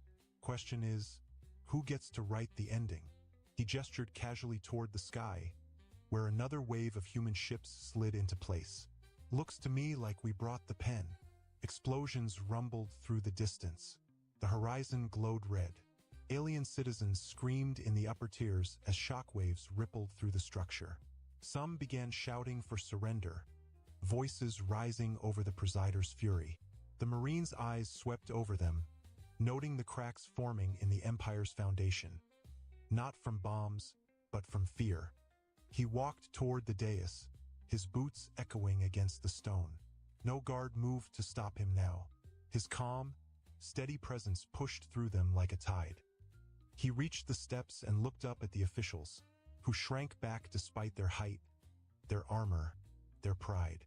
His smile remained, but it no longer felt like courtesy. Felt like inevitability. "You thought the smile was weakness," he said, climbing a step. "But it was warning. You saw fragility. You should have seen fire." The scaled elder with milky eyes whispered, "Boogeyman."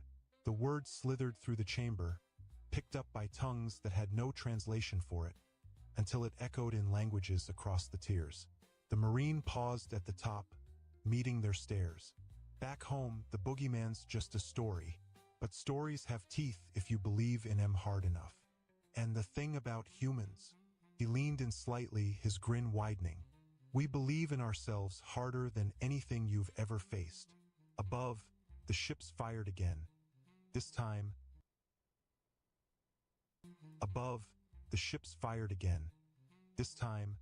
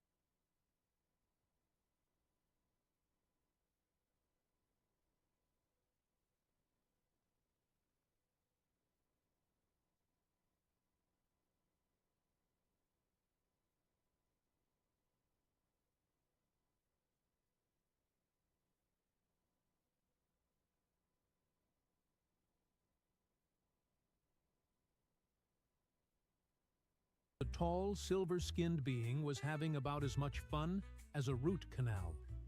The agent's 4 arms moved with mechanical precision, 2 handling paperwork, while the other 2 gestured irritably at the seemingly endless line of traders, smugglers, and legitimate business people who kept this corner of the galaxy spinning.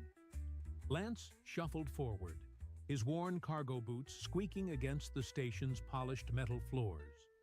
23 years of hauling supplies between the outer colonies had taught him that customs officials throughout the galaxy shared one universal trait. They were all dead inside. Well, except for the ones who were literally dead, like the Necro Syndicate representatives, but they were usually pretty cheerful about it. Purpose of visit. The Ulmeran didn't look up from his screen, all 4 hands now dancing across holographic displays that showed Lance's cargo manifest in excruciating detail. "Just dropping off medical supplies for the Kepler colony," Lance replied, offering his most winning smile to a being who probably couldn't even see facial expressions the same way humans did. Nothing exciting. Some antibiotics, surgical equipment, a few cases of that synthetic blood substitute the outer settlements can never seem to get enough of. Duration of stay? 8 hours, maybe 10 if I can find a decent meal that won't try to eat me back. Lance glanced around the customs area, noting the usual mix of travelers. A group of Bektari scientists huddled around what looked like a containment unit, their pale blue skin flickering with the bioluminescent patterns that served as their written language. Near the far wall, a squad of Kalneth warriors stood in perfect formation, their obsidian armor making them look like living shadows with anger management issues. The customs agent finally looked up, revealing the distinctive triple pupil eyes that marked him as one of the more evolved Ulmeran subspecies. Standard bioscan required. Step into the gate scanner. Lance nodded and walked toward the massive archway that dominated the center of the customs area. The gate scanner was a marvel of Ulmeran engineering, supposedly capable of detecting everything from concealed weapons to interdimensional parasites to that weird space fungus that made people break into spontaneous interpretive dance. The technology was so advanced that most species barely understood how it worked, which was probably why the Ulmeran charged premium rates for installing them at major trade hubs. "You know," Lance said, stepping into the scanner's energy field, "I've been through this thing probably 300 times, and it still makes me feel like I'm being slowly dissolved and reconstituted. Is that normal, or should I be worried about long-term cellular damage?" The customs agent's expression didn't change, but Lance caught the slight twitch of one of his secondary arms that probably meant amusement or irritation. When a cop tried to arrest a man on a plane, then everything changed. To life, bathing Lance in a soft blue glow that made everything look like a cheap science fiction movie from the old Earth archives. He'd been through this routine so many times, he could practically recite the standard scanner responses. Subject cleared for standard biological parameters, followed by the all-clear tone that meant he could get on with his life and maybe find that decent meal. Instead, the scanner made a sound like a computer trying to sneeze. Then it made a different sound, like several computers having an argument. Then it went completely silent. Lance looked down at his arms, still glowing faintly blue in the scanner field. Then back at the customs agent. When a cop tried to arrest a man on a worrying? plane, then everything The Ulmeran was changed. staring at his displays with the kind of expression usually reserved for discovering your ship's navigation computer had been replaced with a particularly stupid artificial intelligence. All 4 hands moved frantically across the holographic controls, pulling up diagnostic screens and error reports that flickered too fast for Lance to read. Lance said, still standing in the scanner. "Should I step out, or—" "Do not move." The customs agent's tone had shifted from bored bureaucrat to something approaching panic. Around the customs area, other travelers had started to notice the commotion. The Beccatari scientists had stopped their animated discussion and were now staring at the gate scanner with the kind of scientific curiosity that usually preceded very bad things happening to whatever they were studying. The scanner hummed again, louder this time, and the blue glow intensified until Lance had to squint against the glare. Status displays around the customs area flickered and went dark, then came back online showing readouts that made absolutely no sense. Then, in a voice that somehow managed to sound both mechanical and utterly bewildered, the gate scanner spoke. Biological scan complete. Subject: identification: Lance, human male. Warning: subject has survived direct contact with an apex god. Classification: impossible. Recommendation: run. The customs area went dead silent. Lance blinked a high E few times, processing what he'd just heard. I'm sorry. What was that last part? The gate scanner repeated its announcement, helpfully translating it into 43 different languages for the benefit of the increasingly agitated crowd. The Beccatari scientists were now practically vibrating with excitement, their bioluminescent patterns cycling through what Lance's translation implant helpfully identified as academic profanity. The Kulneth warriors had shifted into a combat stance, which was their response to pretty much everything but was still notably intimidating. There must be some mistake, Lance said, stepping out of the scanner despite the customs agent's earlier warning. I mean, I'm just a cargo hauler. The most exciting thing that's happened to me in the last 5 years was that time I accidentally shipped a crate of Zephyrian mating crystals to a monastery. And trust me, that was more embarrassing than divine. The customs agent was now frantically typing commands into his console while speaking rapidly into what Lance assumed was some kind of emergency communicator. Around the customs area, more security personnel were arriving, including a tall figure in the distinctive robes of a station administrator. "Nobody panic," the robed figure announced in accented standard, though his voice carried the kind of authority that suggested panicking might actually be the reasonable response. "I am Administrator Zale. We are experiencing a minor technical malfunction with our scanning equipment." Minor? One of the Beccatari scientists had broken away from her group and was now approaching the scanner with scientific instruments that looked disturbingly probe-like. This device is reading energy signatures that shouldn't exist in our dimensional framework. The quantum resonance patterns alone suggest interaction with entities operating on cosmic scales. Lance raised his hand tentatively. "When you say cosmic scales, are we talking like really big planets? Or more like universe-ending nightmare fuel?" The scientist's bioluminescent patterns shifted to what his translator identified as excited terror.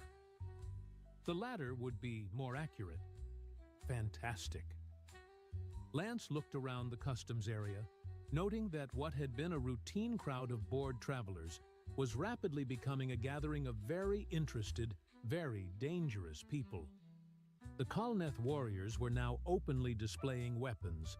The Beccatari scientists were setting up what looked like field research equipment, and several species he didn't recognize had materialized from wherever it was that mysterious aliens lurked when they weren't being ominous. Administrator Zale moved closer, his expression managing to convey both diplomatic concern and barely controlled panic. "Sir, I must ask you to accompany me to a more secure location while we resolve this situation." "Let me guess," Lance said. "This is the part where everyone starts treating me like I'm either incredibly dangerous or incredibly valuable, and my peaceful life of hauling medical supplies comes to a screeching halt. I'm afraid that assessment may be accurate." Lance looked back at the gate scanner, which had returned to its normal blue glow, but was now displaying readouts that looked like someone had taught mathematics to have nightmares. Around him, the crowd was growing larger and more agitated, with representatives from species he'd never seen before pushing through the customs area with the kind of purposeful movement that suggested they had plans for him that didn't involve asking politely. "You know what the really annoying part is?" Lance said, following Administrator Zale toward what he hoped was safety. "I don't even remember surviving contact with any gods, apex or otherwise. You'd think that would be the sort of thing that sticks with you." Behind them, the gate scanner announced to the growing crowd, "Quantum signature confirmed. Subject has direct exposure to void-class entity. Probability of survival, 0.0001%. Actual survival, confirmed. Explanation, insufficient data."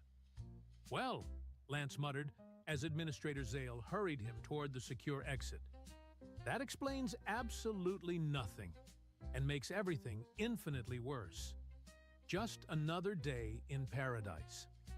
The last thing he heard before the security doors closed behind identified as academic profanity. The Kolneth warriors had shifted into a combat stance, which was their response to pretty much everything but was still notably intimidating. There must be some customs agent's earlier warning. I mean, I'm just a cargo hauler. The most exciting thing that's happened to me in the last 5 years was that time I accidentally shipped a crate of Zephyrian mating crystals to a monastery. And trust me, that was more embarrassing than divine. The customs agent was now frantically typing commands into his console while speaking rapidly into what Lance assumed was some kind of emergency communicator. Around the customs area, more security personnel were arriving, including a tall figure in the distinctive robes of a station administrator.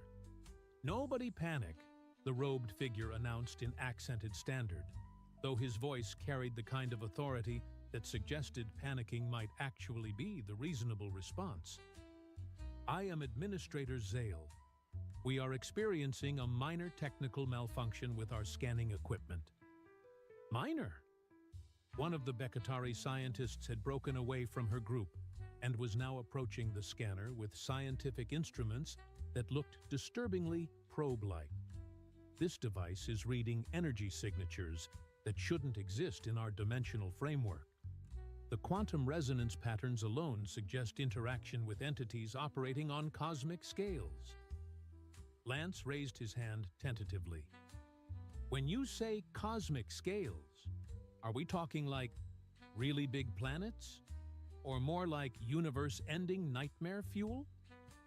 The scientist's bioluminescent patterns shifted to what his translator identified as excited terror.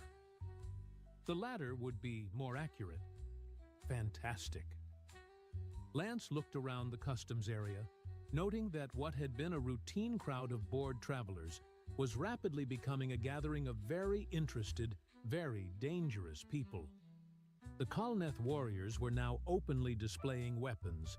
The Bektari scientists were setting up what looked like field research equipment, and several species he didn't recognize had materialized from wherever it was that mysterious aliens lurked when they weren't being ominous.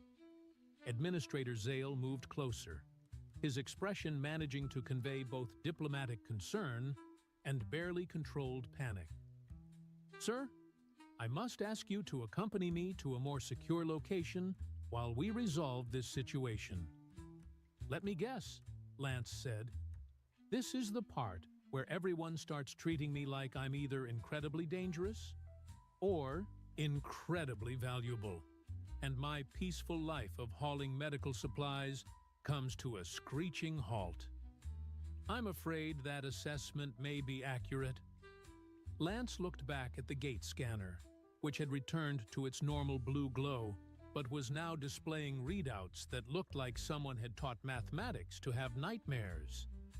Around him, the crowd was growing larger and more agitated, with representatives from species he'd never seen before pushing through the customs area with the kind of purposeful movement that suggested they had plans for him that didn't involve asking politely.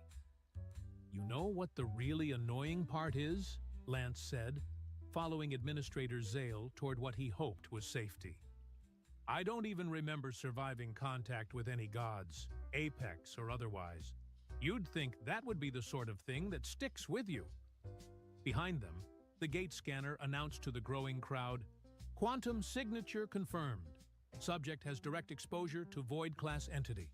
Probability of survival, 0.0001%. Actual survival, confirmed. Explanation, insufficient data."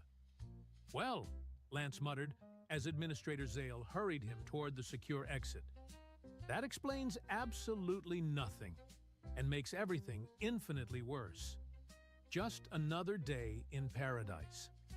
The last thing he heard before the security doors closed behind them was the sound of several different alien languages, all expressing the same sentiment.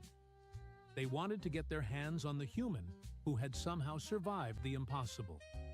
And they weren't particularly interested in waiting for permission. Administrator Zaile's office had clearly been designed geometrically impossible for anyone with a basic understanding of physics. Lance found himself perched on what might have been a chair if chairs were designed by committee, and that committee had been having a very bad day. "So," Lance said, watching Zale pace behind his desk with the fluid grace of someone whose species had evolved past the need for anxiety medication, "on a scale of 1 to completely screwed, how would you rate my current situation?" Zale's triple pupil eyes focused on a series of holographic displays that were updating with what Lance could only assume were very bad news. "The situation is complex. In the past 18 minutes since the scanner incident, we have received docking requests from the Bektari Research Collective, a Kalneth military expedition, something calling itself the Cosmic Preservation Society, and at least 3 organizations I have never heard of, but whose ship signatures suggest they have access to technology that officially doesn't exist." Cosmic Preservation Society? Lance tried to process this information while fighting the urge to laugh hysterically. That sounds like the kind of name. Prevention Squad was already taken. "The concerning part," Zale continued, his secondary arms manipulating controls while his primary hands gestured at the displays, "is that they are all claiming jurisdiction over you, based on various interspecies treaties, ancient laws, and what one group described as cosmic precedent, dating back to the first silence." Lance felt a chill run down his spine that had nothing to do with the office's aggressive air conditioning. The first silence? That sounds ominous, even by the standards of my rapidly deteriorating day. Before Zale could respond, his communication console erupted in a cacophony of alerts, warning tones, and what sounded like several different alien languages, all trying to negotiate, threaten, or plead simultaneously. Through the office's reinforced windows, Lance could see the docking bay filling with ships that ranged from sleek Bektari research vessels to the angular predatory lines of Kalneth warships. "Administrator Zale," a voice crackled through the comm system, speaking accented standard, with the kind of authority that suggested disagreement was not an option. There she goes. "This is Battle Commander Keth of the Kalneth Expeditionary Force. You will surrender the anomalous human immediately for military evaluation and potential weaponization." Weaponization? Lance looked at his hands, which appeared distressingly normal. "I can barely operate a coffee machine without causing minor explosions. What exactly are they planning to weaponize?" Another voice cut through the comm chatter, this one carrying the clinical precision of dedicated scientific inquiry. "Human must be transferred to our custody for comprehensive study. This girl's The quantum gonna take some signatures serious detected time. by your scanner Opus a suggest very exposure excited to doll with entities tons of that energy. exist So the first outside thing our I'm gonna current do is bring understanding of some of that reality. energy, both This mentally and represents physically. the greatest scientific discovery Normally what I in do when I go recorded on the history. swimming pool is I put a leash, Or I ask the a dog to go third on the voice ramp, interjected, bring it down. speaking in This way I'm tones not gonna that do seem that. to I'm just gonna resonate skip from that somewhere part, beyond and I'm normal gonna bring space. her. You could acknowledge that some discoveries are too dangerous for more the subject to our care before his very existence destabilizes the local cosmic framework. Lance looked at Zale. I'm starting to think that coffee machine explosion was the high point of my technical competence. Zale's expression had shifted from diplomatic concern to the kind of grim determination usually reserved for last stands and heroic sacrifices. Mr. Lance, I must ask, do you have any memory of an encounter that might explain these readings? Any unusual experiences? Unexplained gaps in your memory? Strange dreams involving cosmic entities? Or interdimensional travel? Lance started to shake his head, then paused. There was a nightmare. Images flashed through his mind. Darkness deeper than space. Something vast and incomprehensible reaching across dimensions. The screaming of reality itself being torn apart and stitched back together. There might be something, he said slowly.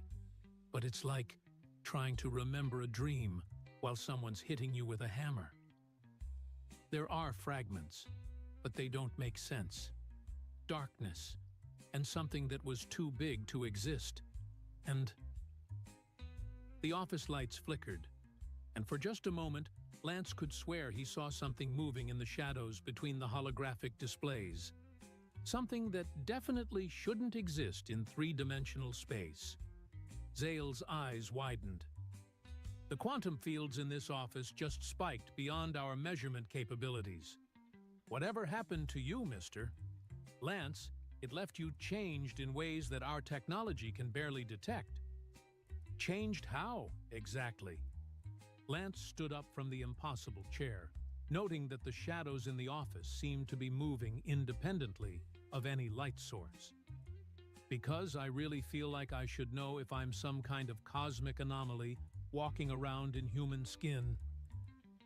Before Zale could answer, the office's security systems activated with a series of warning klaxons that could probably be heard in the next star system. Through the reinforced windows, Lance saw Kolneth warriors in full combat armor advancing through the docking bay, while Bektari scientists deployed scanning equipment that looked less like research tools and more like the kind of devices used to contain things that reality preferred to forget about. We need to move, Zale said, his diplomatic composure finally cracking. Now. Move where? Lance asked, following the administrator toward what he hoped was an exit and not some kind of interdimensional garbage disposal. In case you haven't noticed, we're on a space station surrounded by people who want to either study me, weaponize me, or possibly prevent me from accidentally destroying the universe.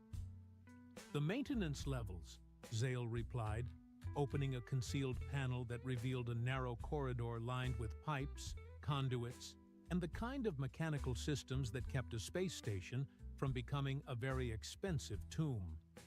Station security protocols require multiple escape routes for administrative personnel. The various factions will be monitoring standard exits, but they may not immediately think to check the infrastructure levels. Lance squeezed into the maintenance corridor, immediately regretting every meal he'd eaten in the past month. You know, when I got up this morning, the biggest challenge I expected to face was finding a decent place to get my ship's atmospheric recycler serviced. This is definitely not an improvement. Behind them, the sounds of Lance's office being thoroughly searched by multiple armed factions echoed through the station's ventilation system. Apparently, the various groups had decided that diplomatic negotiations were less efficient than simply taking what they wanted and sorting out the legal implications later. The maintenance corridors of Nexus Station were a maze of technical systems that served the needs of dozens of different species, which meant the environmental controls were set to compromise that satisfies no one. Lance found himself sweating in air that was too humid for human comfort, while breathing an atmospheric mix that tasted faintly of ozone and regret. There's an emergency docking port in section C-15, Zale explained, navigating the narrow passages with the confidence of someone who had clearly planned for this exact scenario. If we can reach it without being detected, you might be able to escape the station.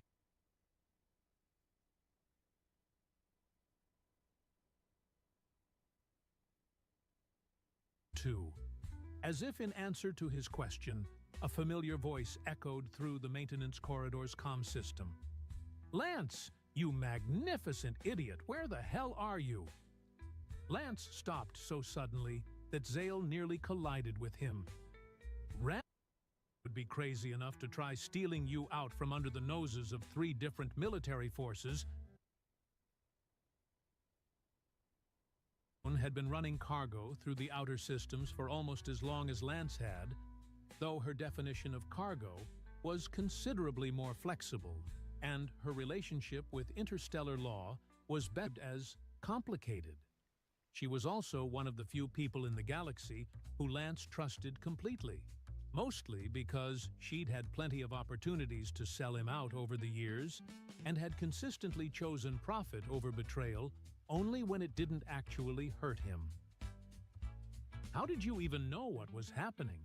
Lance asked, following Zale toward what he hoped was the emergency docking port, and not a very elaborate trap. "Are you kidding?" Half the sector's been lighting up with chatter about some human who apparently survived getting cozy with cosmic entities. When they mentioned Nexus Station and a cargo hauler named Lance, I figured it was either you or someone with your exact same talent for stumbling into impossible situations. They reached the emergency docking port just as the sounds of pursuit echoed from multiple directions. Through the small viewport, Lance could see Ren's ship, the Wandering Star, docked and ready. The ship was a modified light freighter that had been upgraded with so many aftermarket systems that it barely qualified as the same class of vessel anymore.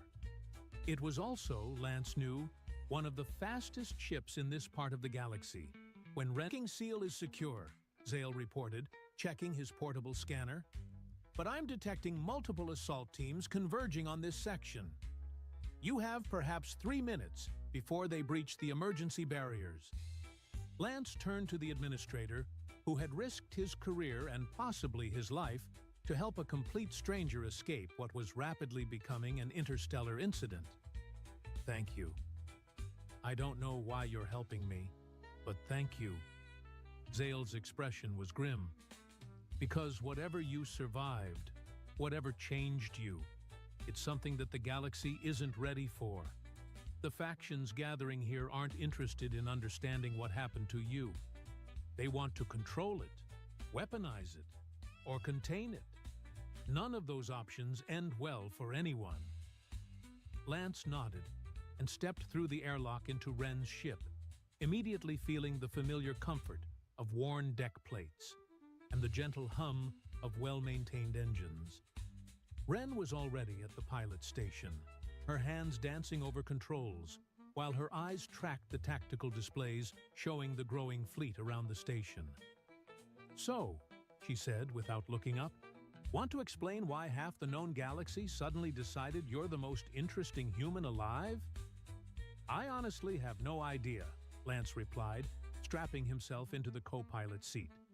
"Apparently, I survived something called direct contact with an apex god, but I don't remember any of it." "Apex god?" Ren's hands paused over the controls. "That's either the best cover story I've ever heard, or we're in significantly more trouble than I thought." Through the ship's viewports, Lance could see the Kolneth fleet moving into intercept positions, while the Bektari vessels deployed scanning arrays that looked capable of analyzing individual atoms from several light-years away. In the distance, other ships were arriving, their configurations unlike anything in the standard databases. "Ren," Lance said quietly, "I think we might be in more trouble than anyone thought." The wandering star detached from Nexus Station just as the first energy blasts began lighting up the space around them. The wandering star's engines screamed in protest as Ren pushed them well beyond their rated specifications, weaving through the growing fleet around Nexus Station like a caffeinated insect avoiding very large, very angry swatters. Energy blasts lit up the space around them in brilliant displays that would have been beautiful if they weren't specifically designed to turn the ship into expanding clouds of superheated debris. "You know," Ren said, executing a maneuver that definitely wasn't in any piloting manual, "when I said I owed you a favor, I was thinking more along the lines of buying you dinner or helping you move furniture, not fleeing from what appears to be the beginning of an interstellar incident." Lance gripped his seat as the ship shuddered through another near miss from a Kalnith plasma cannon. "Trust me, this wasn't exactly on my agenda either. This morning, my biggest concern was whether the coffee maker in my ship was finally going to give up and die." "Well, look on the bright side," Ren replied, spinning the ship through a debris field that had probably been another vessel until very recently. "That coffee maker is definitely the least of your problems now." The tactical display showed at least 15 different ships in pursuit, representing species from across the known galaxy, and a few that Lance was pretty sure weren't in any official databases. The Kalnith vessels maintained their characteristic aggressive formation, while the Bektari ships moved with the methodical precision of scientists who had decided that capturing their specimen was worth risking interdimensional war. But it was the other ships that worried Lance most. Vessels with configurations that seemed to shift when he wasn't looking directly at them, energy signatures that made the ship's sensors emit confused electronic whimpers, and what appeared to be at least one craft that was technically inside out, but somehow still functional. "Ren," Lance said, watching the sensor readings fluctuate in ways that violated several laws of physics, "I think I'm starting to remember what happened to me." "Good timing," Ren muttered, diving the ship toward a nearby asteroid belt while energy blasts turned chunks of rock into impressive but short-lived light shows. "Because I could really use an explanation for why that Kalneth dreadnought is charging weapons that aren't supposed to exist for another 1,000 years." The memories came in fragments, like trying to assemble a puzzle while being hit by lightning. Lance saw himself on the bridge of a deep space exploration vessel, the kind of ship that pushed beyond the edges of mapped space, looking for new worlds, new resources, or just new ways for humans to prove they belonged among the stars. The mission had been routine: investigate unusual energy readings in an unexplored system, collect data, and return home with another small piece of the cosmic puzzle filled in. Instead, they'd found something that shouldn't exist. "The Void Sovereign," Lance said, the name emerging from buried memories like something clawing its way out of a grave. "We encountered something called the Void Sovereign." Ren glanced at him while simultaneously piloting through an asteroid field and dodging weapons fire from multiple directions. "That sounds ominous, even by cosmic horror standards. What exactly is a Void Sovereign?" Lance closed his eyes, letting the memories flow despite the nauseating sensation of remembering something his mind had desperately tried to forget. Not what? Who? An entity that exists between dimensions, feeding on the spaces where reality gets thin. Our ship's sensors detected it first as a gravitational anomaly, then as something that was bending space-time just by existing. The wandering star shook as a particularly close energy blast overloaded the shields, and Ren cursed in 3 languages while rerouting power from non-essential systems. Behind them, The pursuit fleet was gaining ground, and Lance could see additional ships arriving at the edge of the system. "So, what happened when you met this thing?" Ren asked, executing a turn that probably added several new stress fractures to the ship's hull. "It was dying," Lance said, the memory now flowing with crystal clarity. "Something had wounded it, driven it from its native dimension into ours, and the transition was killing it. But a dying Void Sovereign is still incredibly dangerous. Its death throes were tearing holes in reality, creating rifts that led to spaces where the laws of physics were more like friendly suggestions." Through the ship's viewports, Lance could see that their pursuers weren't just following them anymore. The various fleets were starting to engage each other, apparently deciding that eliminating the competition was as important as capturing their target. Energy beams crossed the void between vessels, creating a three-dimensional battlefield that was rapidly becoming a free-for-all. "My crew tried to retreat," Lance continued, his voice growing quiet as the darker memories surfaced. "But the Sovereign's death was creating a cascade effect. Reality was unraveling in a sphere that expanded outward from the entity, and our ship was caught in the wave. The crew, they didn't make it. One by one, they were pulled into spaces that existed outside normal physics." Ren's expression had grown grim as she listened, though her piloting remained flawlessly aggressive. "But you survived. How?" "I didn't," Lance said simply. "Not really.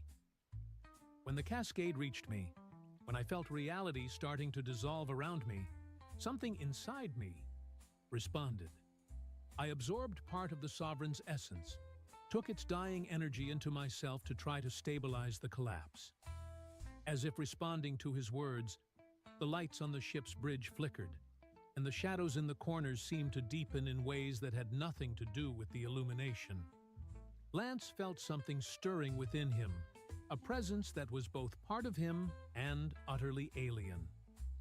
"Lance," Ren said, her voice carefully controlled, "the ship's quantum field detectors are going crazy.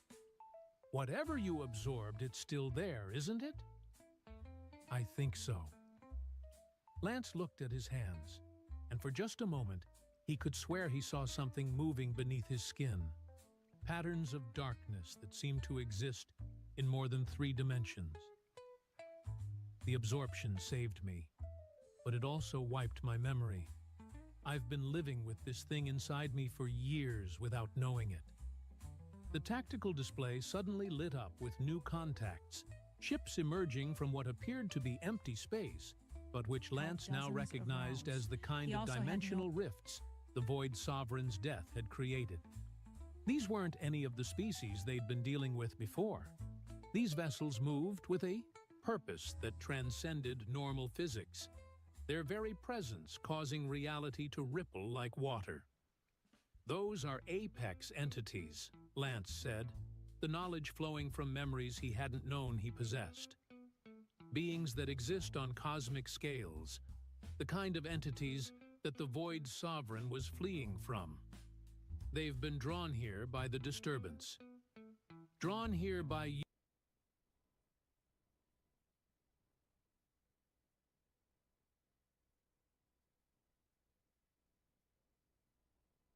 But, you know, judge for yourself. Here's the full 46 seconds. You can go back and watch it in slow-mo if you'd like.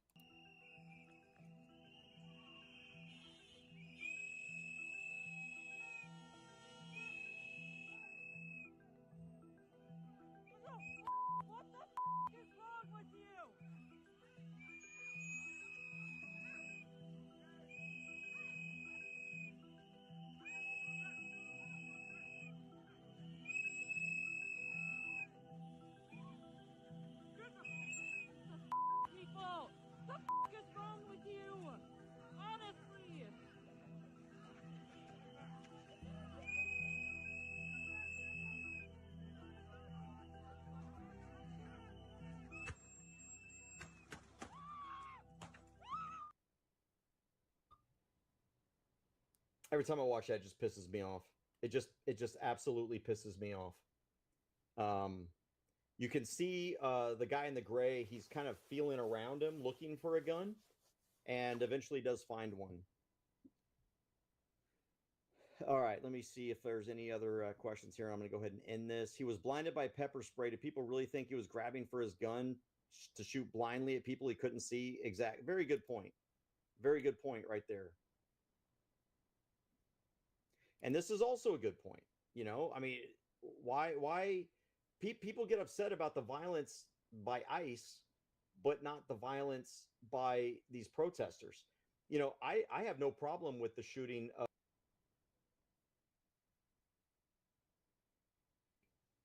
justified shot when she tried to run him over with her car. And you can disagree with me about that all you want. That's fine. I believe that was a justified shoot. The one where the other guy was attacking him and got shot in the leg, I think that was a good shoot. This one that just happened, not a good shoot. Not a good shoot at all. Now, I will say with Renee Good, though, while I believe it was justified, I don't think he had to shoot. I really don't think he had to kill her. Was he just fine doing it? Yes. Do I think it was the best option? No, I'm saying it was an option. All right. Let me see if there's anything else here in the comments. Can we talk about what led up to the shooting, interfering with an active federal operation? I didn't see that. Again, you know, we can talk about that all day long. But let's even assume that that's true. You don't get executed for it. You don't get executed for interference. I'd be dead 5 times over, because every single time I've been arrested for lawfully carrying, I was also charged with interference or resisting. You think that that's a death sentence? There's something wrong with you.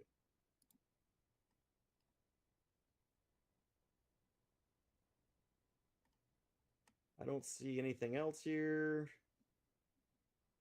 Yeah, I do have a problem with this as well.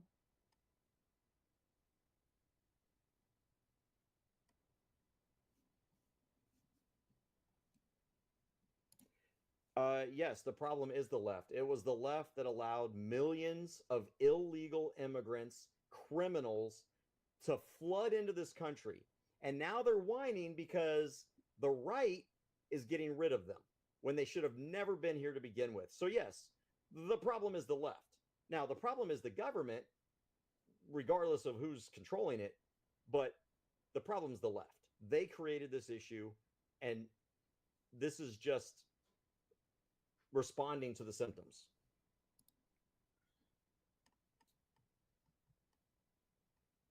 All right, I think I'm going to leave it at that. I'm going to leave it at that. I think I made my point. We've got the videos here.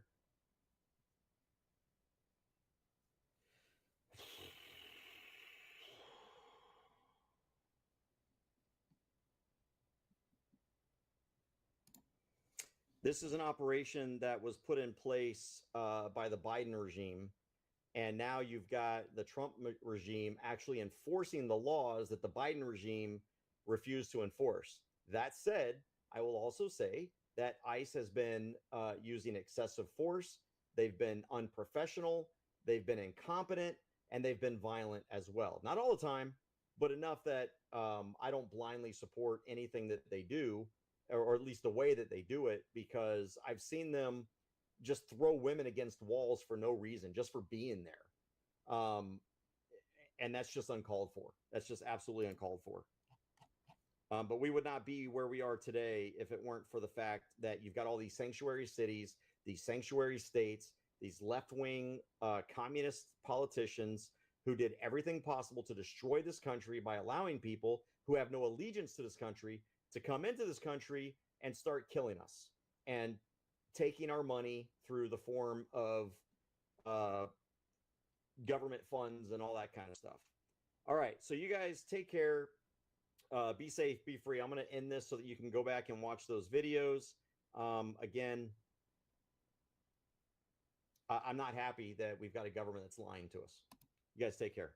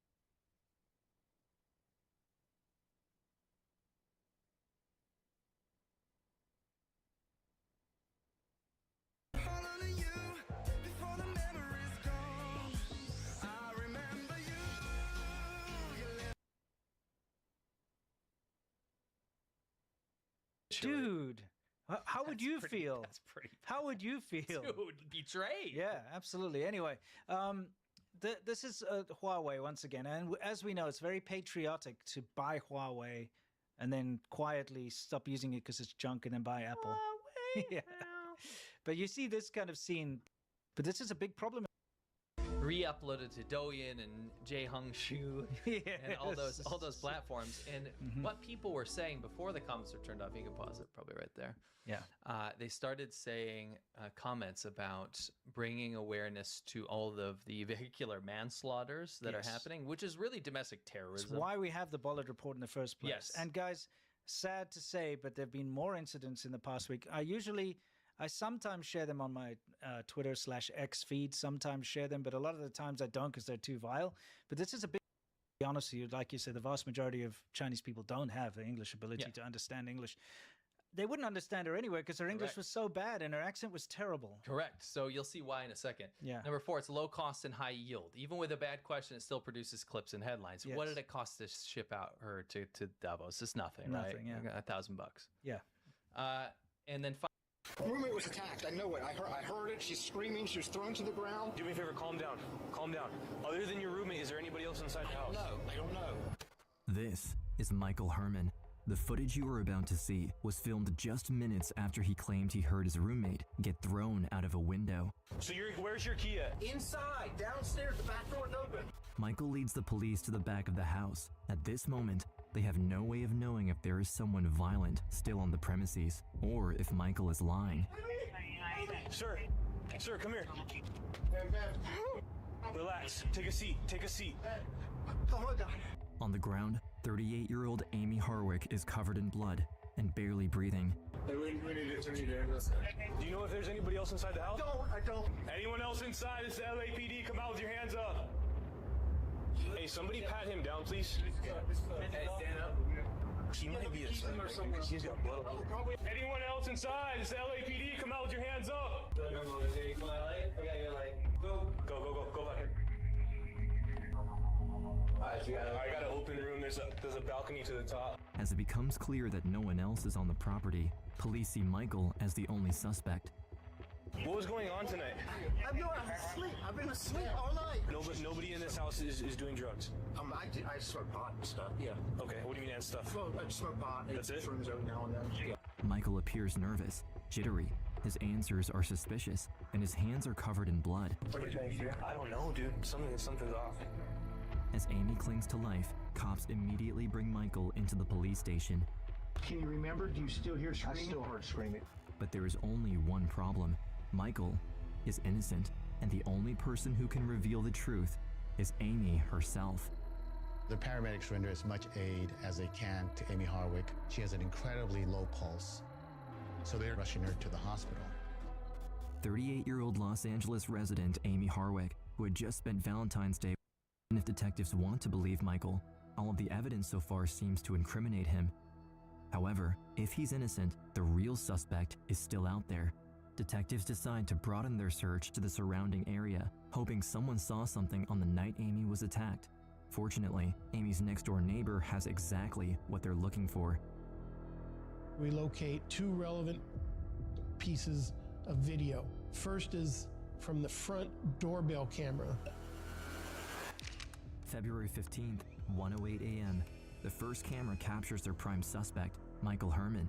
The video, from 1 a.m. on the night of Amy's attack, shows Michael frantically running from neighbor to neighbor, knocking on doors, trying to get help. It's the first piece of solid evidence that appears to back up his version of events, and the timestamp matches up with his call to 911. The footage seems to support what Michael told detectives, but it still isn't enough to fully prove his innocence. The neighbor's second camera shows something disturbing from several hours earlier. February 14th, 8:53 p.m. The camera shows an unknown white male wearing a baseball hat and gloves. His face isn't covered, but the low video quality makes it nearly impossible to identify him. What is evident, though, is that the man in the footage is not Michael Herman. Then, as the unknown man moves toward Amy's property, they notice he's wearing large, work-style gloves. Even more strangely, he reaches up to cover the camera, clear evidence he's trying to cover his tracks. By timestamp, The smashing of the window and opening the French doors awakes Michael Hermit. But even with this new footage, investigators have no idea who the man is or who he might be targeting next. The video quality is poor, the figure is blurry, and in a city as massive as Los Angeles, a grainy image of an unidentified white male isn't much to go on. Whoever this man is, though, he has now become suspect number 1. Investigators return to the crime scene with a fresh perspective, hoping to find even a single overlooked detail that could help them identify the culprit. They methodically search Amy's house one more time, looking for any clues she might have left them, and, in the chaos, they find a crucial item, her cell phone. It's lying near the edge of the mattress, and seemingly undamaged. With Amy in the hospital and unable to tell her side of the story, hopefully, something in her phone can help. But before we continue, we'd like to take a brief moment to thank our sponsor, AG1, for helping us bring more incredible survival stories to light. At Unseen, we're all about building healthy habits, and what better time than the new year? In 2026, we're focused on being as healthy as we can, and one simple habit that